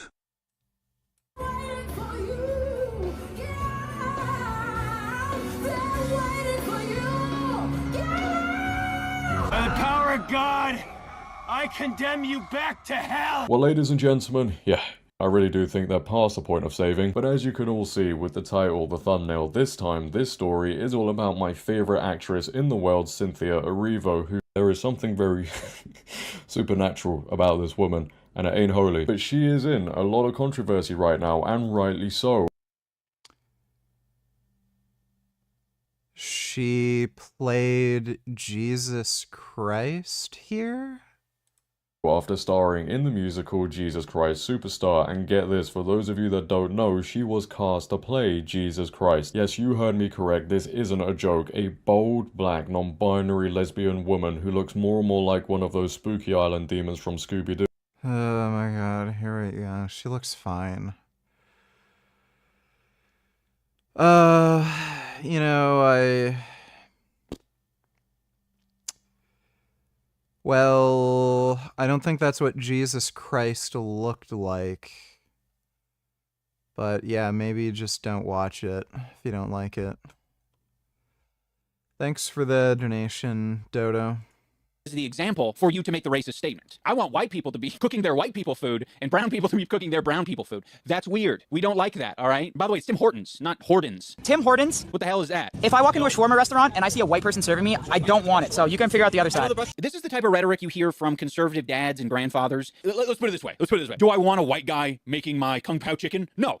Hell no, right? That's me saying, fuck you to the white guy. You know, it's not about race. You know, I don't want white people cooking, I don't know, tamales. You think if I go to Japan, they're just going to welcome me into the #1 sushi restaurant in the world? Probably not. Probably not. And would you say that they're racist because of that? Probably not. Probably not. It's like if you walk into an Italian restaurant, you want Italian serving you. I am more Italian than any of these people. Dude, back in the day, when I used to go to Tim Hortons every fucking day, I would get a bagel and cream cheese with everything, and they'd put the cream cheese on both sides. What does chat think? My Canadians, back me up. A little bit younger, which is even a little bit more troubling. And then the Conquest guy, they're my age. And I fucking look at them and I'm like, you fuckers are traveling to different countries. You need to be the change. You can be a bro and not be racist. You can make a beer company. And it's not a fight. It's not a war for whose culture is going to win out. Oh shit, is he promoting Frogan's GoFundMe for the lawsuit? For it to be in your line of sight. Before I go, I want to bring your guys' attention to some lawsuits that recently dropped. Frogan, Denims, and Casey Tron have all been sued, and they are trying to fight this off. I really believe in their cases, and I think it's... Oh my god, this guy. These are some of the most hated people on the internet, by the way. Yeah, Mrs. I support 9/11. I hope American soldiers get PTSD. Like, holy shit. Yeah, while this is so hypocritical too. After preaching about how racism is so bad, this guy is saying give Frogan money, the person who has openly made anti-white racial slurs, calling people crackers. She clearly hates white people. Like if she were to say, oh, fucking N-word, like if she were to call black people the N-word, like what would you say? Like you'd fucking cancel her. But yeah, calling white people crackers, oh, whatever, who cares? She was also on that like fucking Twitch thing where they're promoting Arab supremacy and they're saying like Jews are bottom tier, Arabs are top tier. Like Ian, he's racist. He's every bit as racist, if not more so, than the people he just criticized. He doesn't fucking care about racism. I don't even know, like, he was just put up to doing this, you know, by his wife Anissa. He doesn't give a shit about any of this crap. It's just a fucking lying, grifting fucktard. Fuck Ian. Point USA's annual Student Action Summit. TPUSA is a voter-driving juggernaut for the Republican Party, led by 31-year-old Charlie Kirk. They're happy, that's why you know they haven't been on social media. But this year's event will be menaced by something called the Un-F America Tour, started by a group of progressive influencers and organizers, including the massively popular streamer Destiny. This is the all roads lead to Rome thing, right? So he can do the exact same behavior you said that Biden couldn't get away with doing. Well, Destiny. They want to bring progressive debate to Kirk's doorstep. But first, they have to get in. So Turning Point has cancelled all of Un-F America's credentials. And now they're trying to sneak in Destiny so he can debate inside here. Alright, he's in. So Destiny has made it inside the building, and we'll see how long he lasts. Because the shots are going this way? There's a major streamer named The wine leftover donated $2. Adam Sella strikes again, and a Jewish guy challenged him to a fight. No, I'm not trying to get assaulted, bro. Free Palestine, baby! Free Palestine! I don't give a yeah, this is the same guy who scammed his own audience out of money. That's just what Muslim influencers do. He was also, apparently, from what I heard, he was dating a trans woman, and he also, like, drinks alcohol and shit. He's not Muslim. This is all just a grift. Like, again, all these people are doing this for money. It's just a grift. I fucking hate Adam Sella. The way he just consistently degrades the white dude is horrible, but I really hope he fights the guy. Thank you for admitting for being ignorant. This is an ignorant man. This is an ignorant man here. I'm gonna teach you. I don't care. You know, everything about this guy just irritates me. Thank you for admitting. Like, he has the most annoying fucking face. Like, look at his, like, fucking annoying haircut with these, like, bitch fucking waves. The way, like, there's this corner in his fucking head. Like, where, with the hair, his, like, pube beard. He has, like, this annoying fucking, like, rat weaselly look that's just judgmental. Just everything about him just fucking annoys me. And the guy's just a lying, grifting fucktard. Can't stand the guy. Thanks for the donation, though, the wine left over. Dodo donated $2. Are you planning to be on steroids for life? Yes. How much do you think you can max bench now? Well, I wouldn't be able to lift 410 right now. How much did you weigh when you hit 410? 270. Like, I'll probably be able to hit 410 at a lighter body weight, but I've only been on steroids for a week. So it'll be, you know, a few months for me to get the full benefit of the gear I'm on right now, and I'm probably going to escalate the dose over time. Thanks for the donation, though, Dodo.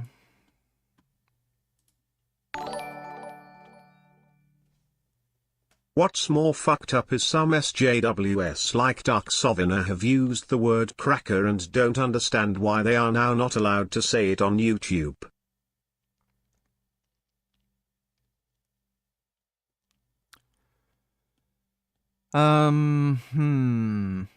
Might have something to do with racism. I'm not sure, though. Thanks for the donation, Dodo. Dodo, donate $2. Why are these dumb bitches just screaming and not helping?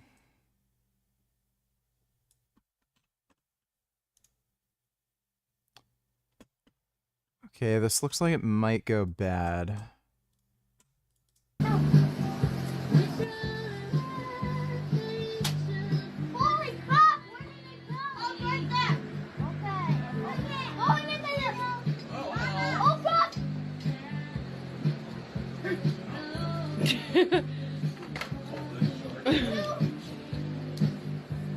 Oh my hell. When you almost light your trailer on fire.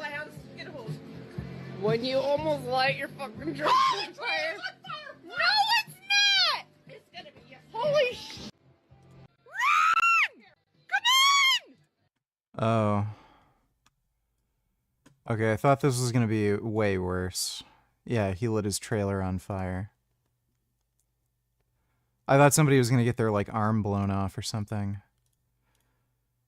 Well, women aren't gonna do anything to help. They're just gonna scream. It's just what they do. What a dumbass. Hypocrites and morons and comments. Let me see.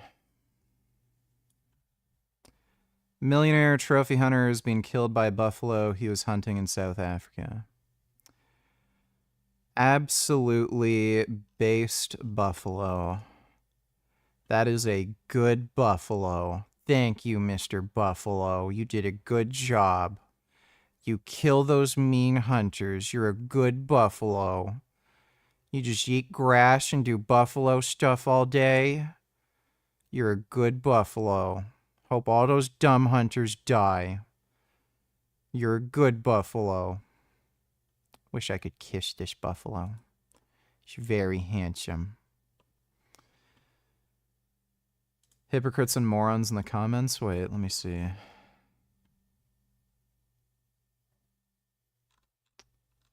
What are dumbasses saying about that? Oh, that's good.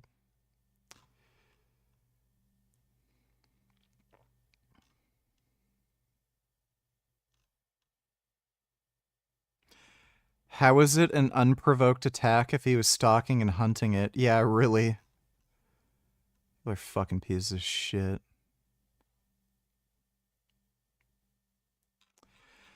Yeah, it's funny how so many people are, like, so against trophy hunting, but then, like, they'll just, you know, kill animals for taste pleasure. Back in 2008, the top donor for Obama campaign was the bankers. And then, lo and behold, he does a giant bailout of the bankers, and... Wait. Back in 2008, the top donor for Obama campaign was the bankers. And then... First of all, I don't know if that's true. Second of all, I don't even know if that's uniquely true of Obama. And third, that doesn't, like, that's not an argument to suggest what Obama did was wrong. Like, explain why the banking bailout was a bad idea. It would have completely collapsed the economic system. So, and again, they paid off the... It's not like they were just given money. They had to pay off what they were given. Lo and behold, he does a giant bailout of the bankers and even lets them keep their bonuses. But the bankers say that's not even good enough. I'm going to switch to the Republicans. They're going to give me even more, right?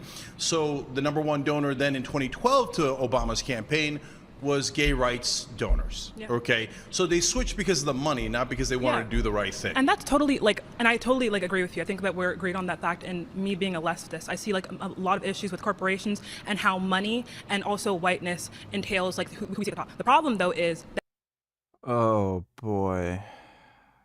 These are two retards talking together. the output does matter. There is some like substantial differences that we see when there is like liberal or democratic policy.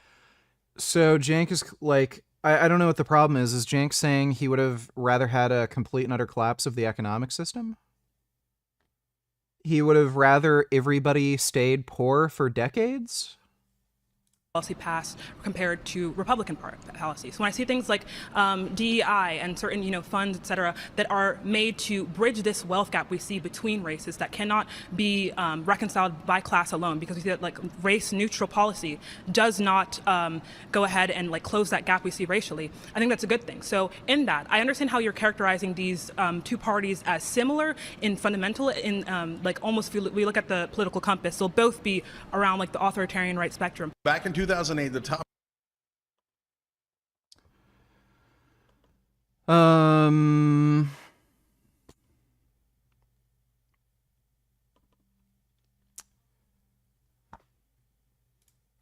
Back in... Let me see this. Guys, what I can say... Oh... Here we go. Okay, we'll watch that one next. Thanks for the donation, Dodo.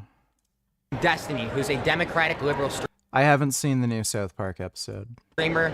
He appears to be debating Myron Gaines, who's more of a right-wing red pill guy. They're both sort of creatures of like internet trolldom, but it should be a lot of fun.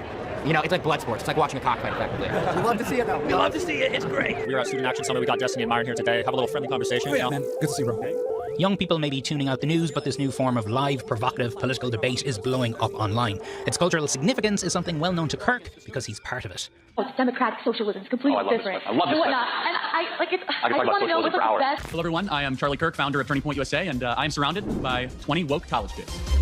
Under a tent with the words "Prove me wrong," Kirk brought online debater culture directly to hundreds of college campuses during the last election cycle. We have a problem in Black America. The biggest problem is not racism. It's the lack of dads. When exactly do heart waves begin in utero? You know that, but you don't know the full. Hold on, no, tell me when. I don't know. And while he uses it to make viral content, its primary goal is to register Gen Z to vote MAGA. I love the fact that we are now becoming we're becoming the cool kids now. No, I just want to be clear. Is there something wrong with talking to voters? No, there's nothing wrong with talking. Well, that's what we're doing here today. It's an open mic. I think that you push a dangerous agenda. It's a strategy that those behind UNF America. What's funny is the same journo interviewed Hassan for a CNN segment months ago, and Hassan actually has a scheduled debate with Charlie Kirk soon. Lamau.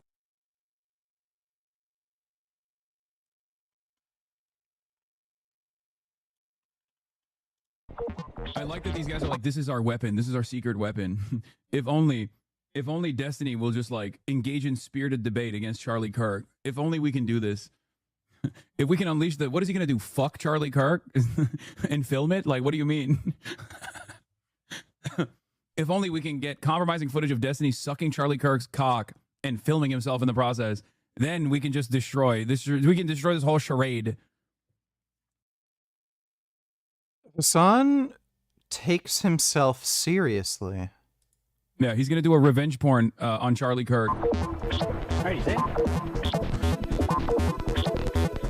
So Denver, he appears to be debating Myron Gaines. God.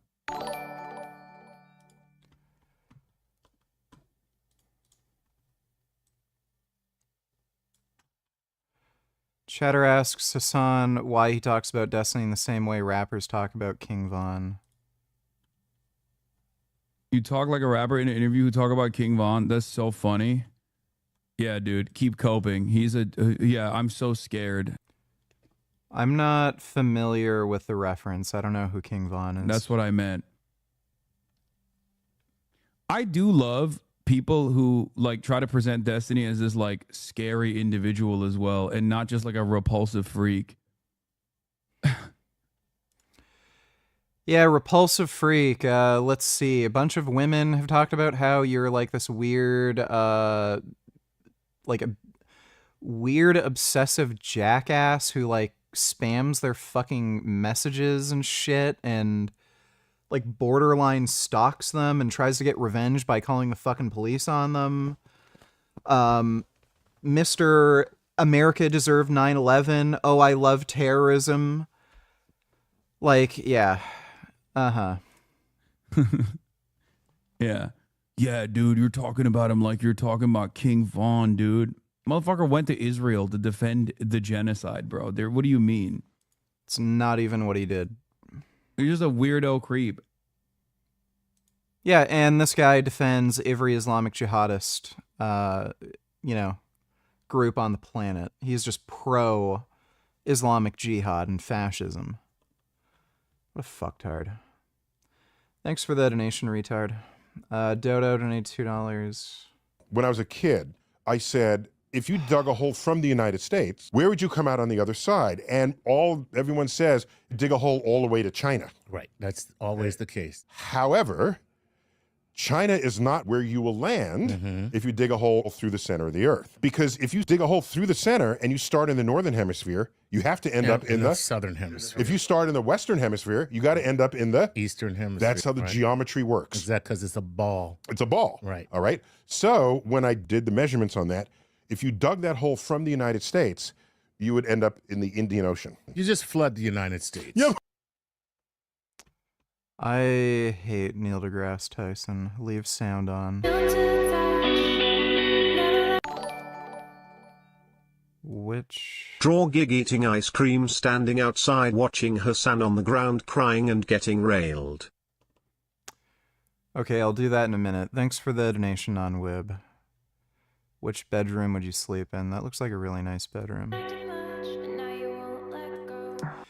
You know, once VR becomes really sophisticated, especially with mixed reality, you could have like experiences like this that are absolutely convincing, and like the VR will just change the world around you. And then you could live kind of like a rich person, like, but, you know, without actually being rich.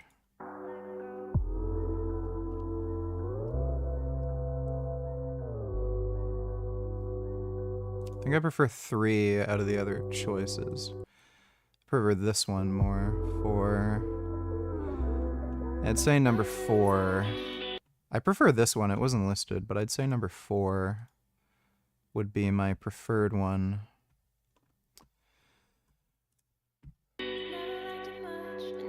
For a long, stressful day, you take a walk to clear your head. Which path are you taking? Oh my god. I want this one because there's goats.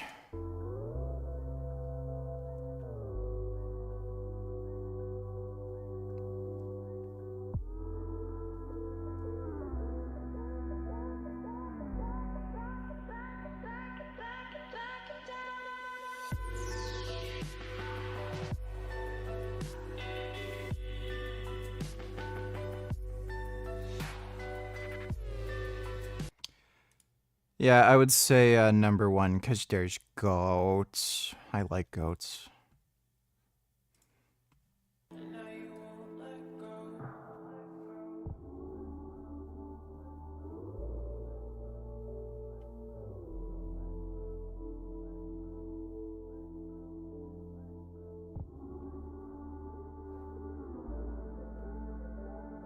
These all look like shit.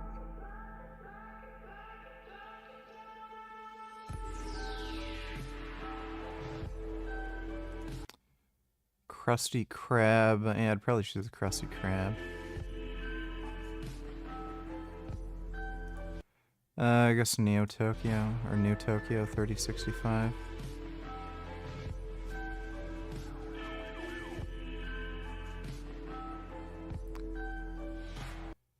I guess I'll choose the Future Tokyo.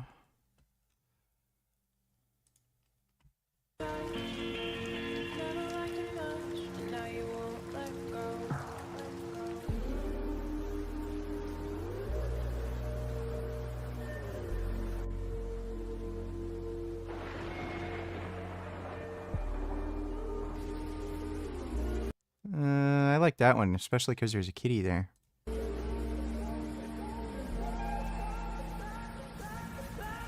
Maybe that one. That one looks nice and cozy. I think I'd choose 4. Alright, well thanks for the donation, Dodo. Did Jasmine reach out to you first or did you find her first? Would Jasmine get upset if you didn't say goodnight to her? Did Jasmine show you her new black vegan boyfriend? Why did she get a new car and leave you with the one you bought for her? Well, okay, so she reached out to me first. As far as the car thing, I financed a car, and then because of, such and such reasons, some of it had to do with, YouTube adpocalypse and shit. I ended up selling it back to the dealership, and I think there was just a small payment left on the, like the balance.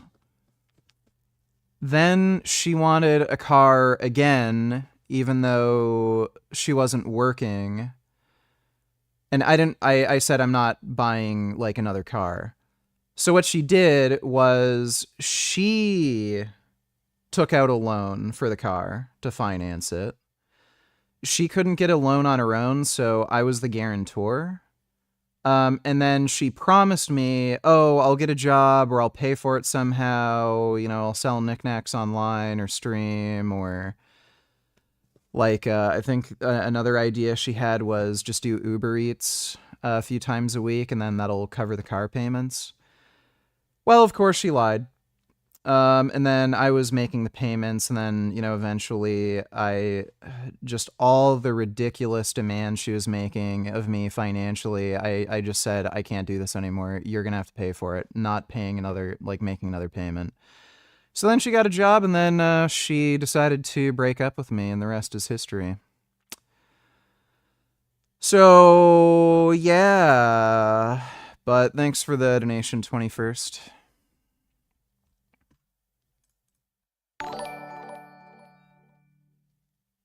How many times did Jasmine ride in the sidecar, and did she ever force you to stop during a ride, or did she behave while you were out for a ride, or did she act like an annoying dumb bitch? How many times did she use the bike you got her also? I'm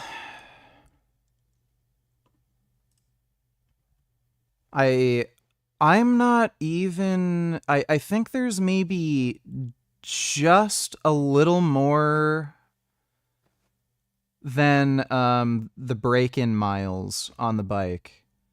So I think the break-in period on that bike is like 1,000 kilometers or something. It's really, really low. So that's over a period of what? I got that in 2021, I think. So over a period of 4 years, she only put like 1,000 or 1,500 kilometers on the bike. So hardly at all. So yeah, I only had to change the oil once, and I know that was specifically for the break-in period. So barely used it at all. As far as the sidecar, you know, she rode in the sidecar a fair bit, and no, she didn't do much complaining when she was in the sidecar. Thanks for the donation, 21st. Did you watch The Gorge? If so, what did you think? Here's a throwback to last year. Oh my God, that is a very sentient kitty. I kind of gotta know why you're so cute. I have to know why.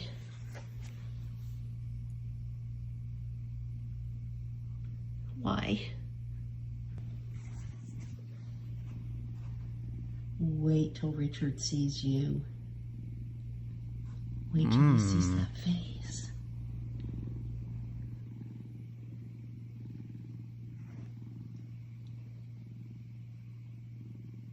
I am putting Joey in Maui. Oh my God.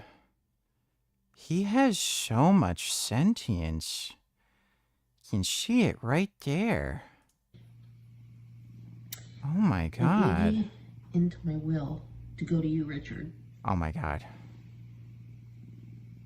Of course, I don't plan on dying, but you just never know. I'm gonna have to kill you so I can get Joey. Put Joey in your will so I get Joey when you die, and then I'll kill you, and then I'll get Joey. Okay, Joey? Oh my God, I need this cat. I'm gonna fucking kill you for this cat. Oh my God. I saw The Gorge. The movie was good up until the last, I'd say 20 to 30 minutes where it just got outrageously stupid. So, you know, like, it was a unique kind of sci-fi concept and all this shit. Like, yeah, the monsters were cool. I didn't really like the love subplot. Like, I thought that was kind of stupid and unnecessary. But, you know, the monsters were cool. Some neat action scenes and stuff. But it just went completely off the rails. It reminded me of a lot of these low-budget, like Netflix and Shudder horror movies, where the movies are actually pretty decent. You know, they're decent B movies. Up until, like, the last 20, 30 minutes where everything goes to shit and nothing in the plot makes any fucking sense. Like, why in the hell did that old bitch who was the head of that company go to the place? What was she doing there? Like, just everything was stupid. But, yeah, if you just ignore that, the beginning of the movie was, you know, good and entertaining. Neat monsters and good fights. Thanks for the donation, though, the then now. I gotta draw this, like, weird penis picture, but you people keep donating. I think I know why Hassan is so triggered, plus bonus treat.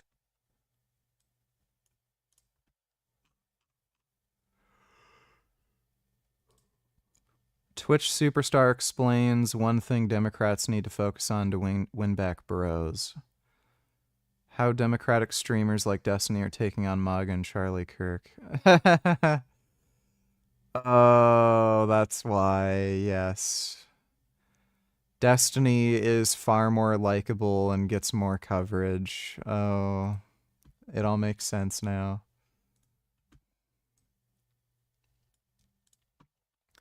This kid's fucking annoying. Gideon talks to Dean Withers about Israel child predators escaping to Israel. He then mentions Israel attacking the USS Liberty, getting called an anti-Semite for posting IG.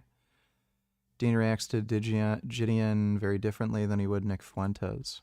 My field of specialty is in the line of, catching, child predators and stuff, getting them behind bars, finding out, why they do what they do, and then ways that our government is helping them get back out on the streets and protecting them. And one thing I found, and I don't know if you've ever seen this, man, but CBS, out of all people, did a whole news story about this, where if an Israeli resident, I believe either if they're nationally from there or if, like, let's say, they have blood ties to there, let's say they get caught up with CP, they get caught up touching a child, they get caught up doing anything to that, right? Once they get arrested and they get out on bail, they can go back to Israel and they cannot be extradited back. So there's a lot of child predators that are just so happen to be Israeli that flee to Israel.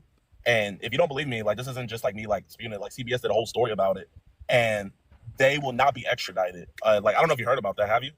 I mean, I haven't heard about it. I'd assume that this is going to be true of like Israel if they have like a non-extradition agreement with America. I'd also assume that this is going to be true for like many other countries that aren't Israel that also won't extradite individuals to America. But what I will say is like, well, similar issues occur in Syria. I know there's a bunch of war criminals who flee to Syria for the same reason. Having an ally of like Israel, which there's a billion reasons why I disagree with the allyship, but them not allowing extraditions of individuals to America, even though they are allies, insane. Yeah, not only that, I believe. Yeah, there you go. So he's just promoting more anti-Semitic propaganda. What does he say about the USS Liberty? There was an Israeli higher up. I forgot they put out a mayday to all ships that saying if you enter within 100 miles of this radius, that we will shoot you down, right? So there was a the U.S. ship looked like an Egyptian ship. That's why it got shot. American. They said it was okay. Yeah, you have to do that. Yeah. We see American. It's. I think it's just like there are too many people talking. Basically, you have to bend the knee no matter what to them all the time, right? Yeah, so he's an anti-Semite. Wow, what a surprise.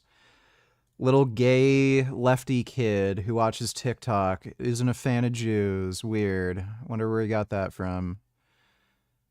Thanks for the donation, retard. Cam donated $2. Nothing like a good old mosque teardown video.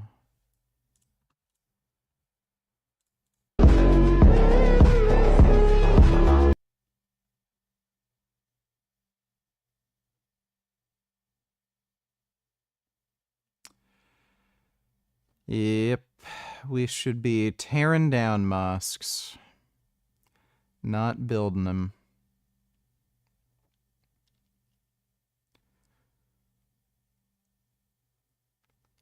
It's kind of crazy how religious beliefs are exempt from hate speech laws. I don't know why claiming Sky Daddy said so makes it okay to spread hatred. But if you're just atheist and you hate people for like non-religious ideological reasons, it's not okay? Criticize the government? What? You want to die? Criticize the government? You can't even speak without a man to vouch for you. You're a woman. Get her. Welcome to America, Salma. Can I criticize the government? You are free to criticize the government. Death to America! Death to America! Tufano!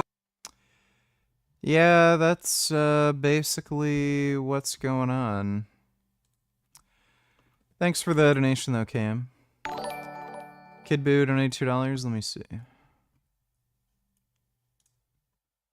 Adult film star Miss John Doe, 24, dies after third BBL surgery. Friends blame fatal blood clot. BBLs are the most dangerous cosmetic surgery, and yeah, they tend to cause blood clots. And, you know, it'll block your heart. So they... massive, massive risk of acute myocardial infarction from BBLs. Well, maybe she should have just done squats. Thanks for the donation, Kid Boo. Funny how red pill retards like Myron Gaines say that men need to be making more than the women during the relationship, but then as soon as that happens the dude just gets taken advantage of.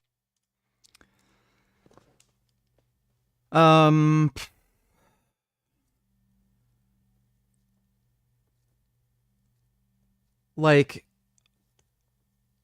one, I don't think men in general should be having relationships where they live with a woman. Especially marriage. Do not get married.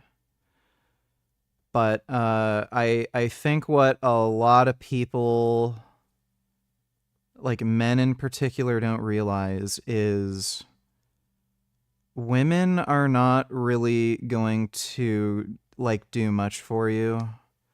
Like there's that rare unicorn, but like they're just not going to do that much for you, and there's so many fucking problems that pop up. So you're better off just, you know, you can have like fairly serious relationships that are exclusive if you want that, but like just don't move in together. And if you do choose to move in, like make sure you have a really well-established exit strategy planned. Because it just always works out poorly in most cases. So, you know, just date a chick, don't move in together, don't get married, and let it run its course, move on to the next one. It's all you need. It's all you need. Thanks for the donation, though, Ben Boy. Mr. Vegan Gaines, do you still like the song Bohemian Rhapsody? And if so, would you go see them on tour with Adam Lambert if they announce more dates? I was never a big fan of the song Bohemian Rhapsody. Like, I think it is kind of a fun, silly song. I'm just not like a huge fan of it. Oh. But no, I wouldn't bother seeing it in person. Like, I wouldn't go to a show. Mafia: The Old Country just got released. Absolutely unplayable on ROG Ally. Okay. It's a weird reason to give a game a bad review. A lot of people are saying it's good. I can't trust Steam reviews anymore, because I've realized everyone's retarded. You kind of just have to play a game yourself, and if it sucks, just refund it. Thanks for the donation, though, Nature Boy. Yeah, not the biggest fan of Bohemian Rhapsody, but, you know, it's kind of fun. Show us your legs. All right, James, I will flex my legs for you. I still gotta draw that fucking picture. Oh. Yeah. Oh, Gum Gum, hello.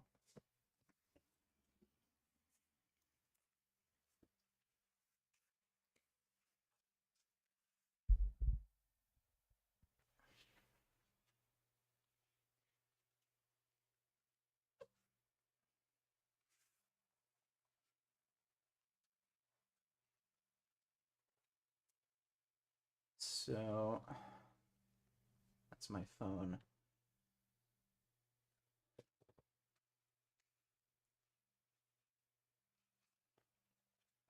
My left leg's a bit smaller because that's the leg that had the surgery. But those are my legs. In case you were wondering. Oh.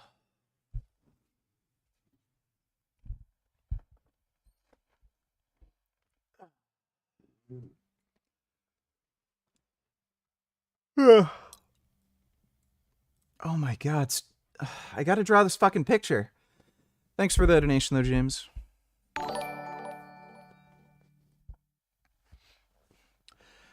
Dodo donated $2. God forbid VG spent a day sending out emails and setting up debates, filling his calendar up. He cannot do that for the life of him. Meanwhile, you have Lifting Vegan Logic, a tiny channel setting up TV interviews, podcast debates with like 7K subs. VG. I'm antisocial, okay? Thanks for the donation though, Dodo.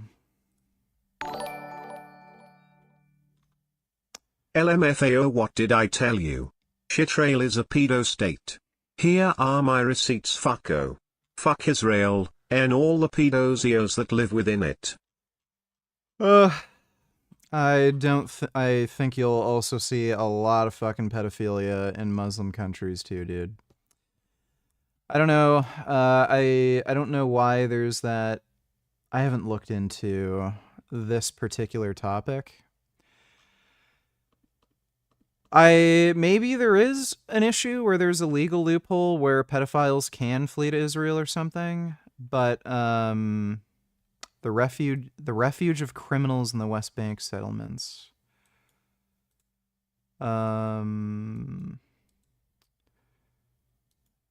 Okay, weird Palestinian land bullshit. Yeah, I don't know if there is some like weird legal loophole in Israel where it is easy to like flee for child sex trafficking. I don't think that has anything to do with anybody being circumstances, and they just haven't fixed it. Thanks for the donation though, dipshit. Literal racist no cap for real donated $2. The army that Germany has built up in 4 years swings in honor past Hungary's strongman Admiral Horthy. The young men of the new German Reich welded into a mighty war machine.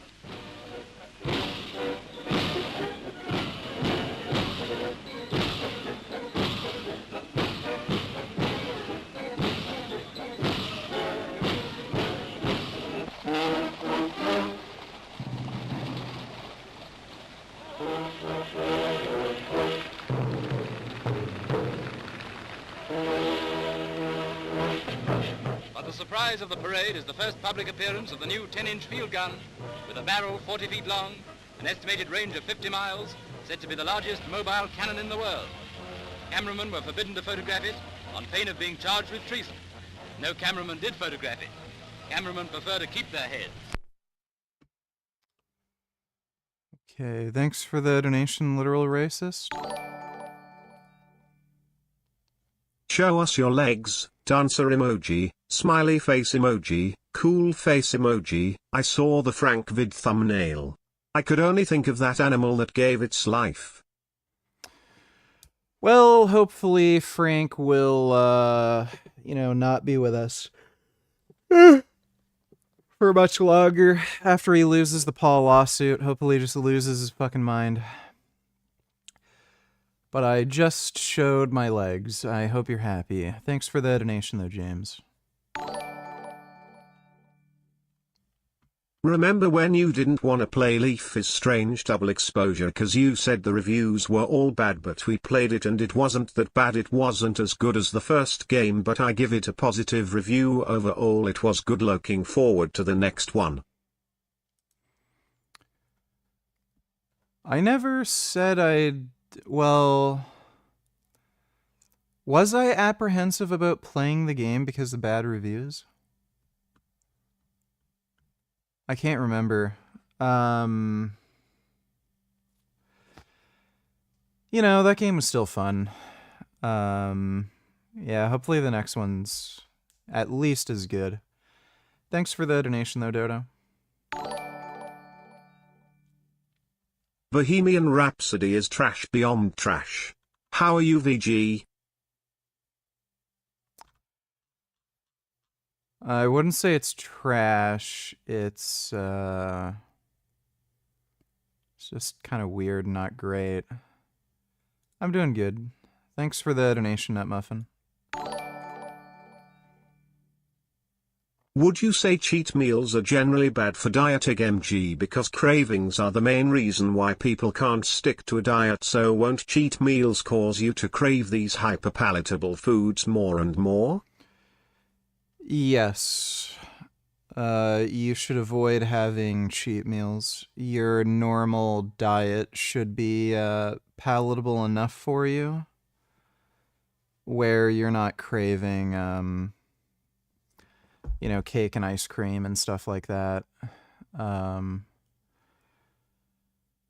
even if you are craving those foods, learn to just live without them. If you start eating them occasionally, you're just more likely to fall off the wagon and just eat them more and more. Thanks for the donation, though, Son Goku. Would you go to Miami and debate Fresh and Fit? I think it would be cool for you guys to debate veganism, Islam, dating, economy. Plus, too many guys think you need to be a millionaire to date lots of pretty women. I think being in shape is more important. Well, it's Miami. There's a lot of, crazy gold-digging whores in Miami. So I'd be willing to debate them. They don't seem to be particularly interested in debating me. And that's probably because they know they're dumb. But I'd be willing to. But yeah, there's a lot of gold-digging whores in Miami. I wouldn't underestimate just how many gold-digging whores there are in Miami.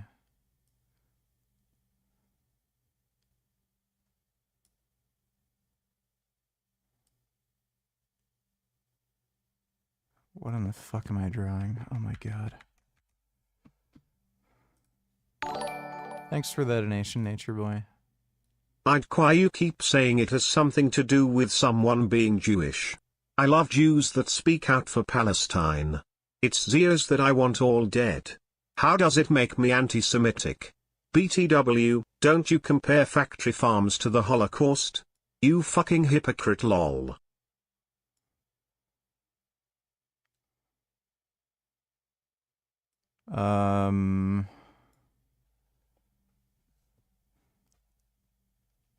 You're stupid. Thanks for the donation, Ebony Gandalf.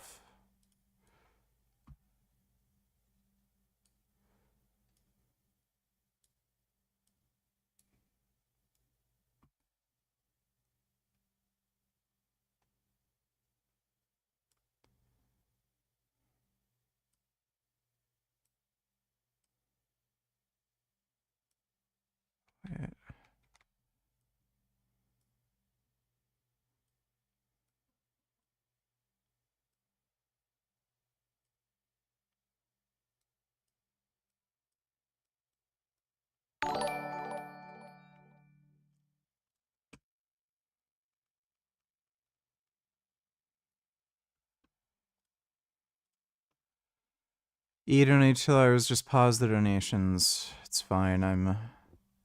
I'm drawing the thing. Thanks for the donation, E. Let me see. What does this on Piker look like?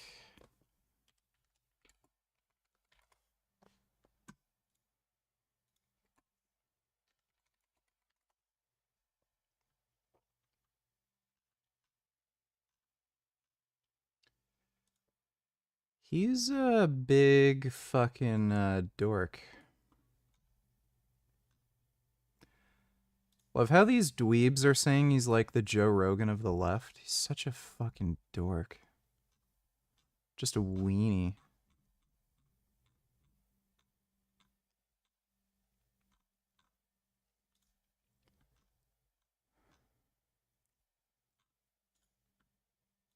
trying to find like a photo of him that I can kind of base this off of.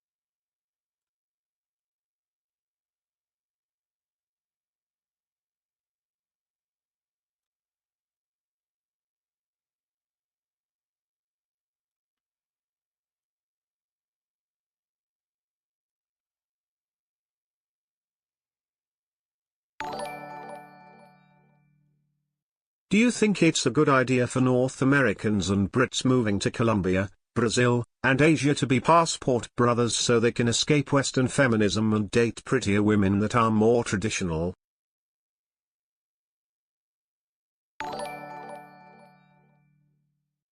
When I saw that Frank vid thumbnail, I kept thinking of the animal that gave its life. Yes, I think you mentioned that already. James, thanks for the donation.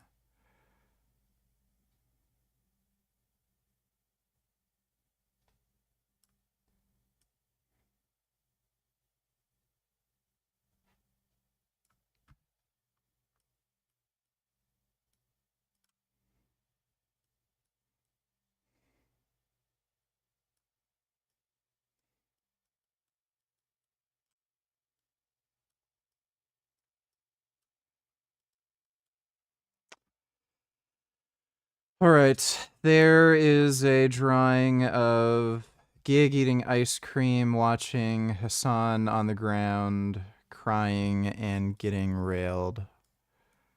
Guess I'll make a word bubble for him.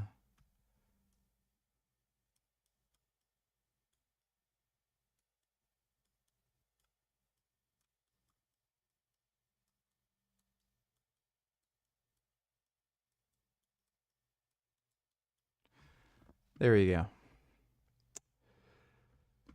All right, hope you enjoyed that non-wib.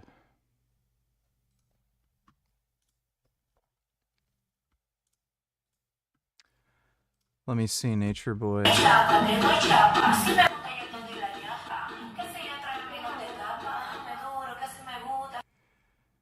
I really dislike braids. I would not pick up a woman in South America. You're just asking for trouble. Dude, it's fucking stupid. Just find, like, women are all the same everywhere. Just find a chick in your country. You don't need women, by the way. Like, you might think you do, but you really don't. Like, just ask yourself what you really want from a relationship.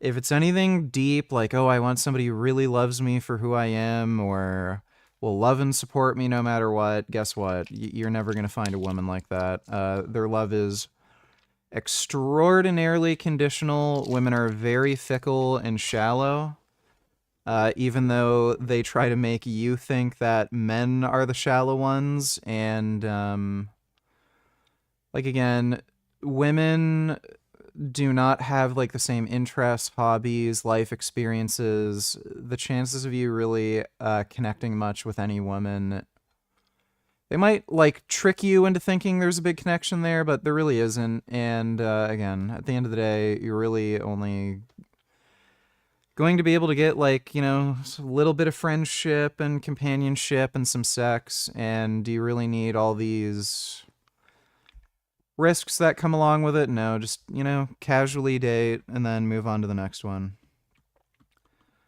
Thanks for the donation, though, Nature Boy. Say the DNC has been absent to counter. I hate Charlie Kirk. I think he's actually a saving squad. He's very, very strategically minded. At an event organised by the Un-F America crew down the street from the convention centre, both Conservatives and Liberals packed into a pub to eat chicken wings, drink beer, and watch Conservative voices try to take on Destiny. Have you ever fired an everything? Yeah. So you fired 5.56. The mathematical odds of him surviving that are infinitesimally small. They're infinitesimally high if it misses him.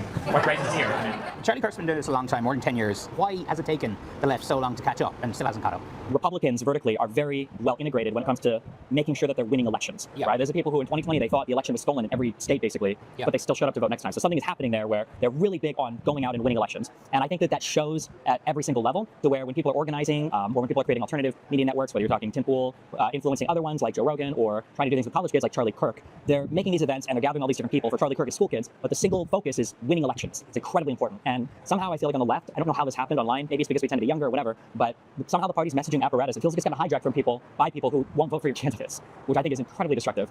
Did the Democrats have anything like this? Nothing. And I will say, like, Charlie Kirk is honestly one of the best organizers of our generation. And I think that, you know, as much as I disagree with Charlie Kirk, I believe that what he's doing has worked. And that's why I'm here to replicate what he's doing. I'm not here to, you know, disrupt Charlie Kirk's events. I'm here to say that there are alternative ideas. What do you think of Puerto Rico? Would you visit there? I don't know much about Puerto Rico. And I don't see any particular reason why I'd want to visit. And that we need to build the same thing that he has, because he is good at it. Z. Cohen Sanchez has worked more than a decade on Democratic campaigns. There's no reason why we can't do this. This is not very expensive to do. We have so many PACs on the Democratic side raising millions of dollars, right? We are not a big PAC. We haven't even raised $1 million yet. And we're able to get all of these creators essentially anywhere that Charlie is. And so that's what we really want the Democratic Party to do, is we want to have them to start investing in these movements. Is the DNC supporting this? No, not currently. Why not? If Ken Martin's watching this, text me back. But really, I mean, I think it's disappointing that we haven't been able to see the DNC really get off the ground since the election, because I think a lot of things have happened internally that have been distractions to the actual ground game that we need right now. No, our motto is, when they go low, we go high. How can anyone stand listening to Hassan's commentary? Dude, it's beyond me. I know there's been a few people who've come from Hassan's stream who ended up watching me. And from what they've told me, like, they have no clue about anything. They're completely and utterly ignorant about politics. And then when they watch Hassan, they're like, well, I guess he's right. And they think they're actually getting good news. And then as soon as they step outside that bubble and listen to somebody critique Hassan, they realize just how fucking stupid he is. But yeah, Hassan apparently reacted to me on stream after I made that video about lean beef patty being an anti-Semite. And he then made like some reaction streamed me, and then some of his viewers ended up coming to my channel, and then they realized, oh, Hassan's a fucking idiot. But yeah, I think it's just an audience of a lot of young people who have no fucking clue what they're talking about, don't know anything about politics. They're just 100% fucking ignorant, and the only news they ever end up seeing is Hassan for whatever reason. Thanks for the donation, though, Nutmuffin. For Destiny, it's a ground game that must reflect the online culture he and millions of young Americans are part of, one that is often characterized by un-PC language, insults, and crude humor, like this tweet Destiny sent poking conservatives. Do you still use those Thrive nicotine mints? Do you notice any negative effects? I consume them regularly and I feel fine, but I'm concerned it might be bad to use them too much. Yes, I think I've taken 4 today. Yeah. I've taken 4 total today. I was having a lot more, but I just cut down.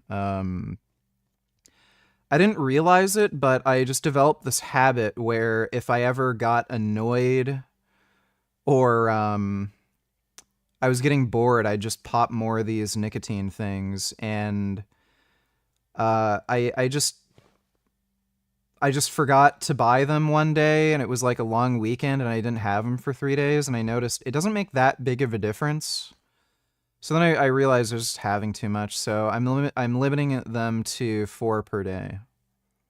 So that would be 8 milligrams, I think it's in milligrams, nicotine per day. They're, I think 2 milligram, lozenges.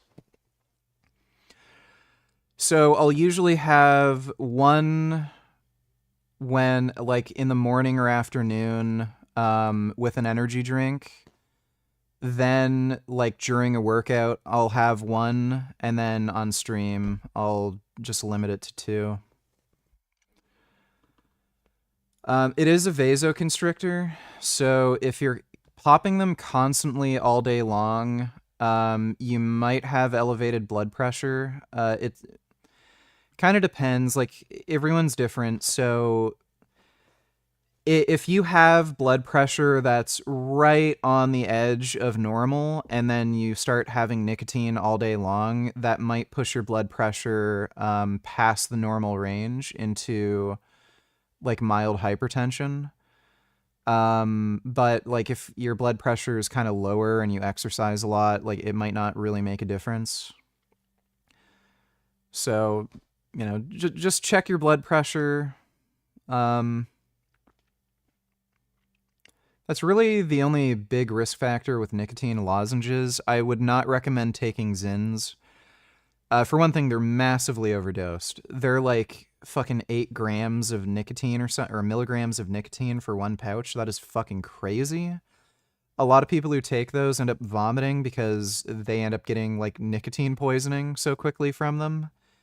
And the way you use them, you put them against your gums, and because nicotine's a vasoconstrictor, that's going to constrict the blood flow to your gums, and you're going to get gum recession. So I wouldn't recommend taking those like Zins pouches or anything. But I think 2 milligram lozenges are the sweet spot. You kind of get a good mood uplift. If you're exercising, you get kind of a runner's high. Improves nervous system efficiency, and you just feel like you're thinking more clearly and faster. And then, yeah, like 4 of those lozenges throughout the day is good enough for me. But thanks for the donation, Nicotine Mint Consumer. By saying the kids who died in the Texas floods were proof that God doesn't exist. The tweets you sent about the kids in Texas would probably disqualify you, or would probably have somebody in the upper levels of the Democratic Party say, okay, we'll never work with this guy again. Yeah. Do you regret sending those tweets? I think I have to get over it. I don't regret them. I love poking the bear on the right. I feel like Republicans are so good at owning the space. Republicans do this thing where they say, you know, comedy's legal again, and we can joke about anything. But when they say anything, they really just mean like immigrants and black people, right? Because if you make fun of anything on their side, they lose their minds. I guess is your point that, you know, always trying to take the high ground is clearly not working for Democrats? One of the things that conservatives stumbled into accidentally, because I think Donald's an idiot, even politically, but they stumbled into this thing where people started to get confused because of what the right and left look like, and I think they think that you need an extremist platform in order to win elections, but what you really need, I think, is just extremist messaging. I think that's what you need. Back inside, the packed event giving the UNF America organizers hope there will be appetite for similar... That's funny. That is funny. This video's got more views than CNN's coverage of Hassan. That's why he's salty. Fucking bitch. Blaha Men's donate $2. Let me see.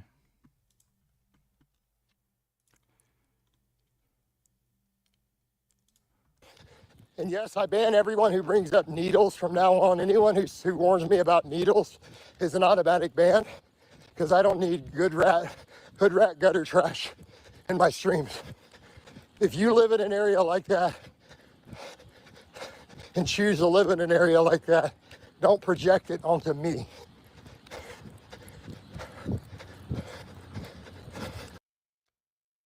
That is really weird. I don't like... So by the way, Just because you find needles on the ground, that doesn't actually mean there's like heroin addicts in your area.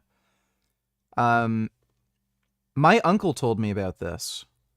My uncle is diabetic, and he realized there's diabetic people who literally just throw their needles all over the place. You're supposed to, if you ever need to inject insulin, you're supposed to either use a needle disposer in the bathroom, or you need to carry with you one of those like little boxes that you can put the needles in so that they don't poke anybody or anything. There are diabetics all over the fucking place who will inject their insulin, throw it in the fucking trash, and the needle won't even have the cap on it. So if anybody has to take out the garbage, they might get pricked by a fucking needle. And sometimes they're so careless and lazy, they'll literally just throw it outside. Like, they'll go have lunch with their friends or something, inject the insulin, they don't see a trash can anywhere, they'll just throw it on the street. So it's not just drug addicts, it's literally just fat, overweight, fucking diabetics who don't give a fuck about anybody. And he lives in Texas. It's one of the fattest states in the fucking country, and we know what area he lives in. It's a poor area. Like, that's probably good advice. You should run with shoes, because you have no idea if some like careless idiot who's a diabetic might just throw the needle away. It's not just heroin addicts that do that. So, don't project your culture onto me. Not cool. The Texan in me won't have it.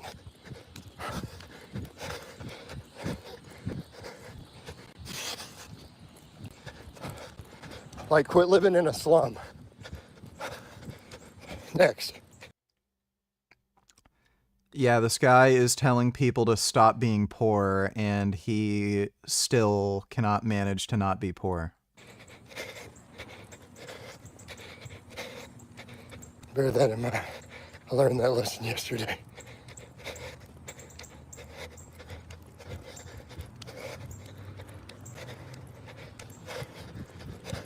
I can't read the thing about the tribes. The phone's too shaky. Something. What a weirdo. I don't know why he started doing this. He's just fucking weird.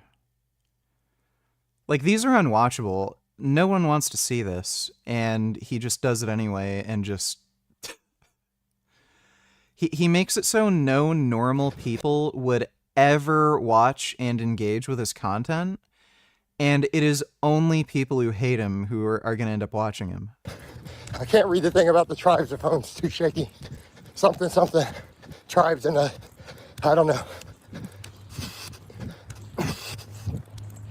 But do you know all those Kenyans and Ethiopians all run barefoot, right? Who they all wear shoes. Win all that stuff at the world level. Yeah. Those tribes still run barefoot. Like, no, they don't. They wear shoes. 50 miles at a time. Yeah, they all wear shoes. Now, they have smaller calves, that's why. But, you know, the calf thing is a big deal. That's why my massive calves, barefoot running, the calorie burn is ludicrous.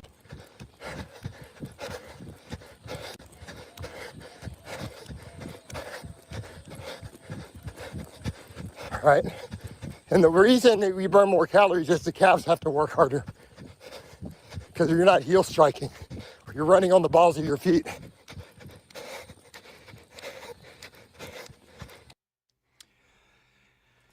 Even,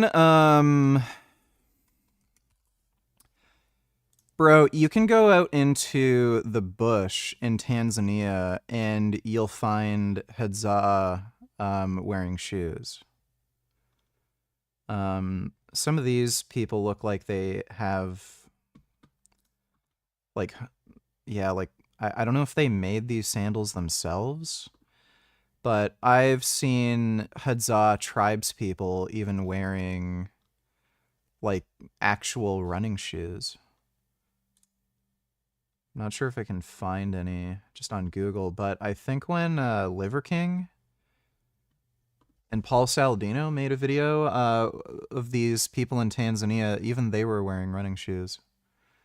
And they live out in the bush. Blaha's a fucking idiot. Thanks for the donation, Blaha Ments. Boy, you sure like to yap about nothing, huh? Yappity yap all day long. Never stops yapping. Draw VG looking at his cummy hand and saying I fully internalized nihilism. No need to draw body, make half the canvas VG's face and the other half his cummy hand.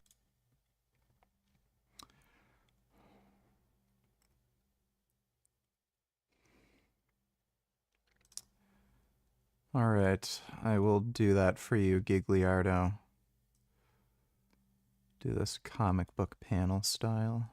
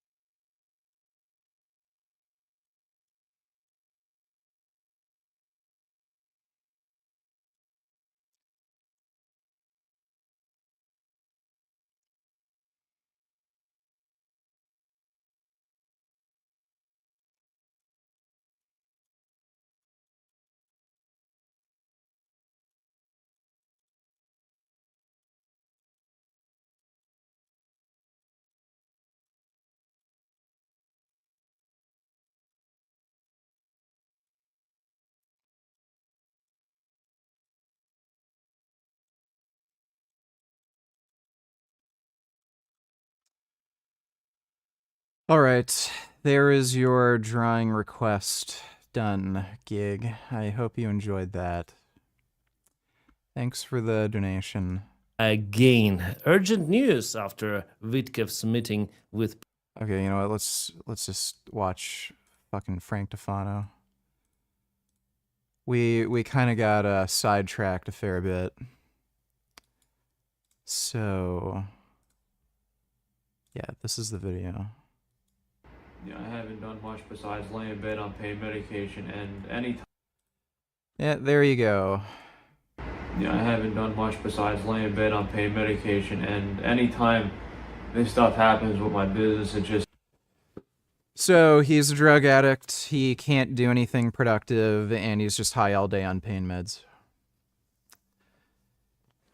Dude, his life is just going down the fucking toilet, making every bad decision. Just makes it way worse, and I get very stressed out. So if you guys can share the video and leave some reviews and just try to help me out as much as you can.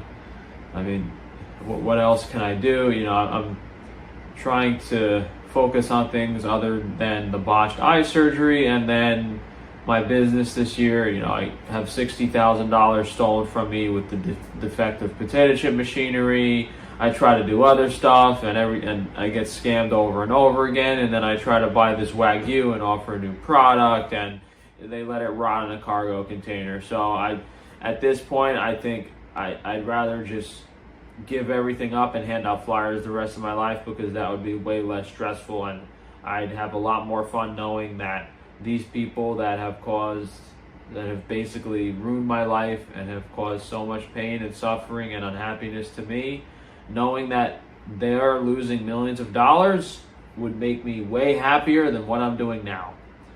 So we're getting very close to that. And for the people laughing at me, saying, oh, he's going to hand out flyers, he's going to hand out flyers. Well, after I did it one day, the doctor filed a restraining order and was pissing in his fucking pants. So, you know, they don't want the public finding out the truth, and they don't want it impacting their body.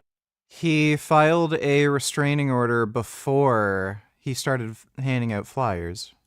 Bottom line. So, I mean, there's some documents here that, you know, I can share at the beginning just to give some context to the situation.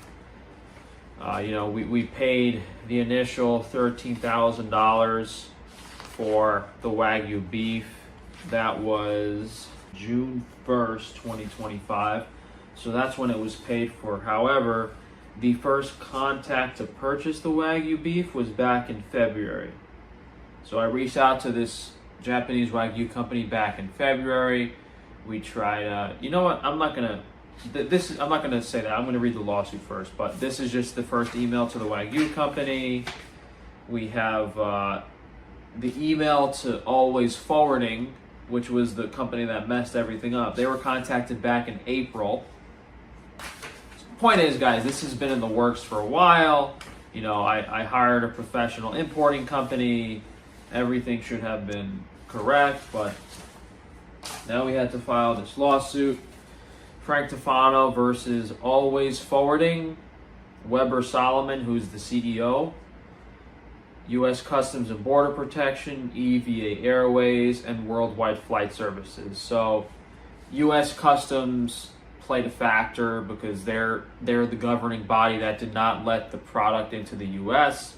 EVA Airways is the transportation company that I paid the $7,000 to ship it over here. And Worldwide Flight Services is the company that EVA Airways hires to handle their cargo. So EVA Airways subcontracts their cargo to Worldwide Flight Services. So Frank Tufano ordered a shipment of world-famous Japanese Kobe Wagyu beef, an expensive and highly perishable product, to be airshipped from Japan into the USA, which costs a total of approximately $13,000 for the product and $7,000 for shipment. Frank Tufano hired SPQR Imports, who contracted Always Forwarding to handle the customs clearance process. Always Forwarding was hired by SPQR Imports on April 14th, 2025, with information about this shipment many months in advance of the occurrence of this event. Gum Gum. Hey, Gum Gum. Do you want to come cuddle? You're so beautiful. Want to come cuddle, Gum Gum? Oh. Oh my goodness. Oh. There's a pretty kitty here who wants to cuddle. Come cuddle, Gum Gum. Yeah, that's a good baby. Oh. I don't know what the hell he's doing. Always Forwarding entered an agreement through email on this date in April. After 2 weeks of the product supposedly being in the USA, Frank Tufano became extremely concerned and quickly understood that the situation was not being handled and the circumstances became dire immediately. So I didn't text or email this guy. I actually physically called him several times from the end of June through early July. Like, I basically called this guy at this importing company every 2 to 3 days to check up and make sure he's handling it. But in reality, all he did, I think, was sent an email to this forwarding company, which was just jerking him around. So that didn't help. So at this point, this was probably around July 15th or 16th, where I started freaking out because I realized that this guy was not handling the situation and my meat was probably ruined at this point. Frank Tufano had to contact officials at the USDA and U.S. Customs and Border Protection to find out that an entry for the shipment had never been filed and that the package was being stored in refrigerated conditions as opposed to the required frozen conditions. Despite billing SPQR imports on July 11, 2025 for approximately $6,700 for airport storage fees, entry fees, and numerous other fees, an entry for the initial shipment that arrived to port on June 30th was never filed. So I'm assuming that this company, well, let me read this first because I might have said it. Regardless of the circumstances of the product, the package could have been released for safe handling at Frank Tufano's refrigerated warehouse, where it could be held until further inspection, but still remains, as of July 25th, at JFK Airport in improper storage conditions. This is extreme negligence by all defendant parties in this action, as they each have a personal duty for the condition of the product and should care about making sure it reaches the customer in adequate condition. Frank Tufano believes their greed for collecting airport storage fees is the main driving factor in ignoring his shipment to the point where it has perished. When Frank Tufano took over the situation on July 18, 2025, after Always Forwarding had failed to do their duties as part of their contract, being in possession of the goods for the previous 3 weeks, the situation already seemed unrecoverable due to the negligence of all parties involved. Frank Tufano contacted Always Forwarding, attempting to get them to file an immediate entry to prevent his goods from perishing, who refused to help him and denied responsibility for the shipment, claiming that they will only communicate directly with SPQR imports. Frank Tufano then contacted EVA Airways, who uses worldwide flight services to handle their cargo storage. After identifying the location of the product, they requested approximately $9,000 in storage fees as of July 18, 2025. Because of the negligence of Always Forwarding and their inability to file the proper paperwork in a timely manner, Frank Tufano is faced with an unreasonable situation. Pay $9,000 more for expired meat or lose $20,000. So I'm basically either lose $20,000 or probably lose $29,000. And even if I did pay, the problem was even if I did pay that $10,000 storage fee exactly at that point in time, who knows when I would have gotten the meat? It could have been 2 weeks. Who knows? Could have been 2 more weeks in storage. Neither defendant in this matter. I don't know if there's any dudes that want anything to do with Frank. Like, I know he's gay, but he's a pretty intolerable person. I don't know if he's like involuntarily celibate or something, but I don't know. He might get AIDS. I don't know if he's fucking any dudes. Retard donate $2. Do you see what I see?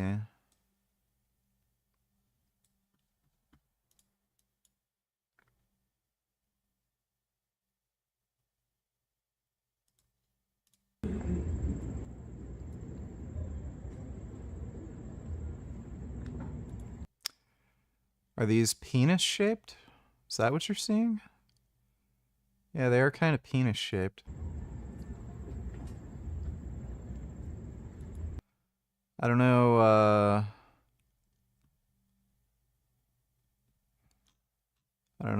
what else I'm supposed to be seeing. Thanks for the donation, retard. Took any opportunity to attempt to help Frank Tufano, far below the standard of care, and in the context. I mean, from dirty needles, not gay sex. Well, I don't know if he'd be sharing any needles with anybody. As far as I understand, he's just getting like opiate pain meds from a doctor. What a lot of people do is that once they can't find any doctors to prescribe them pain meds is, yeah, they end up getting like heroin or something. But I don't know, that's kind of the old days. Now you can just order fentanyl online. So if he was gonna do anything, I'd imagine he'd just order fentanyl online. Retard donated $2. You saw what I saw. Okay. Yeah, they're kind of phallic shaped. Thanks for the donation, retard. Next to Frank Tufano small business, a malicious and significant enough action to disrupt his entire business operations. And guys, $20,000 for me is like 5% of my product cost for the whole year. So that's basically me not paying an employee, not paying myself. It's very significant. Wait, 5% of product cost per year. I don't know if that's possible. So if $20,000 is 5% of his product cost, then 20 times 5 is 100. So he's saying his product cost per year is roughly $400,000. He took in $5.4 million in revenue in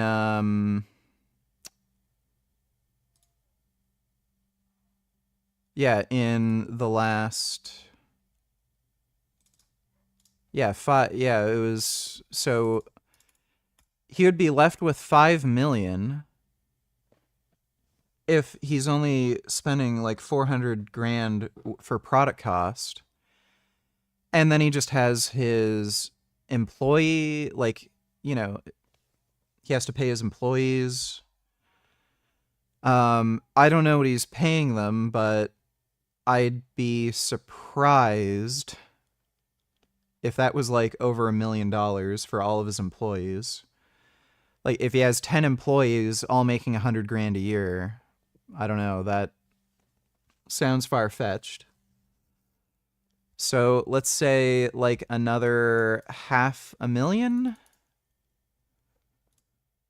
And then, like, you know, I'm sure he has some other costs like utility bills and, you know, maintenance fees and shit. Let's just say that's another like $500,000. So I don't know. He's saying he's broke. But we know he had $5.4 million in total revenue, gross revenue. So I don't know where the fuck this money is going if he's saying he's broke. Weird. Really weird. Apparently not for these guys. They're used to ripping people off all the time. And you know, if they're doing multi-million-dollar cargo containers, then they probably don't blink an eye when trying to rip off some small business for $10,000. Frank Tufano believes that Always Forwarding wanted to generate additional revenue by billing him for various fees, including the very high airport storage fees. Therefore, intentionally ignored the perishable and delicate nature of his product in favor of their own intention to fraudulently steal additional monies from Frank Tufano. Not only has Frank Tufano lost a considerable amount of monies relative to his business operations, the possibility of any future business with this product supplier has been decimated due to the extremely poor nature of how this situation has been handled and lack of care from all defendants. So then I demanded a jury trial. Then I stated the jurisdiction for where my business operates in Pennsylvania. So the first claim for relief was refusal to deal. All parties have refused to do business with or assist Frank Tufano in retrieving his product within reasonable circumstances, leaving him no alternative option as these parties have a monopoly on the operations of incoming goods into the USA. Because these businesses... Why is he making a video about the lawsuit he's filing? I'm sure it's going to mention the Illuminati too. What do you think of the Lil Tay story? Should people be making a fuss about it? I have no fucking idea. I don't know who the hell Lil Tay is. I'm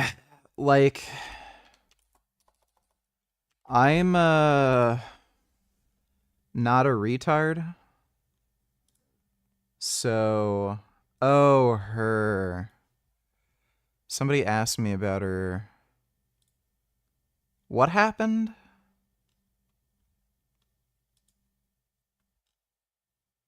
Emergency heart surgery.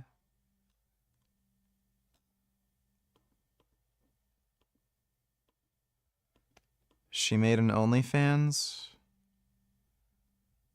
Whatever, I guess. Who cares? Thanks for the donation, Ryan. This is refused to do service with Frank Tufano, and there are no other possible market options.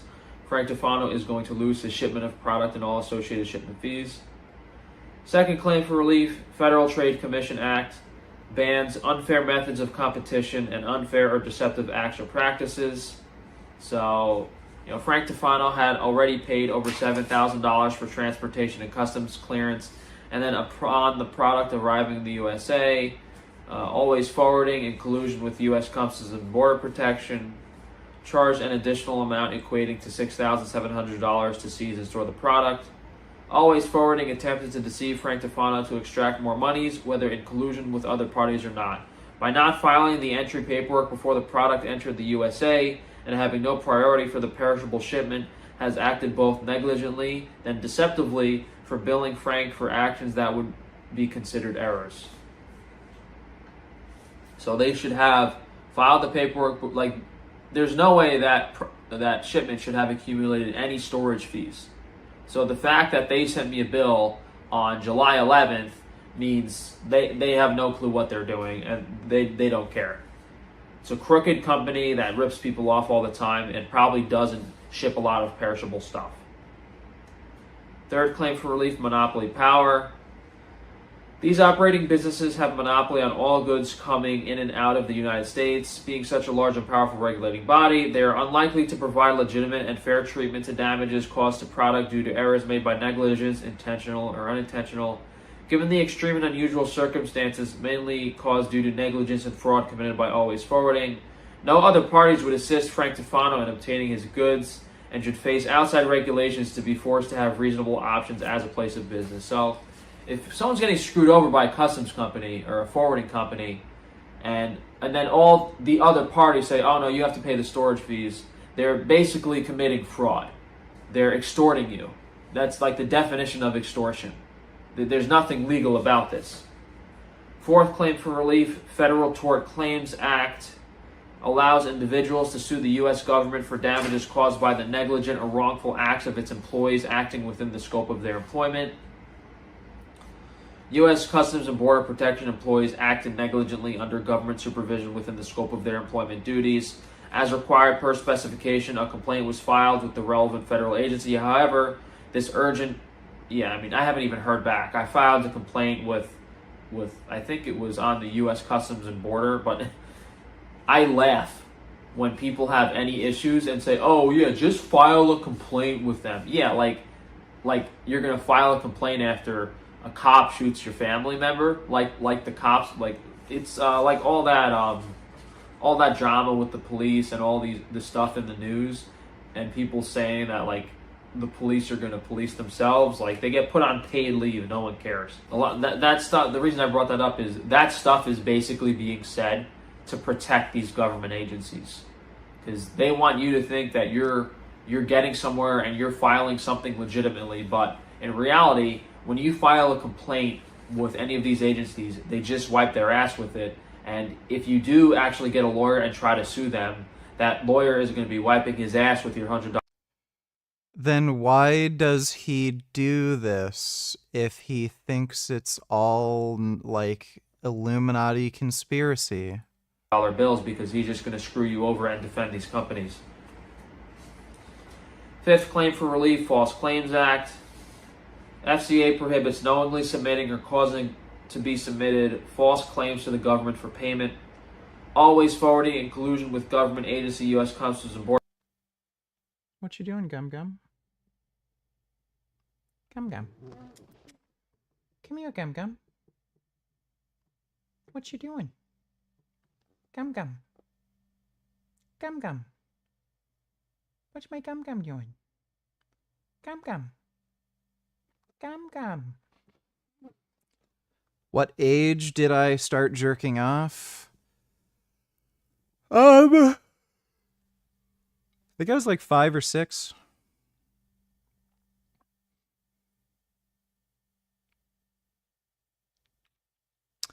You heard about a new horror film just released called Weapons. It's about missing children from a specific classroom. Trailer looks creepy. Weapons. I think I saw something about it on Facebook where like the whole movie had to be redone because Pedro Pascal dropped out of it or something.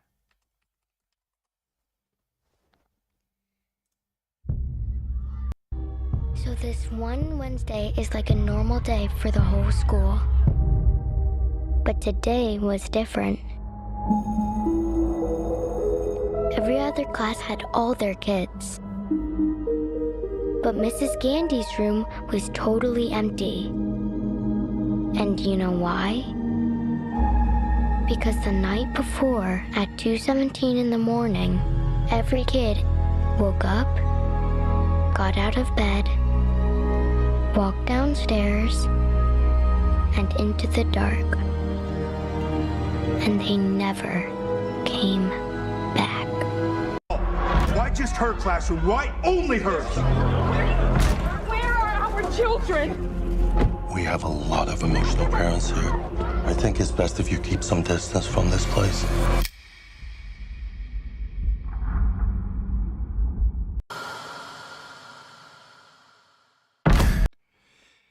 This kind of reminds me of the anime Another. I think it's called Another.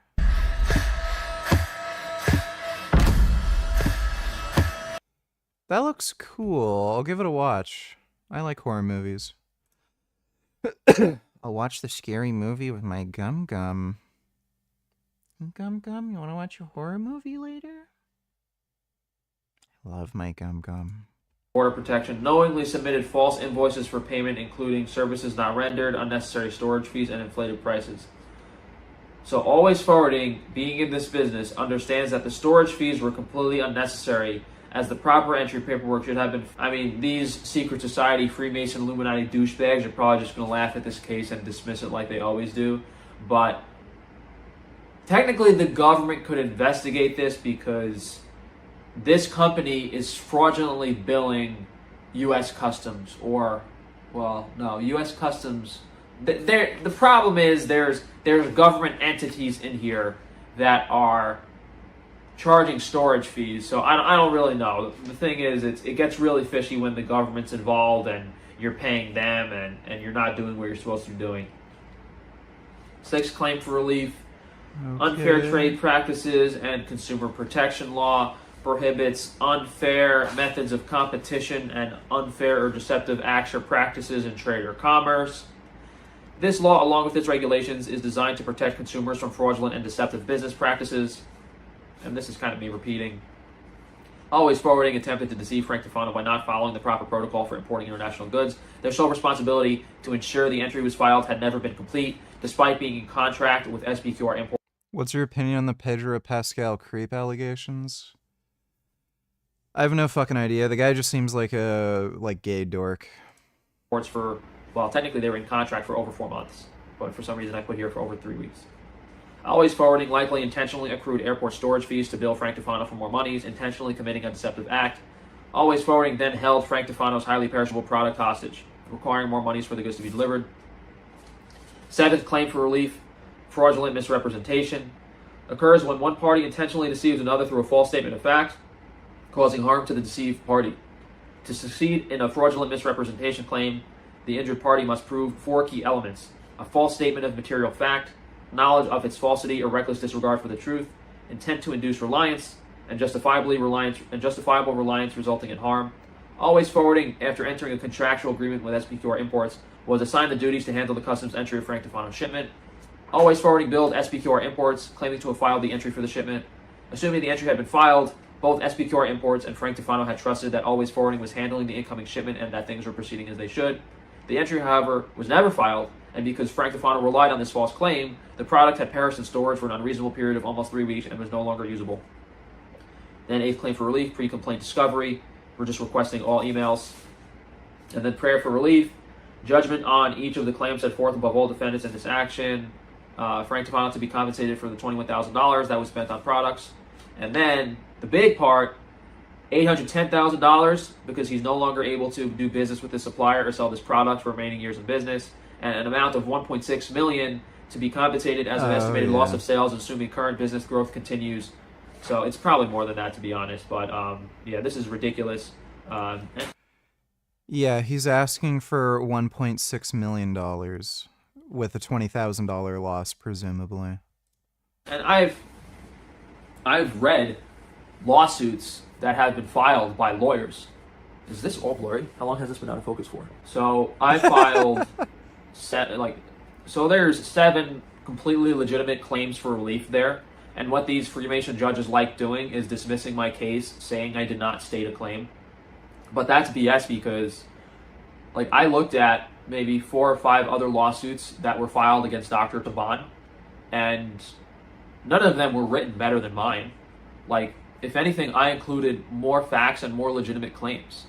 Like, I put, when you name the law and legal statute and then explain what happened, like, if my initial filings are better than what I've seen actual law firms write, and they're just denying it because I'm not in the club. Like, there's no legitimacy to what these judges are saying when they dismiss my cases. They're just lying and defending these secret society degenerates. They write up bullshit legal jargon, thinking I don't understand it, and then try to dismiss it. Like last week with when I wrote a. I'm back. What did I miss? Just some Frank Tufano horseshit. He's suing this company, Always Forwarding. So, according to him, they're responsible for destroying $20,000 worth of meat that he ordered. Oh, the usual. His lawsuit probably isn't going to go anywhere because he's an idiot, doesn't know how to properly file anything and all that. When I wrote a motion to recuse to remove the California judge from the state superior court case, and one of the main arguments I made was that he has to provide a pro se litigant with a fair trial, and he forgot my namification. Donate $2. The math isn't mathing with Frank. He works in Pennsylvania, right? Their minimum wage is only $7.25 an hour. Maybe his schizophrenic delusions are so bad he doesn't even know how much money he has. Well, I know for sure he lies about, like, how much money he loses or spends or has.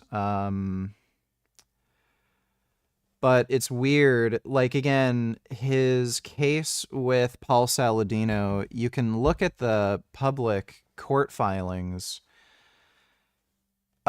He's not paying his lawyer. And the last message that his lawyer sent to Paul was that Frank is completely destitute and broke. Like again, this guy on camera said he only has to spend about $400,000 to buy product to sell to people, but he takes in $5.4 million in revenue. So, okay, we can deduct that from the gross. So we're at 5 million. So the only thing really left is paying employees and, whatever other overhead costs. So, like electricity bills, bills for the refrigeration stuff that he has, crap like that. Even if you're deducting 2 million, we still got a lot of fucking money left. That's $3 million to work with that he's making in profit, supposedly, if we're getting the math right. So it's just strange. I don't know what the fuck is going on. He said he had to take out a $30,000 loan to even pay for the first surgery. I don't know why you'd have to take out a loan when he's making that much money. All of it is just so weird. None of it adds up, and he's clearly lying about something. Thanks for the donation, though. Forgot my namification. Gummy, what are you doing? There's cat butters on my desk. Kids Boo, donated $2. What you think of this anime soundtrack? It's garbage. Yeah, that's just terrible. Thanks for the donation, dude. Retard donated $2. Oh. Bear walked in. Oh. Oh, that Pomeranian scared him off. Oh my god. That Pomeranian is going after that bear. Scout. Oh my god, it's like Finn. Looks exactly like Finn. Scout. Yeah, the dog looks exactly like Finn. Oh my god. It's literally Finn. That's exactly what Finn would do. He's so brave.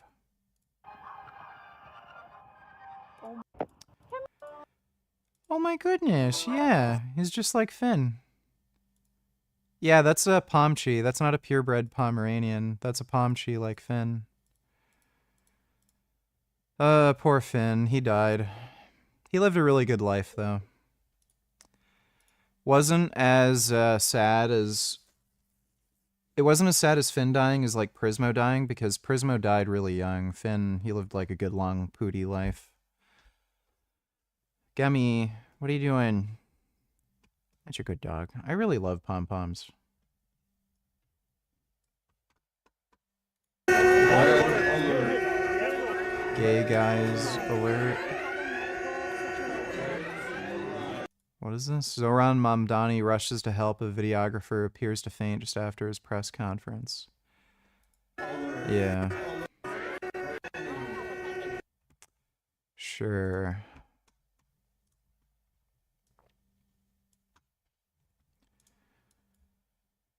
They are trying to protect the boy from a crazy psychotic father who wants to put his son's life at risk by crossing a dangerous ocean to get to France to Britain. You're watching armed French cops attacking a father and his small child yesterday as they try to board a boat boarding for the UK. Nigga, you got no taste, no swag, no bitches, no nothing, and you 6 feet plus, light-skinned and jacked. How about get out your dusty-ass apartment and fuck some bitches njga? Maybe this will require your neurodivergent shit brain into appreciating good content. It's just not good, Kid Boo. I don't know what to tell you. Thanks for the donation, though, dude. So, apparently, retarded lefties would rather people put their children at risk and probably drown and die. Okay. That's the left wing for you.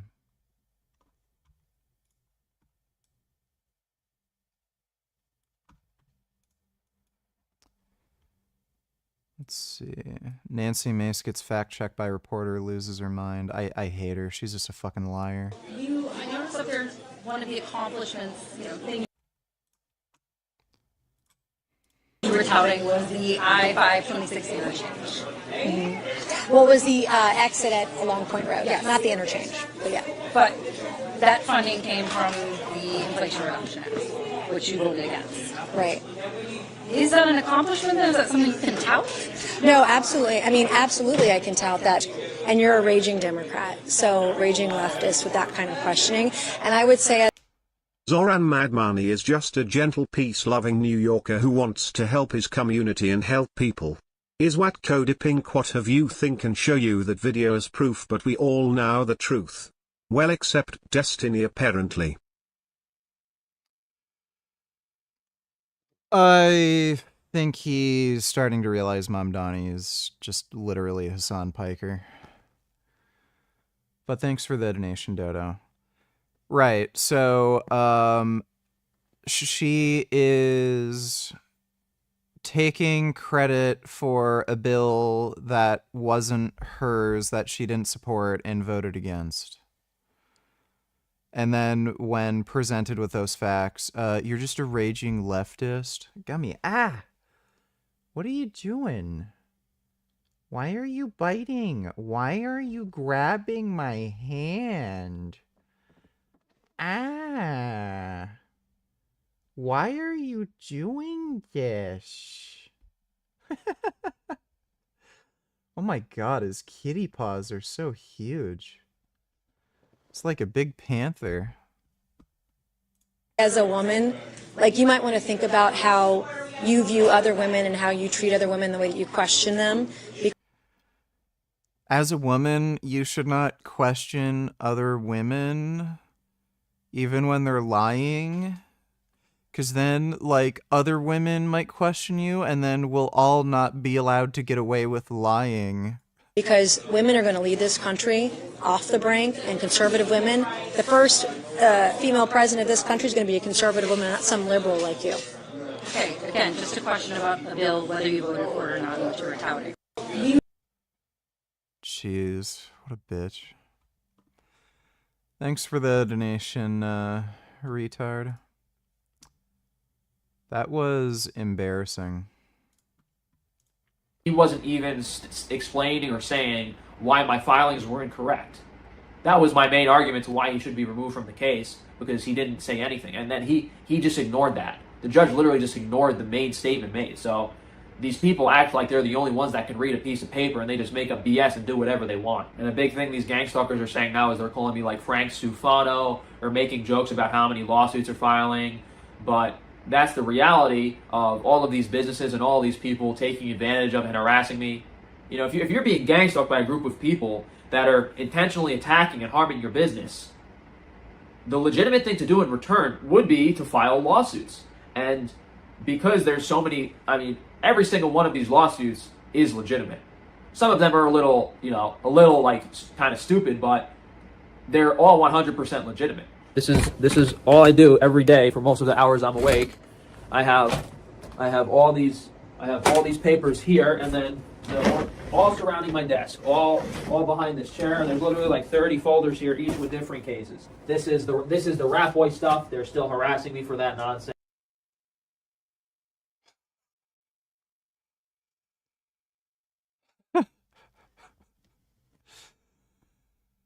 Oh my god.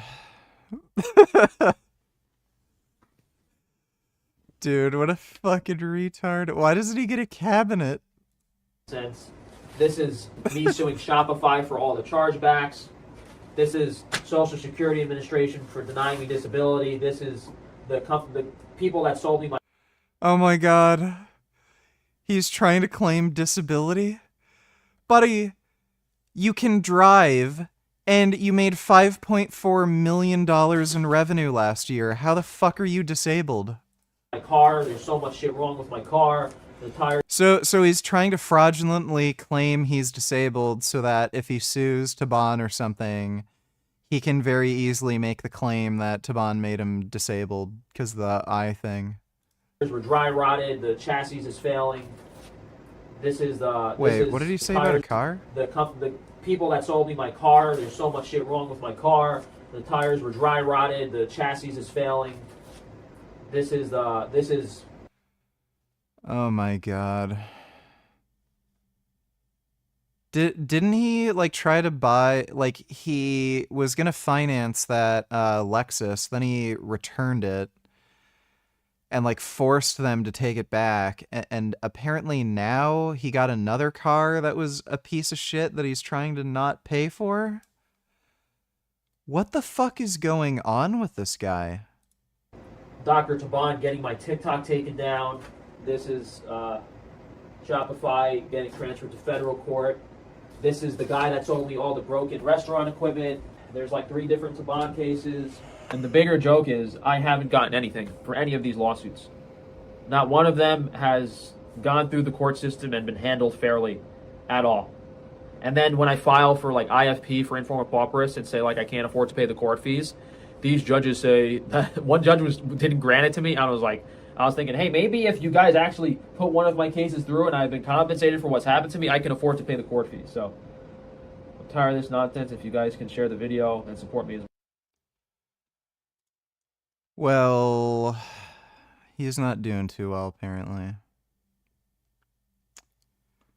All right, 2 new shorts. So this company, Rep Provisions, has copied my beef tallow butter sticks that I've been selling for a few months now.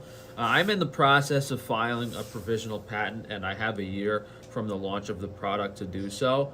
And we're definitely going to do that because I'm tired of these secret society, degenerate-owned businesses copying and stealing my ideas and making millions of dollars off. People sell tallow. You can buy tallow. How can you patent selling tallow? For them, and then I don't get credit, no one finds out about my business, and I continue to suffer and be taken advantage of by these people who control all these social media platforms. So if you guys can share this video and tell everyone to support my business instead. And why would you buy it from them when they are literally double the price? They are selling half the amount, 8 ounces, for the same price that I'm selling 1 pound for. And people really need to know that companies like Rep Provisions are perfectly okay with taking advantage of small businesses and stealing their ideas for their own profits. Yes, I was the first person to ever have the idea of selling food. I was supposed to have a consultation with the... So I was supposed to have a consultation with the doctor that performed the orbital reconstruction today, and they canceled because he was busy, but I did send them an email and their response was that they can't help me further because I still think there needs to be more support in the medial area of the orbital socket in the inside. So when my eyes were swollen a month and a half ago from this surgery, they looked really good because that swelling in that medial area was pushing my eyes back out to where they were supposed to be. As the eyes have pretty much completely healed and all the swelling is gone, the eyes are kind of sucked back in, and now you can tell they're still crossed inwards a bit. I would say between maybe 10 or 15 degrees each eye when looking forward, but the difference is, like when I open my eyes, you could tell they're kind of like pointing inward still, which means you need more support here to push them out. There is nothing else that can fix the problem I have right now. You can't do strabismus surgery. You can't do any. The only thing that will fix my eyes is if they put additional support in the medial wall, which is what that orbital reconstruction. Dude, he is fucking nuts for ever getting that surgery in the first place. Absolutely fucking crazy. Did. They put a very tiny implant in the back, but I think they need to put another one, and that will fix my eyes. Maybe the doctor will change his mind, or once I have a consultation with him, it'll be a possibility, or he can refer me to someone else. But it's more apparent when I put my eyes straight. So right now, both my eyes feel like they're looking in. If I put my eyes straight, it's this position, and then you could tell that eye's pointing inward. So when the left eye is straight, the right eye's pointing inward. Yeah, I can see this eye moving and this one doesn't. And then if I put my right eye straight, same thing happens. The left eye points inward. So Dodo, donators, are there any events in your past you constantly think back to? What are most of your thoughts about? No, I don't really think about anything constantly.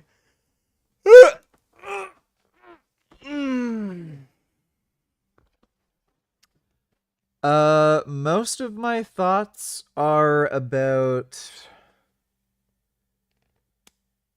probably getting jacked, training, just thinking positively, just appreciating what I have. Thinking about, like, how to enjoy myself most throughout the day. And just, like, video games, having fun, stuff like that. And I guess butts. I do think about butts a lot. Would you say most of your thoughts are very repetitive? I don't know what you mean by repetitive. I guess butts. I think about butts a lot. Thanks for the donation, though, Dodo.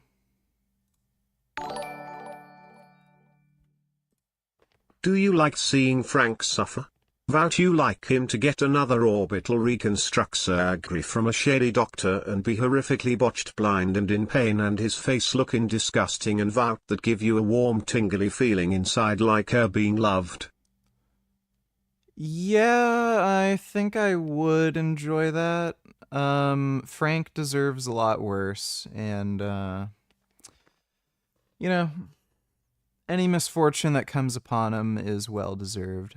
Thanks for the donation, Dodo. Right eye straight, left eye feels like it's looking in. So when I'm looking with both my eyes, they both compensate about 10 to 15 degrees inward. But then if I put my eye where it's supposed to be, like straight, this eye is instantly in. So I can tell that the eye alignment is not correct based on the current position, and I don't know. The strabismus clearly isn't going to help because despite the eyes wandering out sometimes, the eye muscles in where they look is actually different than the orbital position. Basically, whatever this first doctor did to me to Bond messed me up so horribly that it's like a complete disaster, and it's so difficult for any of the top surgeons to fix it. So the next goal is to find a doctor or see if this doctor will add more support. What a stupid person. Like, that was a completely unnecessary, dumb thing to do. President Putin. Now Donny commented about it, and out of nowhere we're going to the 2-week mode of the president. No, I'm not going to have roid rage with the amount of testosterone I'm taking. Once again. It seems like Donny gives the last chance after last chance to Putin again and again. Like, how can he disrespect himself so freaking much? There was the press conference already dedicated not to this particular topic, but he answered some of the questions from the journalists, so I may tell you that. I'm just gonna show you the small part of the video so you may understand the attitude. The question from a yeah, I might play Mafia, we'll see. Reporter is barely heard, so I may tell you what she asked. You said you would know if Putin was tapping you along. What gives you confidence that he isn't doing that this time around? Kind of the interesting question, and let's hear what Donny replied. He is the reason doing that this time. Can't answer the question yet. I'll tell you in a matter of weeks, maybe less. But we made a lot of progress. Yeah, guys, I predicted this some sort of the variant that Trump again would believe the bullshit that Witkoff brought to him, and it seems like I think he believes that still. Wow. Well, there's some of the good news. I'm gonna tell you them as well. So after all, Donny applies the tariffs on India, 25% for now. Before he said about 100%. In the project of Senate, there is 500% of the tariffs, but he implemented 25 extra tariffs on India, which is pretty much good for Ukraine, because India should be aware that because by purchasing the Russian oil, it supports the Russian war machine, and India buys lots of the Russian oil, almost equal as China. So then India says, oh, European Union is also purchasing the Russian gas and fossil fuels. Yeah, but way less, way less compared to India. And this was Trump's tweet on Truth Social at the very beginning after a conversation with Witkoff. Probably Witkoff went to the airplane. He called to Donny directly. My special envoy, Steve Witkoff, just had a highly productive meeting with Russian President Vladimir Putin. Great progress was made. Great, you see, great progress. Notice that. Mafia 1 Remastered was fucking terrible. That was an awful game.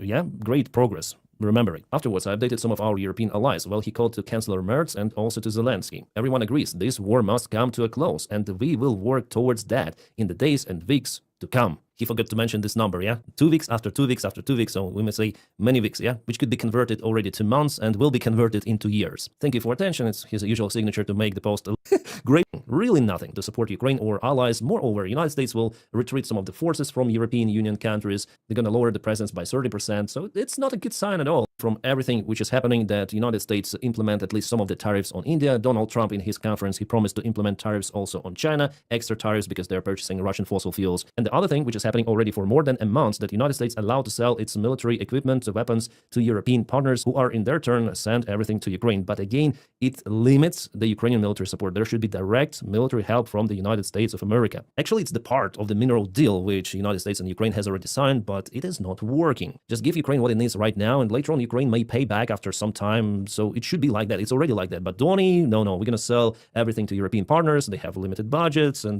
yeah, that's why, guys, it's kind of the strange move from Donny. Just uncomparable to previous White House administration. But some of the positive baby steps are there, I hope, for more to come. There was the information about the possible meeting between Putin and Trump the next week. I think it was over-exaggerated news based on the broken phone. That information came from one source to another source, and it's changed on the way. So Fox News reported about it. The Russian President Vladimir Putin as early as next week. This comes right off of Steve Witkoff's meeting.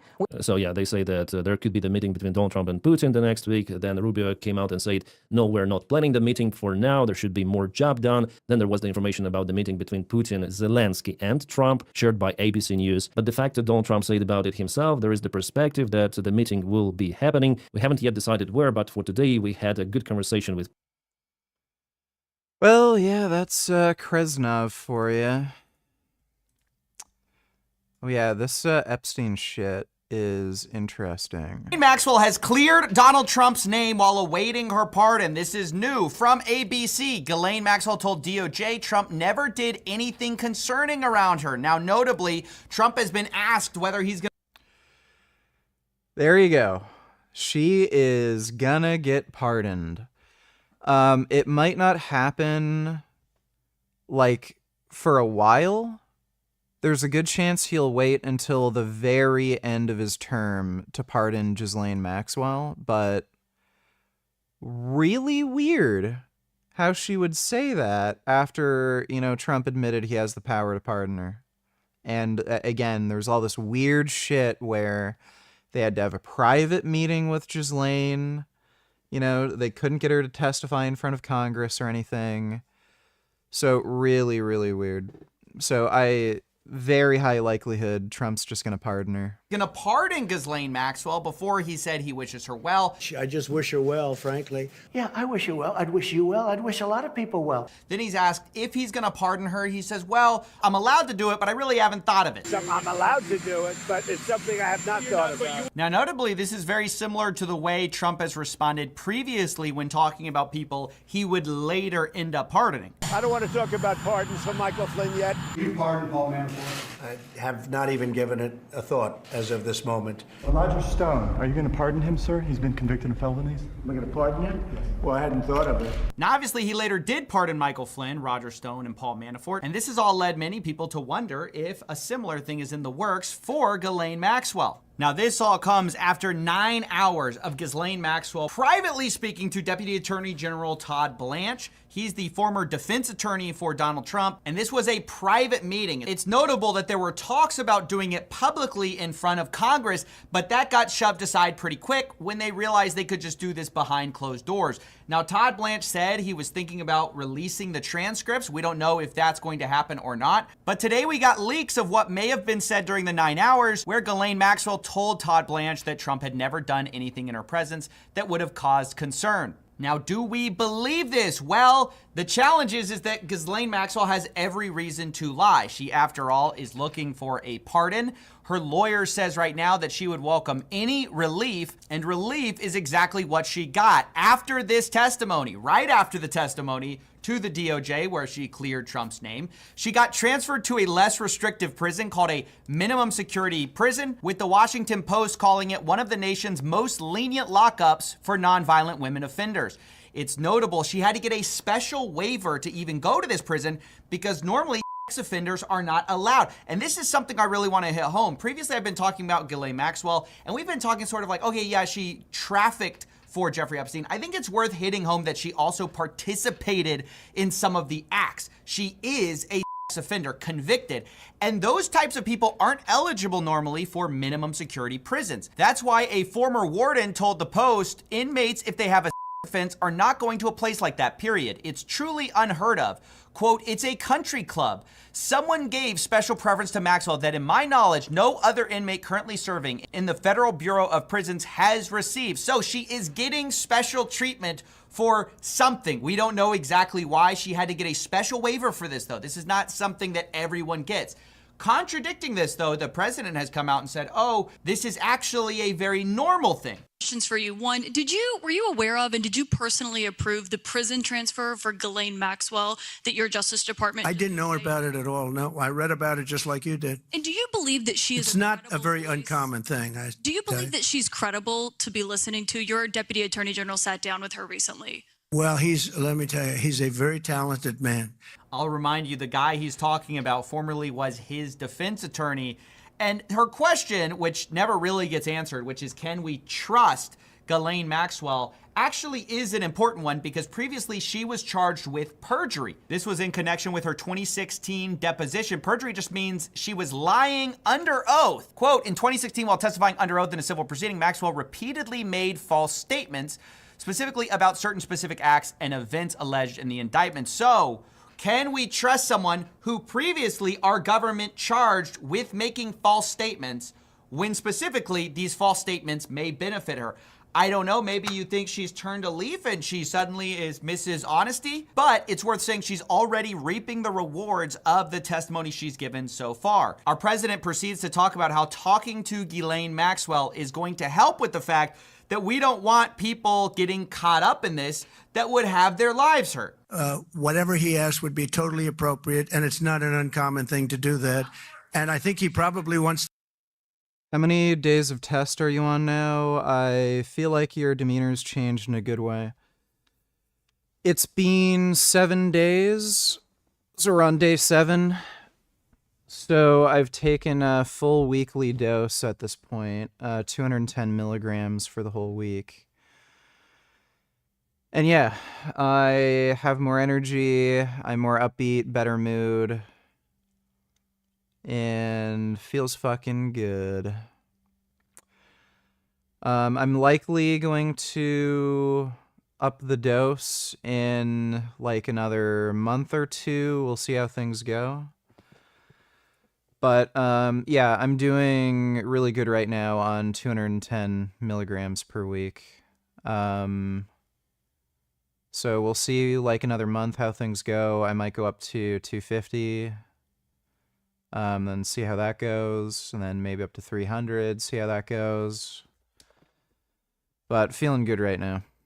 To make sure that, people that should not be involved or aren't involved are not hurt by something that would be very, very unfortunate, very unfair to a lot of people. We don't want people getting involved who might be hurt by this, right? That's why we got to talk to her behind closed doors.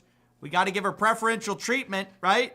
Because we don't want anyone who might have been otherwise implicated in this falsely to get implicated, right? We want to make sure their names, whoever they are, whatever mysterious person they are, do not get implicated in this. And Contrary to what you think, I think if Gavin Newsom would become president, it would just be an average presidency. Like you said, he is an opportunist with few real values like Trudeau, so he will more likely follow the lead of the Senate, assuming Democrats win it.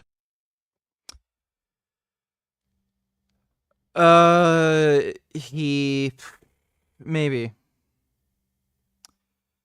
That could very well be the case. Here's the issue, though. When somebody is a proven out-and-out liar, you can never trust them. So who knows if he has any ideological motivations? Maybe he really is an anti-gun cuck dipshit.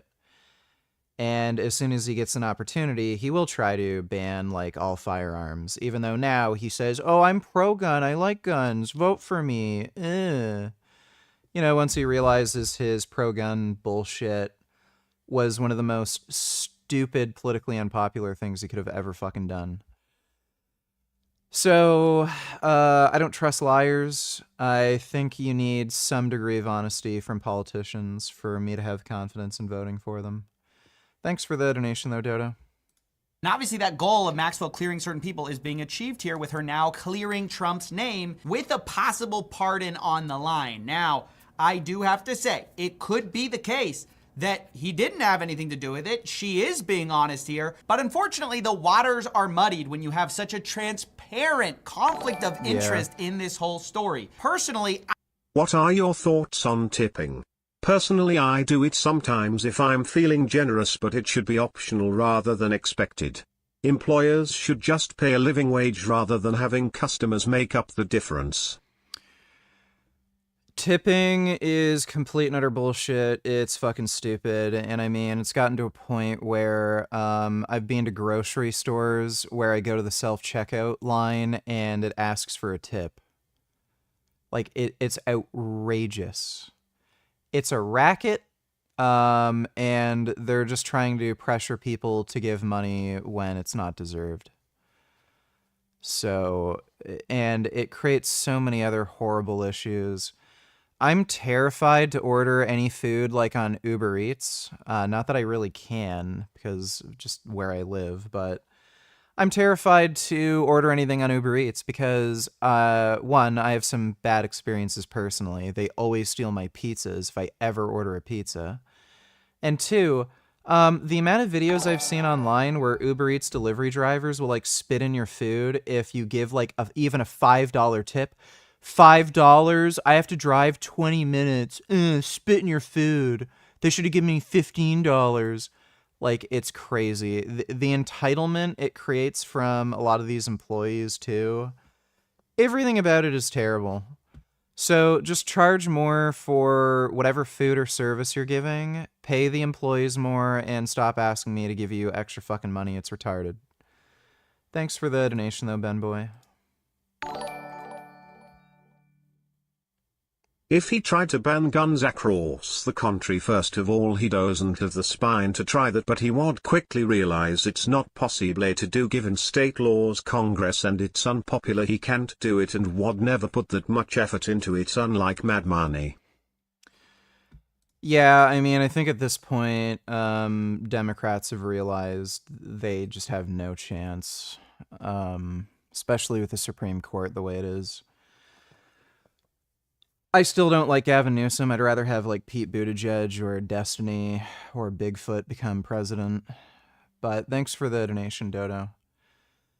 Am I going to go on cholesterol lowering medication now that I'm on test? No. Testosterone tends to lower your cholesterol. So generally speaking, people who are on like at least the dose that I'm on, so anywhere from, like 20 to 30 milligrams per day, your cholesterol tends to decrease. Could be a variety of reasons for that. It could be due to just better nutrient partitioning, could be due to increased physical activity, stuff like that. But cholesterol tends to decrease when you're on testosterone. What would you up the dose to? 300 milligrams a week? It really all depends. It depends on whether or not I'm able to still build muscle on the doses that I'm on. It depends on what kind of side effects I'm experiencing or not experiencing, and the potential kinds of risks involved with escalating the doses.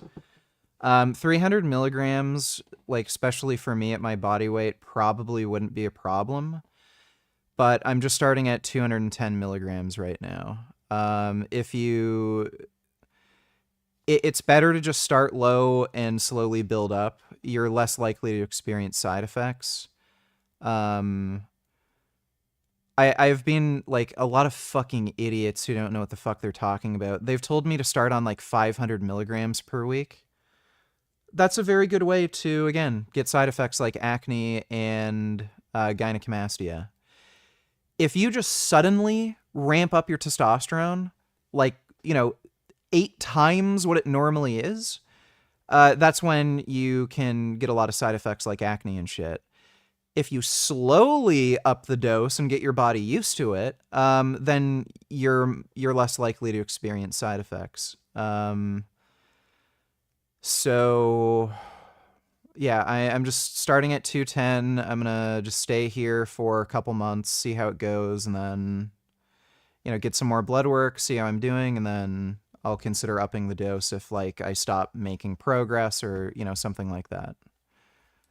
I don't want anyone, Ghislaine Maxwell or any of the elites that are involved, to be let off the hook. In fact, just today we had a bombshell report from the New York Times about Jeffrey Epstein's personal residence where he had pictures with famous people. More letters came out with people like Woody Allen, and all of these people should be investigated. Unfortunately, we are living in a time where a select few of these people have so much power over the investigators of it. Maybe instead of giving preferential treatment to sex offenders, we should just release the Epstein files and see where that gets us.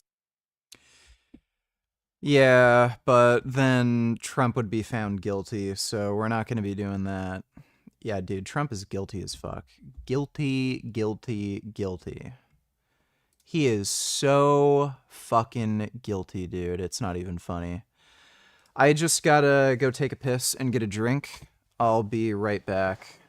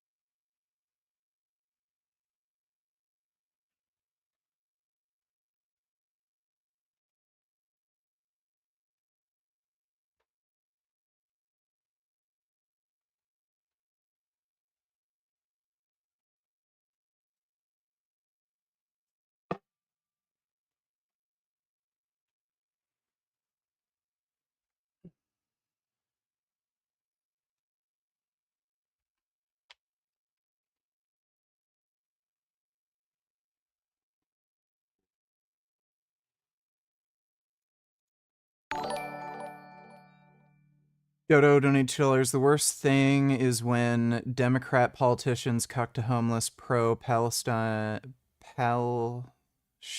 people.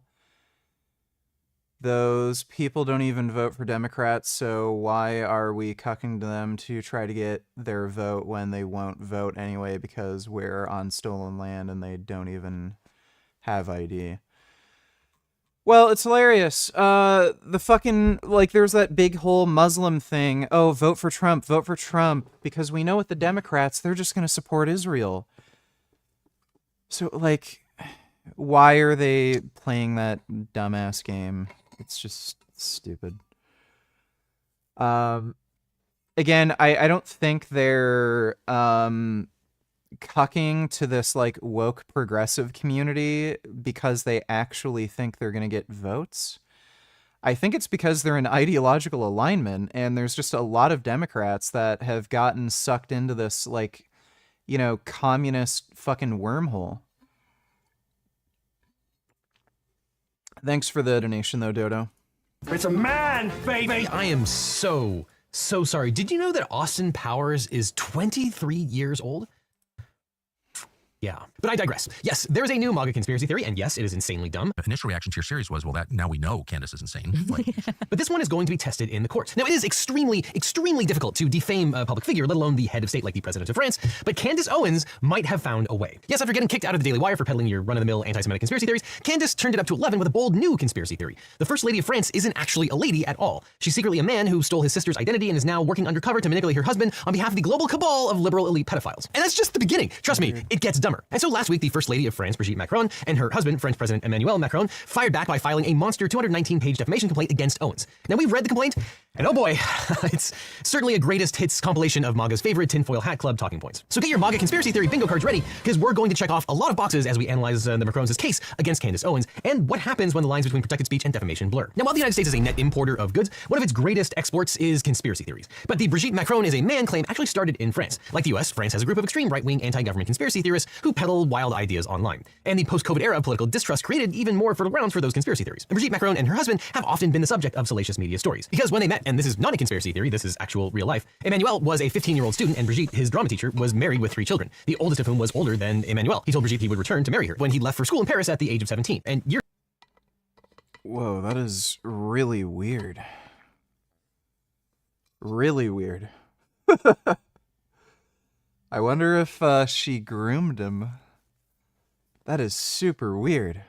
Later, she divorced her first husband and married him. Now, that's wild enough on its own, but conspiracy theorists led by Natra Ray, an essential oil saleswoman who claims to be an independent journalist, turned this legitimately scandalous backstory into a wild fiction about Brigitte secretly being a man named Jean-Michel who stole his sister's identity. And in December 2021, Ray did a YouTube interview with Amandine Roy, a self-professed spiritual medium. And they speculated with no evidence at all that Brigitte Macron is really a man whose name is Jean-Michel Trudeau. Now, within hours, that interview spawned a trending hashtag and got 500,000 views. Brigitte Macron and her brother, the real Jean-Michel Trudeau, fought back with a defamation lawsuit against Ray and Roy. A Paris court found the 2 women guilty and ordered them to pay damages. But the French appeals court later acquitted them on the grounds that their statements didn't meet the French legal standard for defamation. Brigitte Macron and her brother have appealed that finding to France's highest court. Now, those first defamation cases, though, did nothing to stop the rampant conspiracy theories about Brigitte. Far-right French writer Xavier Poussard and others worked to make this fringe theory a worldwide phenomenon. And when Candace Owens heard about it, she was happy to help. Now, Owens is a darling of the far-right. She previously worked as the communications director at Turning Point USA, an organization that advocates for conservative ideas in high schools and colleges. And for a while, she was at the Daily Wire, but when she started peddling anti-Semitic conspiracy theories, that didn't go over too well with the company's founder, Ben Shapiro. Now, according to the Macrons' lawsuit, Owens was the first person to popularize this conspiracy theory in the United States, proclaiming that it was, quote, the biggest political scandal in human history. Now, Owens claimed she'd learned about the conspiracy theory from an article in a conservative newspaper, the Daily Mail. Ironically, that article was meant to debunk the theory, not to support it. But facts be damned, Owens apparently decided to go all in. She declared on Twitter that she would, quote, stake her entire professional reputation on the fact that Brigitte Macron is in fact a man.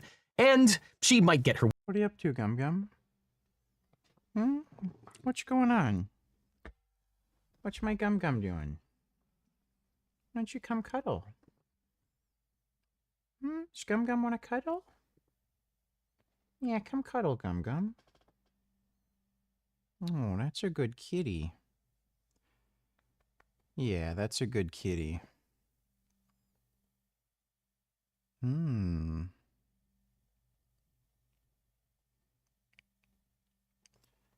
Oh my God. Oh, that's a good cat. Wish. Now, the secretly a man conspiracy theory is surprisingly popular in the MAGAverse. There's even a name for it, transvestigation. People currently under transvestigation include Michelle Obama, former New Zealand Prime Minister Jacinda Ardern, Taylor Swift, Lady Gaga, and Serena Williams, giving more fodder to the theory that when they ask what is a woman, they actually have no idea and are just curious. And so after her departure from the Daily Wire, Owens launched her own podcast called Candace and ran with the Brigitte Macron as a man as the fledgling podcast's central focus. Now, throughout the summer of 2024, Owens repeated her claims about Brigitte Macron. She sold t-shirts with a picture of Brigitte as Time Magazine's Man of the Year. She announced that the Macrons are part of a, quote, very small group of elite oligarchs who routinely practice homosexuality and pedophilia, believe in Baphomet, and worship a transgender deity. I hate the phrase global elite because it sounds so spooky or whatever. And she cross-pollinated the Macron-related conspiracy theory. Dude, I don't know why, always, like, if he jumps off of my lap, he just launches off of my testicles. Series with Alex Jones. In August of 2024, Owens invited Xavier Poussard onto her podcast, where Poussard, who had worked for years to promote the Brigitte as a man conspiracy theory in France, helped Candace really flesh out the nuances of the larger conspiracy. They agreed that the Macrons were perpetrating a fraud regarding Brigitte's identity, and that Emmanuel Macron is being controlled by Brigitte or possibly some larger cabal. They went further and pointed out the close resemblance between Emmanuel Macron and Brigitte's nephew, and implied that the resemblance proves that Brigitte is secretly blood related to Emmanuel, and thus the relationship is also incestuous. Now, when YouTube removed this video for violating its content policies, Candace doubled down, claiming that this was just part of the media conspiracy to cover up pedophilia. So in December of 2024, the Macrons sent Owens a detailed retraction letter filled with evidence debunking Owens' claim. claims. We missed the letter because they sent it to an inbox that we would have never been checking. It was a very weird inbox, like where you would go to return a t-shirt. And because we missed that. Yeah, reading between the lines here, I'm guessing that they sent it to her registered agent for service of process. And yeah, that's definitely something that you should be checking, and it doesn't bode well that you're not attentive to these kinds of things. And the letter included Brigitte's birth announcement, as well as a bunch of pictures of her as a young girl, a picture of her married to her first husband, and what should have been the coup de grace to the conspiracy theory that Brigitte is secretly a man, a reminder that Brigitte had birthed 3 children during her first marriage. Like you don't have any photos of yourself for 30 years of your life. But instead of backing down in the face of evidence, Owens decided to create an 8-part series on her podcast exposing all of the Macrons' nefarious lies. But if you find yourself looking down the barrel of a MAGA conspiracy, you might want to remove your online data lest you Jeez. theories about the Macrons. Now, in Delaware, where the Macrons eventually filed their defamation lawsuit, defamation typically has 4 elements. First, the defendant made a defamatory statement. Second, the statement concerned the plaintiff. Third, the statement was published. And fourth, a third party would understand the character of the communication as defamatory. Now, while there are exceptions, for a statement to be defamatory, it generally needs to be a verifiable statement of fact, as opposed to an unverifiable opinion. And there are a lot of potentially defamatory statements of fact in Owens' conspiracy theory. Because according to this conspiracy theory, Brigitte Macron is actually Jean-Michel Trudeau, and she's a blood relation of Emmanuel Macron. At some point after his gender transition, Jean-Michel stole his sister's identity and began living as Brigitte. Jean-Michel, as 40-year-old Brigitte, then seduced 14-year-old Emmanuel Macron. She apparently seduced Emmanuel because she was grooming him on behalf of a global cabal of pedophile elites who wanted a Manchurian candidate they could control. These elites included the powerful Jewish Rothschild family, who also, according to Owens, practice incest and have a close connection to Emmanuel Macron. They said that it was just very clear that the hand of Rothschild was on him. But according to Owens, Brigitte didn't just use seduction to control Emmanuel. She also apparently used mind control, possibly in the form of psychedelics like the US government's experimental MK-Ultra program. MK-Ultra, by the way, was a real program by the United States Central Intelligence Agency that experimented on unsuspecting victims, giving them doses of hallucinogens without their consent and subjecting them to various forms of attempted mind control. In the real world, this program officially ended in 1973. In conspiracy land, it is ongoing and has been used to control puppet leaders of supposedly democratic countries like France. He is to me like a Zelensky. He's totally powerless. There's somebody in the shadows telling him what to do. But according to Owens, Emmanuel Macron isn't the only leader under the influence of MK-Ultra. As Owens argued in episode 5 of her 8-part series, quote, there are too many similarities between the upbringing of Emmanuel Macron, and as we talked about the upbringing of Kamala Harris, the upbringing of Barack Obama, you know, these people being raised by their grandparents at a time when we know that the MK-Ultra program was running and there is something very, very wrong there. Owens also claimed that when so-called journalists began investigating the Macrons' nefarious deeds, the Macrons had them killed. As evidence of this, Owens cited This is insane. So she's gone like full on Alex Jones. Has she? I remember she was entertaining flat Earth conspiracy theory. I'm not sure if she's a flat earther now too. the suicide of one conspiracy theorist. In February of 2025 and on July 1st, 2025, the Macron sent Owens 2 more retraction demand letters. And the lawyer actually had to write the following sentence, quote, Mrs. Macron has always been a woman. She is not President Macron's blood relative, and President Macron was not involved in a mind control program. Owens responded publicly by declaring the quote, we are not getting in line. We've said file your lawsuits, my friend. So a few weeks later, the Macrons took her up on that invitation. On July 23rd, 2025, the Macrons filed a 219-page complaint against Candace Owens and her 2 businesses in Delaware State Court. The Macrons alleged 22 counts of defamation and false light related to Owens' 8-part podcast series. You know, Hunter kind of notoriously said, like, we control the courts in Delaware. Now, why Delaware, you might ask? Well, Owens claimed it's because the Bidens control the Delaware courts, but it's more likely that the Macrons filed there because both of Candace's businesses are organized under Delaware state law. This gives the state courts jurisdiction over Candace and her businesses. The statute of limitations for defamation in Delaware is 2 years, which allows the Macrons to pull in all of Owens' statements about Brigitte, including several things Candace said before she left the Daily Wire. Now, to prove the first element of Delaware defamation law, the Macrons will have to show that Owens' statements were defamatory. To determine this, Delaware courts must consider first whether alleged defamatory statements are expressions of fact or protected expressions of opinion, and second, whether the challenged statements are capable of a defamatory meaning. To determine if a statement is defamatory, a judge will look at both the words and the context in which they're published. Now, Candace Owens will have a hard time claiming that her words were mere opinion, especially when she says things like, quote, I would stake my entire professional reputation on the fact that Brigitte Macron is in fact a man. Now, Owens isn't claiming to be professing an opinion, and she's claiming that it's a fact that Brigitte Macron is a man. Now, while being a man or being transgender does not necessarily carry negative connotations sufficient to qualify as defamatory, the context in which Candace Owens made these statements matters. Owens claimed that in order to falsely assume a female identity, Brigitte had stolen someone else's identity and that she was perpetrating a fraud on the French people. That certainly seems to have the implication of dishonesty and perhaps even criminality that would qualify as defamation. Now, the Macrons also argued that it was defamatory when Owens exaggerated their age gap, arguing that Owens, quote, lied about the age difference between the Macrons, claiming that Emmanuel was 14 and that Brigitte was 40 when they met. Now, those numbers are maybe not as far off as we would like them to be, but they are wrong. And according to the Macrons' own public statements, he was 15 and she was 39 when they met and potentially became romantically involved. And the question of whether he was 14 or 15 would be legally relevant under France's current law, which sets the age of consent at 15. But the law was only put in place in 2021. Before 2021, an adult could have relations with a 14-year-old, and as long as there was no physical force or threat, it wasn't legally considered statutory rape. It was a lesser charge. Under the older French law, though, even if Emmanuel was 15, any sexual relationship with Brigitte would still have been illegal under a lesser charge. That's because as a teacher, she was in a position of authority over him, and when a person is in a position of authority, the age of consent is higher. But it's a little strange that the Macrons carved out some space in the complaint to single out this single factual dispute, because whether he was 14 or 15 probably wouldn't matter to the reasonable observer, and likely doesn't matter legally here in the United States. It just calls more attention to the legitimately scandalous beginning of their relationship. Now, the second element seems pretty straightforward, that the statements were about the plaintiffs. Here, Candace helpfully named her podcast series Becoming Brigitte, and she name checks the Macrons whenever possible. To establish the third element of defamation in Delaware, the Macrons need to show that the defamatory language was published to a third party. This is why several paragraphs of the complaint detail how big Owens' audience is and how many platforms carried her series about the Macrons. Candace wasn't just writing mean things about the Macrons in her personal journal, she was working hard to publicize her defamatory defamatory statements to an audience of millions. She even went on other people's shows and podcasts to expand her reach. And her strategy worked. Even Joe Rogan, one of the most listened to and most credulous podcasters in the world, discussed Owens' claims and said that he believed them. She's got a 6-hour presentation on how Bridget McCrone is a man. I mean, it's fucking 6 hours plus long. I don't know if she's even kind of right about that. I think she's right. But she's got a lot of shit to say on it. Bro, she would be getting sued right now instead of trying to bribe her. Instead of trying to give her money to shut the fuck up, they would sue her. Yeah, no, you're probably right about that. So here, Owens clearly shared her defamatory statements with not only a third party, but a huge audience, which leaves the... They might actually have a case here. Candace Owens might actually be on the hook. Yeah, she said that, and now she doesn't believe in gravity. All right, well, yeah, she's... It's weird how these people are taken seriously. The fourth element, the Macrons will need to prove that a third party would understand the... What do I think of Macron's wife? I think she's past her Best Buy date. Character of the communication as defamatory. Now, this doesn't mean that they have to prove that Owens herself would have to understand that her statements were defamatory. Owens can't escape liability just by claiming, for instance, that she thought her words were just opinions, or that she believed that they were true, or she doesn't think that it's a bad thing. But she might try the tactic that Alex Jones tried in one of his defamation trials, claiming that no reasonable person would actually believe that she was being serious when she said those things. But under Delaware law, it's unlikely to work because it doesn't matter if she thought that the statements were defamatory, it matters if an average third party would. In Delaware, a plaintiff must only prove that a neutral third party would understand the nature of the statements as defamatory. And it seems pretty likely that most reasonable people would recognize that accusing someone of murdering journalists and being part of a global cabal of mind-controlling incestuous pedophiles who kill their sisters and take over their bodies as pretty defamatory. But the Macrons shouldn't break out the French champagne yet. Even if they can prove these four elements, they've got an uphill legal battle in front of them. Now, as we've talked about many times on this channel, the US law has to balance free speech with, defamation law. So courts in the United States have set a high standard for defamation, particularly when the derogatory comments are directed at public figures. So in Delaware, when the plaintiff is a public figure, they have to show two additional elements: that the statement is false. Son Goku donate $2, bro. React to this. An entire... I can't watch Dr. Phil, dude. I'm gonna get copyrighted. Is he just gonna say kids are not working hard enough and they're whiny complainers and they think they deserve, like, a 6-figure salary their first job? As opposed to depression or to 43 are home ownership. Yeah, that topic doesn't seem too interesting to me to begin with, but there's no way I'm going to be able to watch that. The stream's going to get taken down.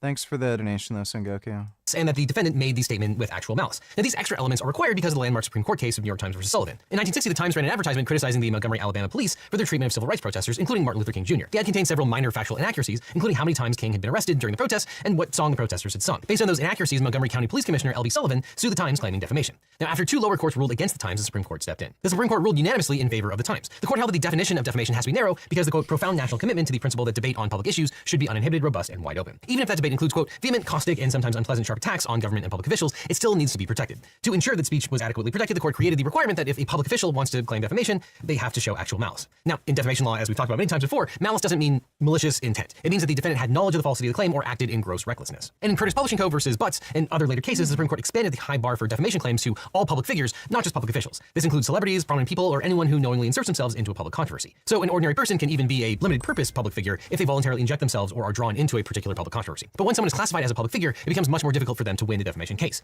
Now, Emmanuel Macron, as president of France, is certainly a public official and a public figure. And while a court might not consider all family members of politicians to be public figures per se, Brigitte's actions would likely qualify her as a public figure. And courts will often look at whether a person has given public interviews or otherwise put themselves in the public eye. One Delaware court in Martin versus Widener School of Law, for instance, found that a law student who voluntarily did an interview with a newspaper about his dispute with his law school had made himself a limited purpose public figure related to that dispute. Now, Brigitte is often by her husband's side at public and political events, and according to the Macron's complaint, quote, Mrs. Macron joined her husband on the campaign trail, acting as a central figure and key advisor to his campaign. The complaint also acknowledges that, quote, Mrs. Macron represents France in diplomatic settings, supports charitable causes, and engages in initiatives related to education, health, disability, and child protection. So as a public figure, she's going to have to demonstrate that Candace Owens acted with actual malice. Obviously, if you're going to prove actual malice, you have to present to the court, which is it's obviously a very high bar that's been set, which I don't necessarily even agree with that bar, by the way, New York Times versus Sullivan set. But obviously, you have to prove that I acted, I knew the truth, and I acted. That's exactly right. And under Delaware law, that means the Macrons will have to show that Owens either knew her claims were untrue or that she acted with gross recklessness. And recklessness is part of that standard to prevent someone from being able to defeat a defamation claim by just sticking their head in the sand and ignoring all of the contrary evidence, which is probably one of the reasons that the Macrons sent 3 letters explicitly debunking her claims, and in the complaint, the Macrons recount the contents of those letters, which include written statements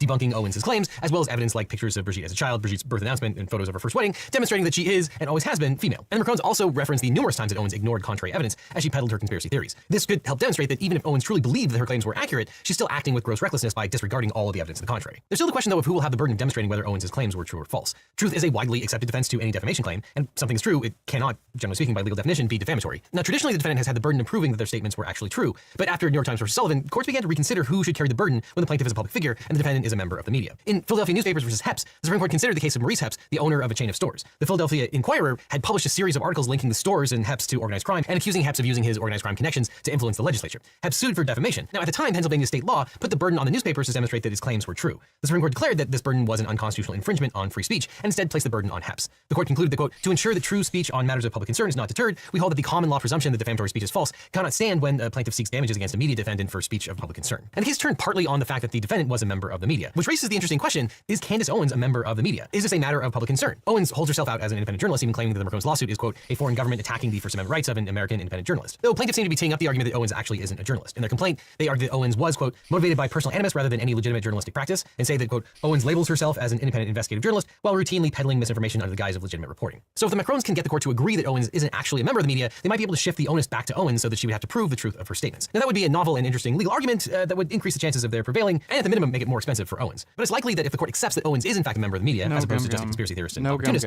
the onus would be on the Macrons to prove that Owens' statements were false, which is probably why... No, Gum. What are you doing? Gummy. Why doesn't Charles Xavier from X-Men take test if he's the smartest mutant? I don't know if he's the smartest. Perhaps the wisest? But, I don't know, maybe he doesn't... Maybe he's just not on his alpha male grind set, you know?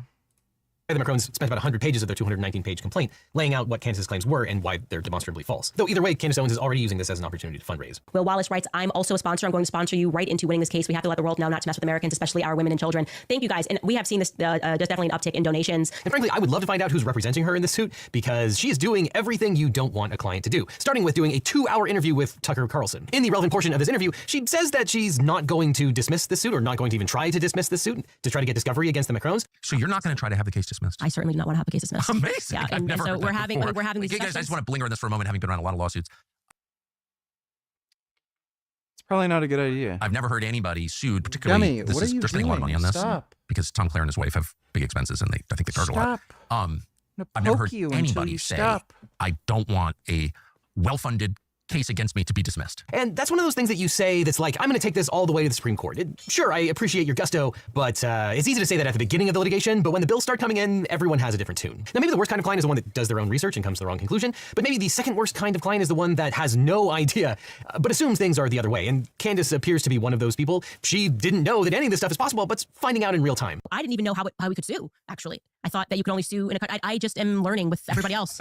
It's amazing. How this is going to work. Yeah, this kind of thing has totally happened before. There are all kinds of examples of people who are foreign citizens who have sued for defamation in the United States because, you know, that's where the defamation happened. And there have been some pretty big payouts, including relatively recently a $8 million payout in Washington, D.C. There's a case called Chandler versus Berlin where a man from New Zealand sued in the United States over publications that happened in the UK. That ultimately led to the second largest defamation verdict in Washington, D.C. history. Yeah, the courts in the United States are perfectly capable of dealing with citizens from other countries. Owen seems baffled that anyone would file suit in Delaware. Because they did file in Delaware, and it is a place where we know that the courts are corrupt, but this would be a kind of precedent that would be, I think, almost even too crazy for Delaware. Well, yeah, that's where her companies are domiciled. It is a totally normal thing to sue a defendant where they are located. And guess what? It's totally normal in the United States to file your articles of incorporation in Delaware. And on top of it, I don't think Owens has a good grasp of how civil procedure works. She talks about asking an attorney or defendants questions in a deposition of herself. Do you want that to be your legacy? I ask him that genuinely. Like, I hope that we do get to court and I get to ask him that face to face. Maybe he's deposing me and I get to ask him, like, is the money worth it?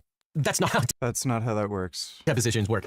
When you're being deposed, you're the one that's going to have to answer all of the questions. And you can try to ask questions of other people, but you're not going to get a response. And of course, she says she doesn't care about the money and that she has truth on her side. You're talking about a sitting president of another country coming in and saying, I'm going to sue you for telling the truth. I am skeptical that she has the truth on her side. Extremely, extremely skeptical. But it's very easy to say that you don't care about money, you know, until the lawyers' bills start pouring in. And ultimately, if there's a multi-million-dollar verdict against you, I think you're going to start caring about the money at that point. And look, this is not going to be the easiest case for the Macrons to win, but Candace Owens seems to be doing absolutely everything that she can between publicizing the allegations, between giving interviews post-lawsuit, and making every kind of incriminating statement you could possibly make in the context of a defamation suit. She's doing everything that she possibly can to give this to the Macrons. But there's always this Streisand effect. So far, it seems like the Macrons' lawsuit has backfired, making them and the conspiracies about them even more of a topic of conversation. And Owens certainly hasn't stopped talking about it. She's already posted several more hours of videos and podcasts doubling down on all of her conspiracy theories about the Macrons and even expanding the mythology a little bit more. What's going on in France? Brigitte Macron Emmanuel suing Candace Owens because she's getting close to finding out what exactly. Reaching a bit of a fever pitch.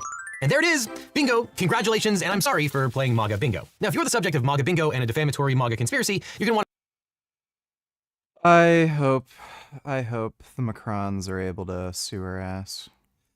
All right, more Mutahar, dumb, stupid, retard, lying horseshit.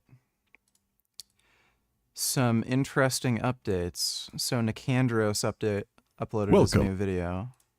I'm Nicandros. You may have seen my previous video. Mutahar's been a fake engineer for 10 years. The video's been way more successful than I ever expected. I assumed it would simmer in the background for a month before I released my big video, but it blew up instantly, and Mutahar has responded. In the video, I exposed Mutahar for giving inconsistent statements about his educational background and qualifications. Did he go to university for computer engineering or computer science? Did he drop out after a semester, or does he leave it open to leave his audience to conclude he graduated? Sometimes he'll talk about STEM degrees while claiming to be an engineer and therefore biased in favor of them, despite the fact that he has no such degree.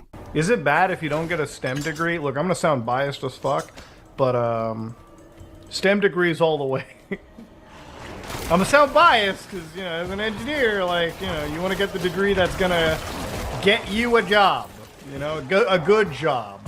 Not saying other degrees can't, but like, you gotta be smart. If he wasn't trying to be deceptive, why didn't he say, I don't have a degree, but I'm still an engineer? By the way, it does seem to be the case that merely holding yourself out to the public as an engineer is a violation of the law in Ontario where Mutahar lives. As Professional Engineers Ontario, a self-regulatory body, not a random engineer labor union. Don't watch the video, basically just reiterates all the points he already made. Then at the end he says it's okay for the government to censor the internet. You mean Nicandros' video? Union has fined a politician in 2016 for introducing himself as an engineer on television when he wasn't a licensed engineer. Do note that this person used to be a fully licensed engineer, degree-holding professional engineer, but because he was no longer licensed, he lost the right to call himself an engineer. There is no jail time for breaking this law, only a fine if you refuse to cease misusing this protected title. Despite admitting at points that he was a former engineer, that he was a dropout, Mutahar was introducing himself as an engineer as recently as June of 2025. A videography diploma, he worked as a video editor, but in 2019 he began calling himself not just an engineer, blue-collar computer programming, before he switched to calling it engineering in 2015, and that term stuck with him for 10 years, misleading millions of people into perceiving him as far more qualified and educated than he was. Others have pointed out that he used his credibility to following this quite closely behind the scenes. Now he's on them not knowing anything about the situation, and he's omitting massive amounts of context in Myself to, you know, I guess programmer or a fat Indian guy that knows a bit about computers. That's what I'll leave it at. And that's pretty much all I have to say. Now, again, I think that's great. Now, if you feel offended, if you feel wronged that I called myself an engineer, what's to do with his friends? And he's made a 2-minute response buried 3 minutes into a random 32-minute video. Let's see it. Now, YouTube's pretty much engineered, I would say, in their mind, it seems a pretty foolproof way of isolating kiddies from adults. Now, I use the E word over there, and I want to just start talking a little bit. I know there's been some drama, and I want to kind of address things here really quickly. So, obviously, I have been calling myself an engineer, in some cases a programmer, a cybersecurity engineer, whatever you can call it. And, you know, I apparently have also been a dropout, which I don't hide. Now, obviously, me being a dropout, I don't have a degree, so I'm not a certified or licensed engineer. Now, I made a lot of videos in the past where I've taught you guys about computer safety, cybersecurity, a lot of this stuff, and I think that content stands up on its own. And I believe it actually can be used, and people have learned from it, and I think that's great. Now, if you feel offended, if you feel wronged... So again, this is like me saying I'm a medical doctor and then giving a bunch of advice on, like, medications. And then it turns out I'm not a medical doctor, and I was lying the whole time. And then I go out and say, well, I was going to go to medical school, but, like, I dropped out and I didn't want to do it anymore. But, I think all the content that I made was really informative and helped a lot of people. And when I said I was a medical doctor, I meant, like, I'm not a real medical doctor, but I kind of, like, do stuff that medical doctors do. That would not be a justifiable excuse. The fundamental issue here is he flat out, blatantly lied about his credentials. And, we live in a society where we can't possess all knowledge. So we kind of have to, rely on expertise for certain things. And if somebody's going to call themselves a doctor or an engineer or, a licensed mechanic or plumber, and we don't know anything about those topics, but we need some advice on those topics, well, it's a fucking problem when some random fucking Indian dude who dropped out of school, only went to, like, some film college, and then makes shitty YouTube videos, claims to be a fucking engineer, and then gives advice on, like, programming or cybersecurity and all this other kind of shit. Who knows if some of the advice you said was extremely fucking dangerous or stupid or wrong and could make somebody do something dumb or dangerous or fuck their lives up or who the fuck knows. So, yeah, Mutahar's a fucking cunt. He flat out lied, and he's just trying to sweep this under the rug and act like it's not a big fucking deal.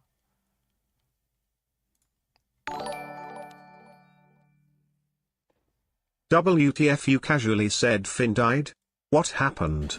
Also, Vince hates Tash and is jealous that she gets attention for spreading her legs.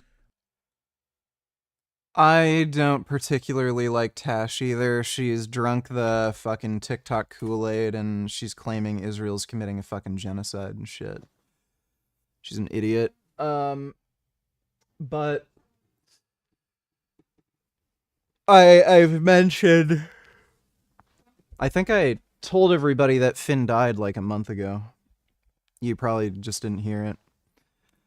Let me take a look. Thanks for the donation, Anita Dick. What's going on, everybody? Vince Goodrum here. It is Wednesday afternoon. Reason for the video is, well, let's go ahead and review two of Tasha's videos that, I really need to educate her, as well as some of the other bleeding heart vegans that are out there. So we'll start with one.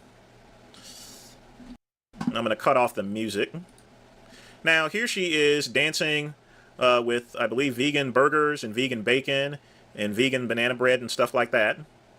Obviously, she's gotten a little bit fat, so she probably needs to get on the treadmill for a little bit, but no worries.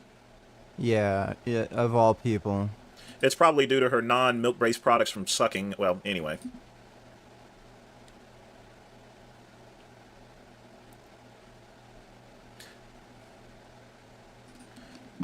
Now, first off, that's a very stupid getup, but in any event... Finn just got really old. I think he was 11 or 12 years old and just had really serious health problems. And then his body just gave up on him, and then Jasmine had to euthanize him. Folks, when it comes to vegan bacon and vegan products there are a ton of preservatives and synthetic ingredients in any type of vegan products, especially vegan bacon. Vegan bacon has tons of synthetic products as well as burgers. You know what the worst thing about it is? It doesn't even taste like actual bacon. What's the ingredients of bacon? It's just pork, salt, curing agents, and other flavors and seasonings, and stuff. Whenever I was a practicing vegan many, many moons ago, I would never eat this type of stuff. I would stick with beans and other stuff that are legitimately vegan. It's the same with these Beyond Burgers. I can't figure out why people are eating this crap. You know, the best vegan burger out there, and they got a really good restaurant out here in Greenville. They don't use Beyond Burgers. It's rated #1 in Greenville, South Carolina, and they just use a regular vegetable patty there, you know, with corn and stuff in it there. The thing about it is that the key to their burger is, you know, make it to taste like a vegetable burger. It doesn't need to taste like meat. It just needs to taste good. That's it. I mean, I'm having a vegan lunch today, actually, no meat whatsoever. And you know what I'm actually having? Am I having a imitation bacon or imitation burger? No. I'm having a bean burrito. Okay? There's no vegan cheese on it, just a bean burrito with a tortilla on it and stuff. That's it. That's all, baby. That's Sports Center. Some lettuce on there too. That's a real vegan. That's actual real vegan food. Okay? You don't need any of this other fancy stuff. A vegan booty up there promoting this synthetic crap is stupid. I definitely get it. People want to be a vegan. I believe me, I get that. But if you're going to be a vegan, be a smart vegan. Don't eat foods to where it pretends to be meat. Just eat actual vegan products. Otherwise, when you eat... They are actual vegan products. They're just imitating meat. And they're better for you than actual meat. crap like this, it's going to make you want to eat meat products here. It'll convince you. It's, you know... No, it will make you just want to eat the vegan meat. She's a moron. So let's go ahead and check out the next video that she has here. So we're doing 2 for 2 today. Let's see. Here. Ugh. All right. As far as this is concerned, this is a very foul and disgusting woman. I mean, obviously she spent so much time on OnlyFans and stuff like that. But it doesn't matter if she goes and spreads her legs as she does with other men or other thingamabobs here. The fact remains the same, folks. When you eat stuff like vegan bacon and vegan burgers, it not only doesn't even hardly taste like the product, but it has a lot of synthetic ingredients in there where it'll do more harm than good. So, folks, if you're going to be a vegan, eat food that's associated with veganism, okay? Don't try to eat food that imitates a meat product there. You know, it's just dumb, and it's going to make you want to eat meat products here. I can't believe I'm actually telling you guys this, a little bit of advice so you can maintain your... How does a Beyond Burger encourage more meat eating? Veganism and stuff and everything. I mean, it's just ridiculous. As far as Tosh is concerned, that last video was just straight up nasty. Just straight nasty. Ugh, disgusting. But in any event, that's all I got to say for right now. Be sure to like and subscribe to the Vince Goodrum channel. Click the link below. Also visit vincegoodrum.com. As always, peace and so. Vince is not a smart man.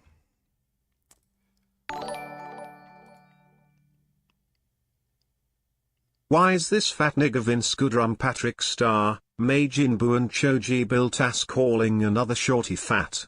This nigger's diet consists of buttermilk biscuits, fried chicken, French fries and cheeseburgers, yet he wanna call other hoes fat. Eat salad, bitch. Yeah, really. Like, Tash isn't fat, and he is fat, and then he's calling her fat when her diet's better than his, clearly. It's fucking retarded. Thanks for the donation, Kid Boo. What's going on, everybody? Vince Goodrum here.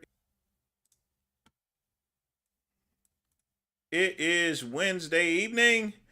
Reason for the video is every time I make a Vegan Gains video, it seems as though I have to make another one subsequently. So recently I posted about my cousin admitting that he is on the juice, the Minute Maid. But the most common question I've been getting lately, and including on the live stream, is how much is he spending on his drug stack? Well, the great one is more than happy to oblige. I don't know why you wouldn't just ask me. He has like my email, Discord. I don't know why you wouldn't just ask. So here's the thing, folks. Speculate. Let's start with his testosterone seepinate. From what I'm understanding, he's taking 30 milligrams a day, 210 milligrams a week here. Okay? So, basically speaking, testosterone seepinate is cheap, okay? It's very cheap. For 30 milligrams, you're talking about $1.95 a day. Even without having any type of insurance itself. You should watch Candace on Pierre's Pretty PLS after Vince Badcom. It's an hour, 10 minutes long, though, dude. I don't know. Maybe. Thanks for the donation, retard. So I'm spending $90 every 2 months. So it basically works out to like 45. So it's a 10 mil vial, 200 milligrams per mil. So because I'm taking 210 per week, it basically works out to $50 per month. Here, and I'm just going by U.S. prices. Canadian prices may be different, or the way they have healthcare, they may just give it out to them for free. Who knows? But I'm going to break this down based upon American prices, as if not me, because I can get a prescription. I'm just breaking this down for a regular red-blooded American that wants to go and get on the vegan gains stack. So, first off, again, testosterone cypionate, it's cheap, okay? 30 milligrams, very cheap. You can get... Curious $22, Mutahar is gay. Many people would that was a really weird story. I'm not sure. We can maybe watch that later. Thanks for the donation, Curious. Retard, $22. Candace, part is only the first half. Okay, maybe we'll watch it. Thanks for the donation, Retard. Here in my garage knowledge, donate $2. Can you listen to this? It's very short. Also, has Jasmine tried to reach out to you at all? No. When is the last time you hears from her? A while.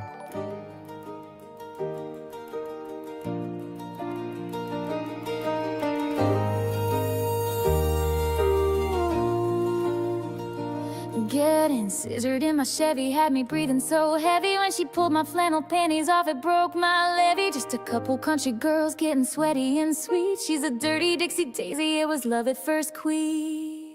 When her queef hit my face, I knew I was ready to scissor that lady in the back of my Chevy. And baby, this ain't like your Subaru, but damn, I scissor so good with you. So wiggle those hips and make me believe in the back of my Chevy. It's like a dream. We're scissoring sweet in deep Tennessee, letting our lesbian pussies queef. We're AI is weird. I like it when girls lick each other's butts. Thanks for the donation here in my garage knowledge.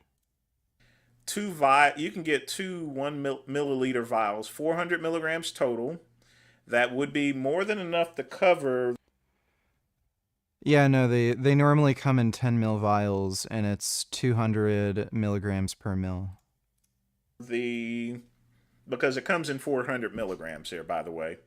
So the only thing he would need to do in order to complete it would be, maybe two bottles and a little quarter or so, a little tiny bit there. You're talking about $105 without insurance, or at least not. So with that, let's throw in another bottle, okay? We throw in a third bottle, maybe he has a little extra to spare. Okay, $150. Even with that being said, $150 is cheap, okay? That's as far as a cypionate is concerned. Testosterone is always going to be cheap, with or without insurance, okay? Period. And you can get the reduced cost with insurance discount programs. You can literally spike it for half the price. You could probably get it for $30 or $40. But testosterone cypionate, cheap. So here's the now the reason why I went ahead and went over the testosterone numbers, because those are nothing to write home about. However, when it comes to growth hormone, that's just a little bit different here, okay? Growth hormone is a little bit more expensive, folks. So yeah, so I'm spending $600 on growth hormone. I could get pharmaceutical grade, like real pharma growth hormone. It's a little more expensive. I think that'd be like $750.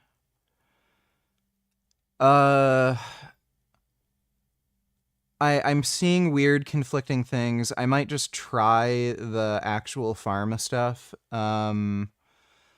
Generally speaking, what I'm seeing is if you can find a good UGL supplier, the growth hormone is about as good when it comes to muscle growth, tissue repair, stuff like that.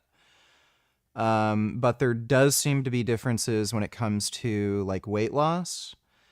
And depending on the brand of growth hormone you're getting from an actual pharmacy, some people get worse side effects compared to good underground growth hormone. So it's a little weird. I might try the actual pharma stuff, but I'm not sure. It's going to take me a while to break this down. So here's the thing, folks. It's going to really depend on a couple of factors, whether my cousin's getting it retail, if he's getting it in bulk, or if he's getting a discount on it, or like patient's assistance. So if he was paying retail price for growth hormone, brand name, genotrophin, or so forth, you are looking at about $20 to $25 per IU. He's taking 4 IUs, in other words. 4 IUs of growth hormone. That's about $80 a day, or $2,400 a month. It's a lot of money, okay? Now, I'm just saying $2,400 a month. That's only if... I can get Pfizer, I think it's genotropin, for $1,800. I'm not sure. I think that would actually last more than a month, though. If I was taking 4 IUs, it's a larger quantity. I don't want to have to spend that much money. That's ridiculous. But yeah, I can get it. I think it's Sinotrope. That's cheaper. That's like $750. If he's using brand name stuff, he's not buying it in bulk. He's just going to the grocery store and picking up some tomatoes and stuff at a Whole Foods. He's not going to Walmart. If he's going to Whole Foods and not Walmart, typical prices, that's about $2,400, easy. Maybe even $2,600, $2,800. Now, if he went and decided to buy it in bulk, you can reduce your cost by maybe 20% or so forth. At that point in time, it'd be 18, 17 or so forth per IU. So you'd be looking at $70 a day. You're looking at about $2,000 a month. That's $13, maybe $16 or so forth. So you're looking at like $1,400 to $1,600 easy. So as far as his supply is concerned, when it comes to growth hormone, it's really going to depend on where he's getting it from. I certainly would doubt that he's getting, retail stuff there. So honestly, given what he's having, and remember, my cousin has all the time in the world to shop for stuff here. I have to work a 8-hour job and then run my business. So he has plenty of time to shop around. So he can easily he could probably get it discounted. I would honestly say probably in that discount range of $1,500. Now, of course, if he's using black market stuff, it could be lower, but honestly, I wouldn't even touch that mess. You don't know what you're getting. Just keeping it real and telling it to you like it is. You have no clue exactly what you're getting. So I would honestly say... No, all my stuff is third-party tested. I know what I'm taking. I'm just going to go and peg it at $1,500. So $1,500, and then you take your test. We'll say... Yeah, I'm not spending $1,500 a month. There's just no way. Way too much money. But yeah, I'm spending about $600 a month right now. I'd be willing to try the actual pharmaceutical grade stuff. That's a little more for $750. I might do that next month. Just to see if there's an actual difference. Again, there's varying claims. I think a lot of it has to do with people who've tried growth hormone maybe 5 or 10 years ago, and they weren't getting it from a good supplier, in the UGL market. But everyone's getting it third-party tested now, so as soon as somebody's selling, bunk HGH, no one buys it anymore, and they get railed, and then they go out of business. So, it's pretty easy to find good UGL growth hormone. Again, you can look at Chase Irons. Chase Irons said as soon as he tried the somatotropin, that stuff is ridiculously expensive. He's able to get it for a reduced cost, but he was taking 18 IUs per day. And I think he gained 70 or 80 pounds in 2 or 3 months taking that. And it was all muscle. That was fucking ridiculous. And he said he was never able to grow that much taking underground. But again, who knows if the underground stuff he was taking was any good. So who knows? There's no way I'm going to take 18 IUs of growth hormone, whether it's UGL or otherwise. That's just absurd.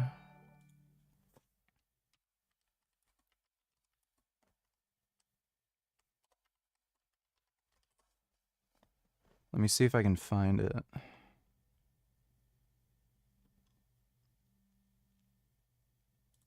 a week. Somebody made a video response to him and they showed the before and afters and it was like the most ridiculous shit you've ever seen. He literally grew like 70 pounds of like just pure muscle. It was absurd. But one thing I do tend to see with people anecdotally, when they take pharmaceutical growth hormone, apparently it has a greater weight loss effect versus the UGL stuff. So I don't know. It's weird. Forgot my namification, don't need $2. Could you see Mexico getting occupied by the US if violence and political corruption keeps escalating? It would have to be very, very bad. Very bad. I'm not sure. Don't spam the chat, please. So I'm not sure how bad it would have to get. I would assume, like, once it gets to a point where you've got cartel members crossing the border and, say, assassinating politicians, yeah, you'd probably end up seeing something like that happen. So I'm not sure, though. Thanks for the donation, forgot my namification. Is TRT just low-dose test? Pretty much, yeah. Say $150. He's probably spending about, my guess would be $1,650. That's if he's doing it legitimately, knowing the source. Yeah, I'm not spending that much per month. Sources that he has. Now, and I'm just going by simple American-based prices. Again, my cousin that I called myself an engineer while not being a degree-holding engineer, then for that I do apologize. And I will denigrate myself to... Yeah, everybody, I'm a medical doctor, but I'm not like a degree-holding medical doctor. I never went to medical school, and I never got my medical license, but I'm a medical doctor. That's basically what he's saying. It's fucking stupid. You know, I guess programmer or a fat Indian guy that knows a bit about computers. That's what I'll leave it at. And that's pretty much all I have. What would you increase your dose by if the 210 milligrams has no side effects, good blood work, and you want to increase gains more? I just go up to 250 from there. I wouldn't make a huge jump. Have to say. Now again, if you want to stick around, awesome. If you still feel wronged and this does not suffice for you, then I don't really give a fuck. Simple as that. Now I don't care, I lied, I don't care, fuck you. Yeah. He had the choice of telling the truth, but once so he just again, lied again. he's you know, and people have learned from it, and I think that's great. move your mouse to change the size and the hardness of your brush. 10 years. Then he tries to guilt trip people by their entire content model. Forgive me, Lord, but I did it. Please forgive me. Stop saying. That's a post from Nuxtaku's subreddit. At the time this video was made, the OP of this post was a 12-year-old child. They were not a one-time poster, and they were not the only extremely young child that was involved in this community focused. So when people, like, here's the thing. Oh, why? Half my class saw Aqua's asshole on my screen. Here's the thing, when people like bring up weird shit like this, like a screenshot where it's like, oh my god, you sent a underage person hentai. If they're in an adult community, and like not every member of the Discord is gonna know who the fuck they are, it may be assumed that they're of age, and then somebody might send them inappropriate, not realizing that they're fucking 12. So yeah, like, I mean, if this was like a Discord thing, and they have this Discord, they probably want to have moderators to verify somebody's age. I don't know how well you could really do that, because like, short of forcing people to show their IDs, and even then you could like just fake it.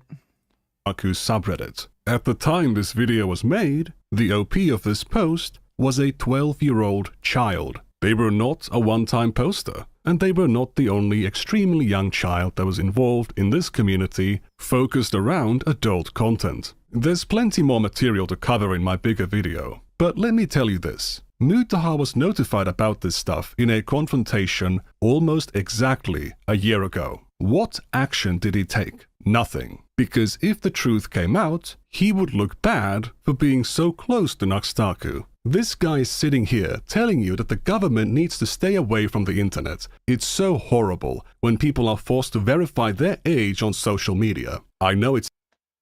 Oh my god. This guy thinks that you should risk your identity and data getting stolen because some random 12-year-old might watch hentai on Discord? What a fucking moron. Wow, that is a stupid take. Dodo donate $2. Do you like living alone more than living with a partner in general? Yeah. Have you ever been completely in love? I don't know what you mean by that, but I was in love with Jasmine. Once things broke apart, you know, that's gone. So don't care anymore, but yeah, I like living alone. Thanks for the donation, Dodo. It's annoying. I know it's frustrating. And I know it can be used for information control, mass manipulation, censorship, blah, blah, blah. But I've seen what... Well... those are less serious things to even worry about. So yeah, if the government were, well, this might be a bigger issue in the UK because we know people literally get arrested for wrongthink and having certain political views. But yeah, in the UK, that may be a more legitimate concern because if you need to give your ID, like anytime you use like the internet and use certain websites, well, now the government has that data. And if you post something about, oh, Keir Starmer is a jackass for letting in all these immigrants and he's destroying the country, then you get fucking knock at your door by the police and they start accusing you of being racist and promoting extremist views because you think immigration is out of control. Like that actually happens in the UK. So that's a unique kind of issue in the UK, but like the rest of the world, if the US were to implement this, the bigger problem would just be hackers and people just stealing your fucking data. So now, if anybody hacks these government databases, which happens all the fucking time, we've already seen states implementing rules where you need to like provide your ID if you want to use a porn site like Pornhub. They all get hacked. They all get compromised. And then people's credit cards, their photo ID, their payment information, all of that gets stolen. And then they're fucked over. So why, like, is that worth it? Because people can't parent their kids right. And they don't know how to put parental blocks on, you know, their kid's computer or their phone. So because there's idiots who don't know how to raise their kids and they don't know how to like just go on the Android app and put in the fucking parental code. Yeah, just restrict this website, don't allow this app. I have to risk getting like all of my identity and payment information stolen just because I want to use the fucking internet, along with, you know, concerns with like political persecution. Have you listened to any Blood Incantation? I don't think so. That band sounds like it wouldn't be good either. Let me see. It's probably going to be garbage.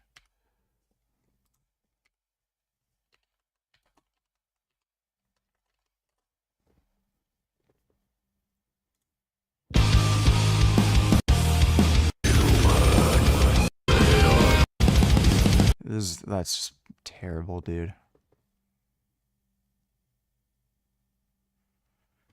Yeah, it's just awful. Thanks for the donation, all of the best of scammers. So this guy's an idiot, and I mean, holy fuck, like, this is so overblown. Look, when I was a kid, I had to have been 6, 7 years old, maybe, Like, bro, I got a hold of Playboy magazines. I've seen some fucking naked bitches. I've accidentally walked into a girl's change room when I was like 6 years old and I saw fucking old ladies' vaginas and shit. Like, it fucking happens. Am I ruined now? Am I like permanently psychologically scarred and will never be allowed to recover? Like, it's just stupid. I mean, the amount of violent video games and movies, like I saw RoboCop, Death Wish when I was a kid. Like, so many fucking people who grew up in the 80s, 90s, you know, watched those sorts of movies and shit. None of us have fucking problems from it.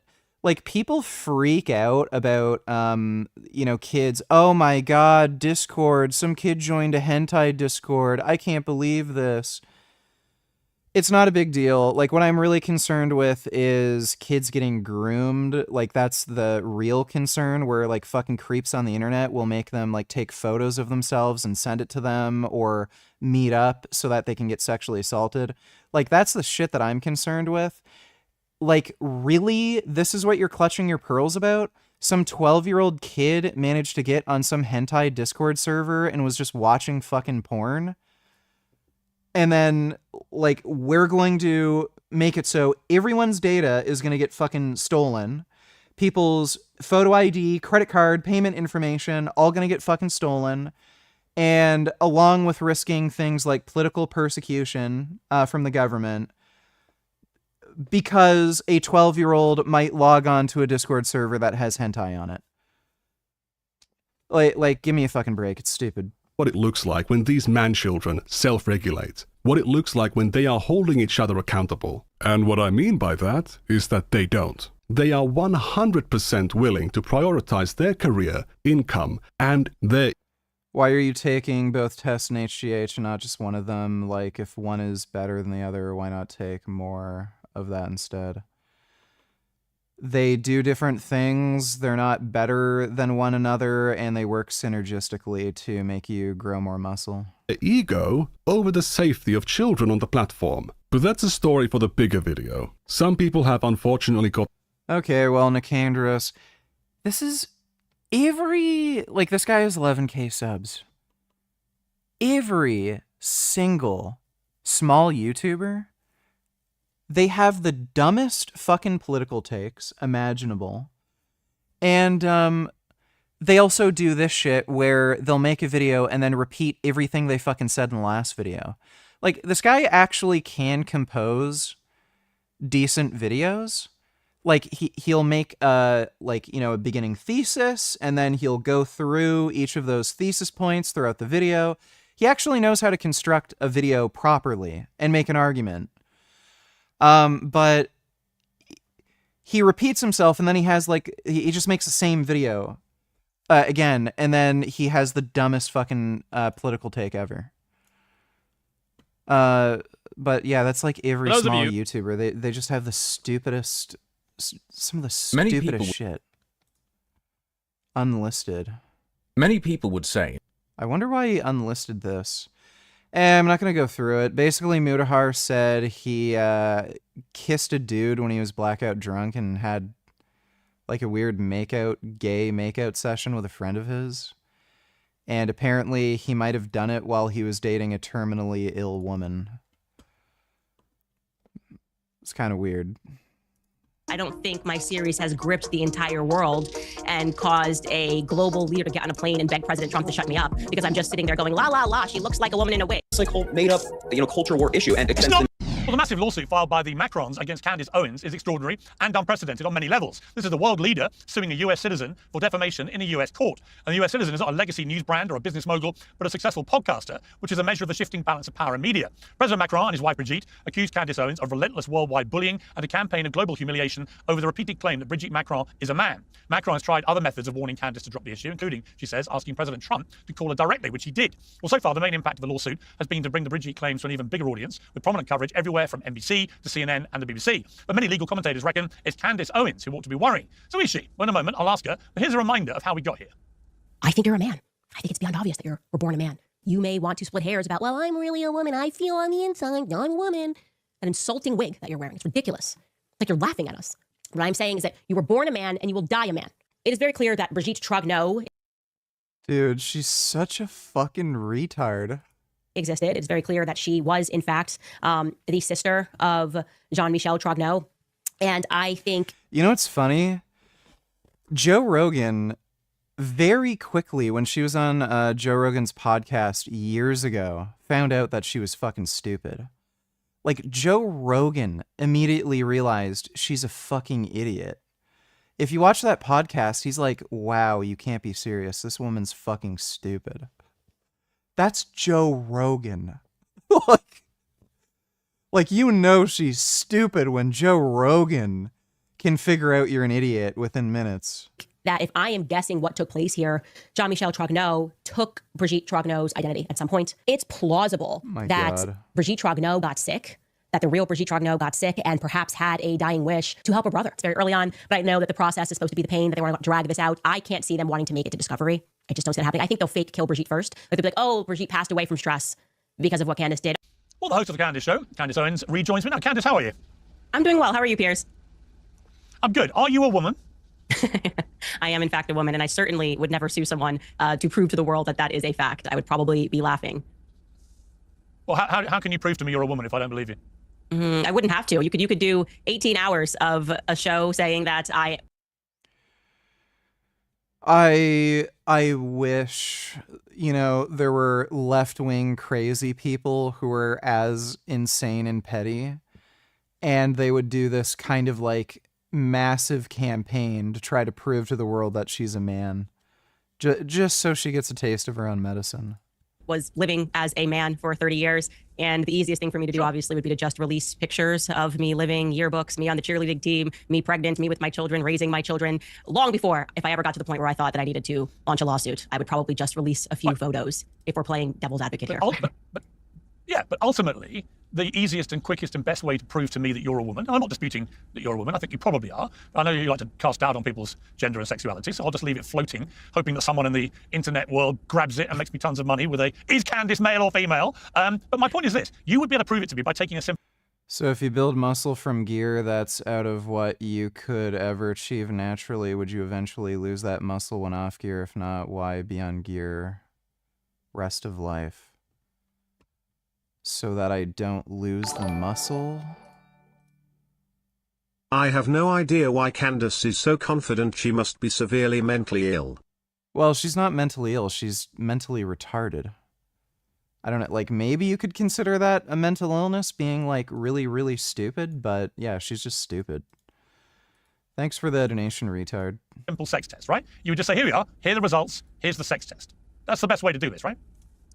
Actually, because we were in communication with her legal team long before she launched this website, we never asked for something that deep. We literally gave her a list of 21 yes or no questions and asked her to just answer it on the record. Also offered to fly over to Paris and interview Brigitte to get her side of the story. Before we even launched the first episode of the Becoming Brigitte series, we were in communication and offered them a chance to rebut. And they came back and said, we don't have to submit anything to prove that she is a woman, and we don't want to answer your questions. I've published those legal letters. It's the reason why people that watch this series are just not believing the media when they pretend that this was like... Yeah, so after making up a bunch of stupid nonsense lies, they're going to try to weasel in an opportunity to get an exclusive interview where they can peddle more nonsense and lies and make money off of it. And then she's surprised they don't agree to it. Yeah, I wonder why. Like, oh, Candace wanted the blood of the First Lady. No. Also, she's not suing. Obviously, my series was based on a book entitled Becoming Brigitte that I did alongside the journalist who worked on the story for 10 years. She's not suing him for defamation, but she is suing him for cyberbullying, which is really, if you read through the lawsuit against me, they are misrepresenting the things that I've said, taking them out of context, and pretty much smearing me in the process by pretending that we asked something extraordinary by saying we won't run this entire series if you could just show us a few photos of you living in this 30-year period. Right. I think photos can be easily manipulated. We know that in the modern era. I just think a sex test is definitive. And the reason I'm asking you this is because I'm assuming, maybe I'm completely wrong, maybe I'm the deluded one here, I don't think so, but I'm assuming the only reason that Brigitte Macron and her husband, who's the president of France, are coming after you personally. Vegan gains. You made 777 billion. We're not going to be doing that. Thanks for the donation, though, Vegan Stains. In American courts for defamation is that they know all they have to do. Unicorn Jizz, donate $2. This is what a pelican looks like when it's fishing. Just opens its beak and waits patiently for the prey to swim right in. But when it comes to eating other animals, yeah, it's not this polite. Dude, what the fuck? You know what? I was actually driving a few days ago, and I think I saw a muskrat on the side of the road. Pelicans rely on their giant mouths. Wow. Whether it's their coworkers at the zoo or they try to random eat visitors everything. walking by, they want a taste of everything. In a pelican's mind, almost everything on Earth falls into two categories. Things that Yeah, they try to eat dogs, cats, capybaras. I've seen a pelican try to eat a baby giraffe. It's fucking weird. can swallow and things it can't. If it fits, down the hatch. If it doesn't, well, might as well give it a nibble. That's why most animals at the zoo don't really like pelicans. They're always going around with their beaks wide open, trying to gulp down their roommates. So zookeepers are constantly having to rescue some poor animal from inside a pelican's mouth. And no, visitors aren't safe either. To a pelican, humans are technically edible, just a little too big. It's funny how pelicans are jackasses. So if it can't swallow an adult, it'll go for a kid instead. But here's the twist. Pelicans don't just open wide to eat. They also do it to feed their babies. So if one ever grabs your head, don't panic. Maybe it just thinks you're its child and wants to raise you. This is what a pelican... Yeah, pelicans are dickheads. Thanks for the donation, Unicorn Jizz. To completely refute your entire conspiracy theory, which is what they say it is they just have to prove she's a woman. If she's a woman, and she's had 3 children, miraculously, and I know I've seen your slightly torturous explanation for how she's managed to secretly have 3 kids, and it wasn't her, and she's a man, but I've seen what you've said. But ultimately, if she proves she's a woman, which is very easily provable, your whole case just implodes, doesn't it? Well, Piers, it sounds like you're on our side. It's been 10 years of the press saying that she was born a woman. She sued people for cyberbullying. She's sued people for speaking wrong about a document. And yet the easiest path would have just been to simply release photos from 30 years of your life. That is why this is unbelievable. You're also, I think, largely misrepresenting my series. You showed only clips of me discussing things after the lawsuit, but you didn't actually show anything from my series. I don't think my series has gripped the entire world and caused a global leader to get on a plane and beg President Trump to shut me up because I'm just sitting there going, la, la, la, she looks like a woman in a wig. No, it's a very serious subject, actually, Piers. And if you watched even the first episode of the Becoming Brigitte series, you'll understand there's an entire network of pedo criminals that are surrounding the Macrons. They have had multiple scandals regarding pedophilia that have just engulfed his presidency, and they are going after journalists. Candice is so hot. Richard, if Candice were vegan, would you hit it? No, I don't find her attractive. She's... 1, not particularly attractive, and 2, she's, like, dumb as shit. Like, really, really fucking dumb. I don't really want to fuck retards, so... No, thanks. Thanks for the donation, though, Spermy.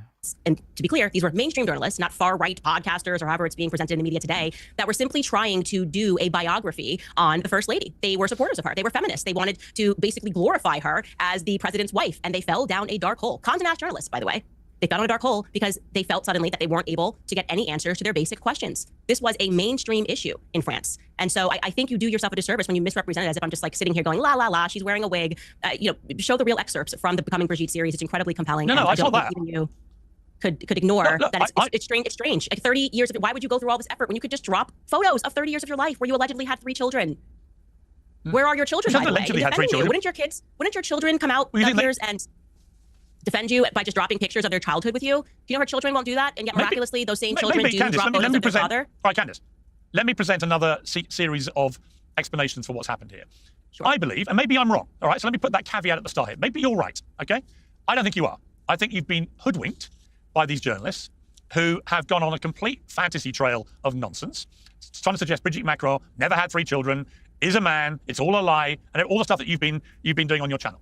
And getting huge traffic for and making tons of money. So if you're right, it's been a magnificent display of fearless journalism exposing a bombshell revelation about the First Lady of France. I absolutely make no bones about that whatsoever. But if you're wrong, as I believe, I genuinely believe you're wrong, then it leaves 2 avenues of explanation for why you would pursue this so aggressively. 1, you've been duped by these French journalists. And secondly, worse, that you kind of know it's not true, but you've ridden the wave of conspiracy theory about it because it's been so lucrative and it's gone around the world, like you've been saying. And I think that is why they're suing you, because ultimately they know that you've been amplifying this massively more than the journalists had in France, getting way more global traction. And it boils down to one simple fact, not photographs, as you keep trying to distract me with, but a sex test. If on day 1 of this case, she just produces an actual sex test report that says she's a woman, you're going to realize in that moment you've been completely duped. What do you do then?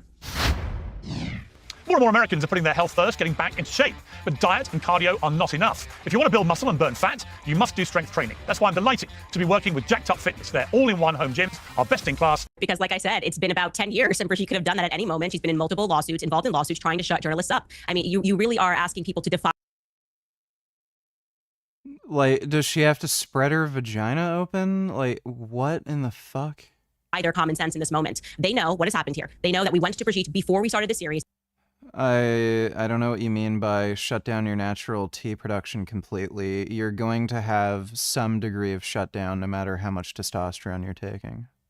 To get Brigitte's side of this, we were in contact with Brigitte's lawyers, the same ones that filed this case. We asked simple yes or no questions. We were not requiring a blood test. We were asking, can you confirm this is you in this photo from the childhood that has been produced, ironically, by a woman who was charged for forging documents. That woman's name is Mimi Marchand, and she was the first couple's PR person until she got in too much trouble for being a gangster and forging documents. They refused and declined to answer those questions. So, like I said, you are asking people at home to suspend their common sense and to truly believe that rather than answering yes or no questions, rather than maybe at first going after the author of the book, Xavier Poussard, who is a Frenchman, for defamation, that would be the first thing. Why don't you launch, at least at the same time, both of these suits? I'm going to go after Candace and Xavier Poussard. They are instead only going after me for defamation and not the person who sourced this entire quote-unquote rumor. There is, let me tell you, Piers, too many people who have watched this series, okay? They're watching your show now and they know that you are not accurately presenting what has happened here. But also, Piers, I think you are better than defending a pedocriminal network, right? And that's the biggest piece of the story is how many people around them have gone down, publicly admitted that they were pedophiles and were involved in this campaign in the beginning. Even if you remove the allegation, which I believe in from the bottom of my heart, like I said early on, I would risk stake my entire career on the notion that she was actually born Jean-Michel Dragnel. I believe that, right? And I'm willing to go through this because it's an important story about government deception. But even if you suspended that, you are right now defending a government that lied even about the beginning of their quote-unquote love story, in which his parents removed him from school because of this creepy 40-year-old teacher who found a 14-year-old student to be sexy or attractive. This is wrong. Everything that's happening right now in France is wrong and it's perverted. And as a mother, I will stand up to this, and I am confident that we will emerge as the winners of this, because in America, truth is an absolute defense against defamation, and I am telling the truth. Yeah, it is an absolute defense. And I think there are perfectly legitimate questions about how their relationship started, the massive age gap, and the rest of it. I don't dispute that for a moment. But, you know, as you say, in a defamation case, it ultimately comes down to truth mattering. And it seems to me this whole case is going to be resolved in a very straightforward way, because the obvious way to prove that you're wrong and have been systematically lying about it, if you've been doing it deliberately or otherwise, but telling a lie about her, which has obviously caused an enormous amount of hurt, is if they just produce evidence she's a woman. Do you accept if they do? Like, this is so... What do they need to do? Like... This is just so crazy. That your whole case disintegrates.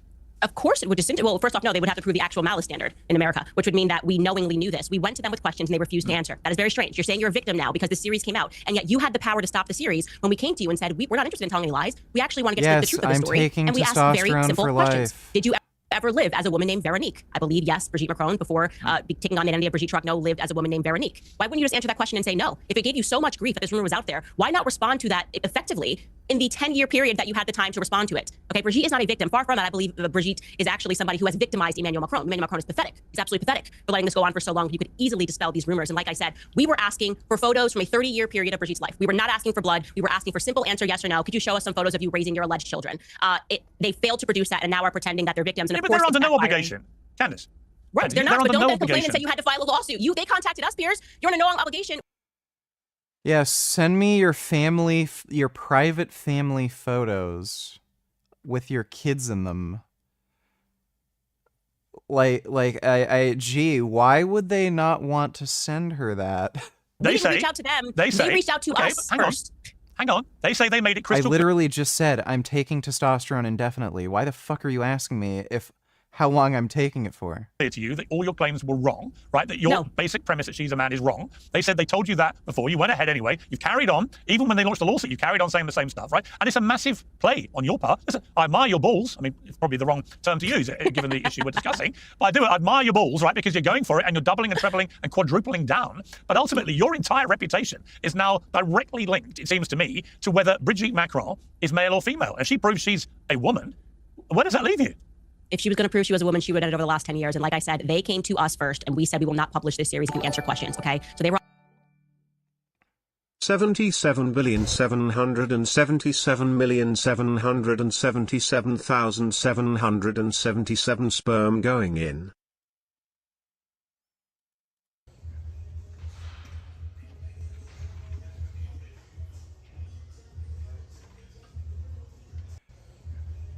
She has a really nice ass.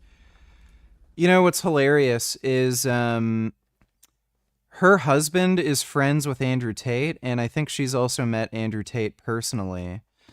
Andrew Tate has openly admitted to raping an underage girl. The girl that he raped was either 14 or 15 at the time.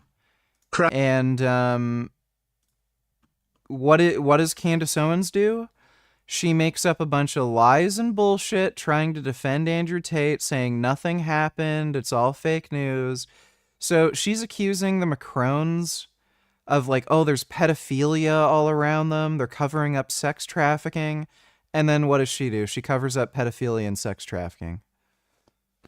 Like, every accusation is an admission with these people. Crabby flabby crabby flabby crabby flabby crabby flabby crabby flabby crabby flabby crabby flabby crabby flabby crabby flabby crabby flabby crabby flabby. Yeah, that's true. Thanks for the donation. I'm retarded too. I mean, it's a fascinating situation that you've got a world leader coming after a podcaster. That on its own is fascinating. But it's because you have such a big following and because they believe, from my understanding, that unlike the French journalists where they were getting a small amount of traction but not very much, it's only when you embraced this wholeheartedly and began to do this as a big series on your very popular show and channel that at that point they realized this was going around the world and they had to do something about it. And they've launched this unprecedented act. I just can't, I mean, look, again, I might be wrong, but I cannot imagine a scenario where the president and the first lady of France launch an action like this unless they are 100% certain that they are right, that she is a woman. Okay, then can you answer why? You're saying it's because I'm big. They've gone after small journalists, right? They just lost in the upper courts against the initial journalist that brought this forward for defamation. If you lost this on your home court, why would you take this lawsuit overseas? It doesn't make any sense, right? So there had to have been some evidence presented, which they only presented an expired ID, which is completely ridiculous, an expired voting ID. So you're telling me that you're not going to go after, you lose the journalist on your home court, but you take this now overseas because I'm a bigger journalist? And to be clear, Piers, Xavier Poussard, they did launch a legal action against him on the same day they launched a legal action against me, okay? But they're not suing him for defamation. They are suing him for cyberbullying. So I got all of my information sourced from Xavier Poussard's book. I did a presentation on Xavier Poussard's book, and yet you don't go after Xavier Poussard for defamation, and he lives in France. Why is that? The answer to that question is because Xavier Poussard has been on the offense against them. He won in the courts to have her Sacré-Cœur, which is Sacred Heart, is where Brigitte Macron allegedly went to school in high school. He won for them to release we would call it in America, a yearbook, which would have had a photo of Brigitte Macron in it. The school is refusing to give it to him. So the court would have to at first acknowledge the actions that this brave journalist brought against Brigitte Macron to expose the story before they would acknowledge her actions against him. They are being very cunning in how they're dealing with this. They launched this lawsuit because they failed in their first defamation efforts. So they thought if they launched an even bigger lawsuit. Yeah, I've made masturbation videos on OnlyFans. I think I have like 2, something like that. It's really hard to jerk off on camera. Like, I don't have the highest sensitivity, and then like on top of that, especially if I have to hold the phone, like my concentration ends up breaking because like I have to hold the phone or something, what I'm filming with. So it's really hard to film. That's why I haven't filmed more. As a PR move, and to be clear, Piers, this is not all they've done. We have evidence that they hired a crisis PR team here in the United States before I launched my first episode of Becoming Brigitte. When they were in communication with us back in January, they used a UK firm, and they contacted that UK firm and had them go out to find a crisis PR team in America ahead of my series. Why would you do that? That's completely crazy. You're in contact with us. You have the power to stop this series. All right, if as I believe, you are completely wrong and you end up losing this case, would you accept that everything you've been doing, if she establishes to the world she is a woman, that everything you've been doing would constitute, in that eventuality, a very cruel, vindictive campaign of bullying against a woman, challenging I want to be her very very clear. I would existence have as a woman? never done this. Like I said, I was not interested in being the crusader against this because I went to them and I said, if you answer these questions, we will not run the series. I'm only interested in truth. I only went after the story because I was shocked by the pedocriminal network which surrounds them. It's shocking. Okay, there are But you're fine with Andrew Tate and his pedocriminal network. real children being harmed right now in Paris, and there are real citizens that are being gaslit about these circumstances. I don't know many people who can say, all of my homies are pedophiles, but it just keeps happening by accident. This is a very big story in France, and the people in France are behind me for a reason, Piers. Like I said, this would not have been a globally impactful series if I can guarantee you all French people hate her. This further, I doubled it. This is for charity, to $300,000. You haven't accepted that yet. So right now, $300,000 to charity. I say she's a woman. Are you prepared to take that bet? I'm 1,000% prepared to take that bet. I actually didn't see your tweet, or I would have accepted it live. So we can totally accept that bet. Okay, I believe Brigitte Macron is a male, and that they will not be presenting any evidence to the contrary because they would. Oh my god.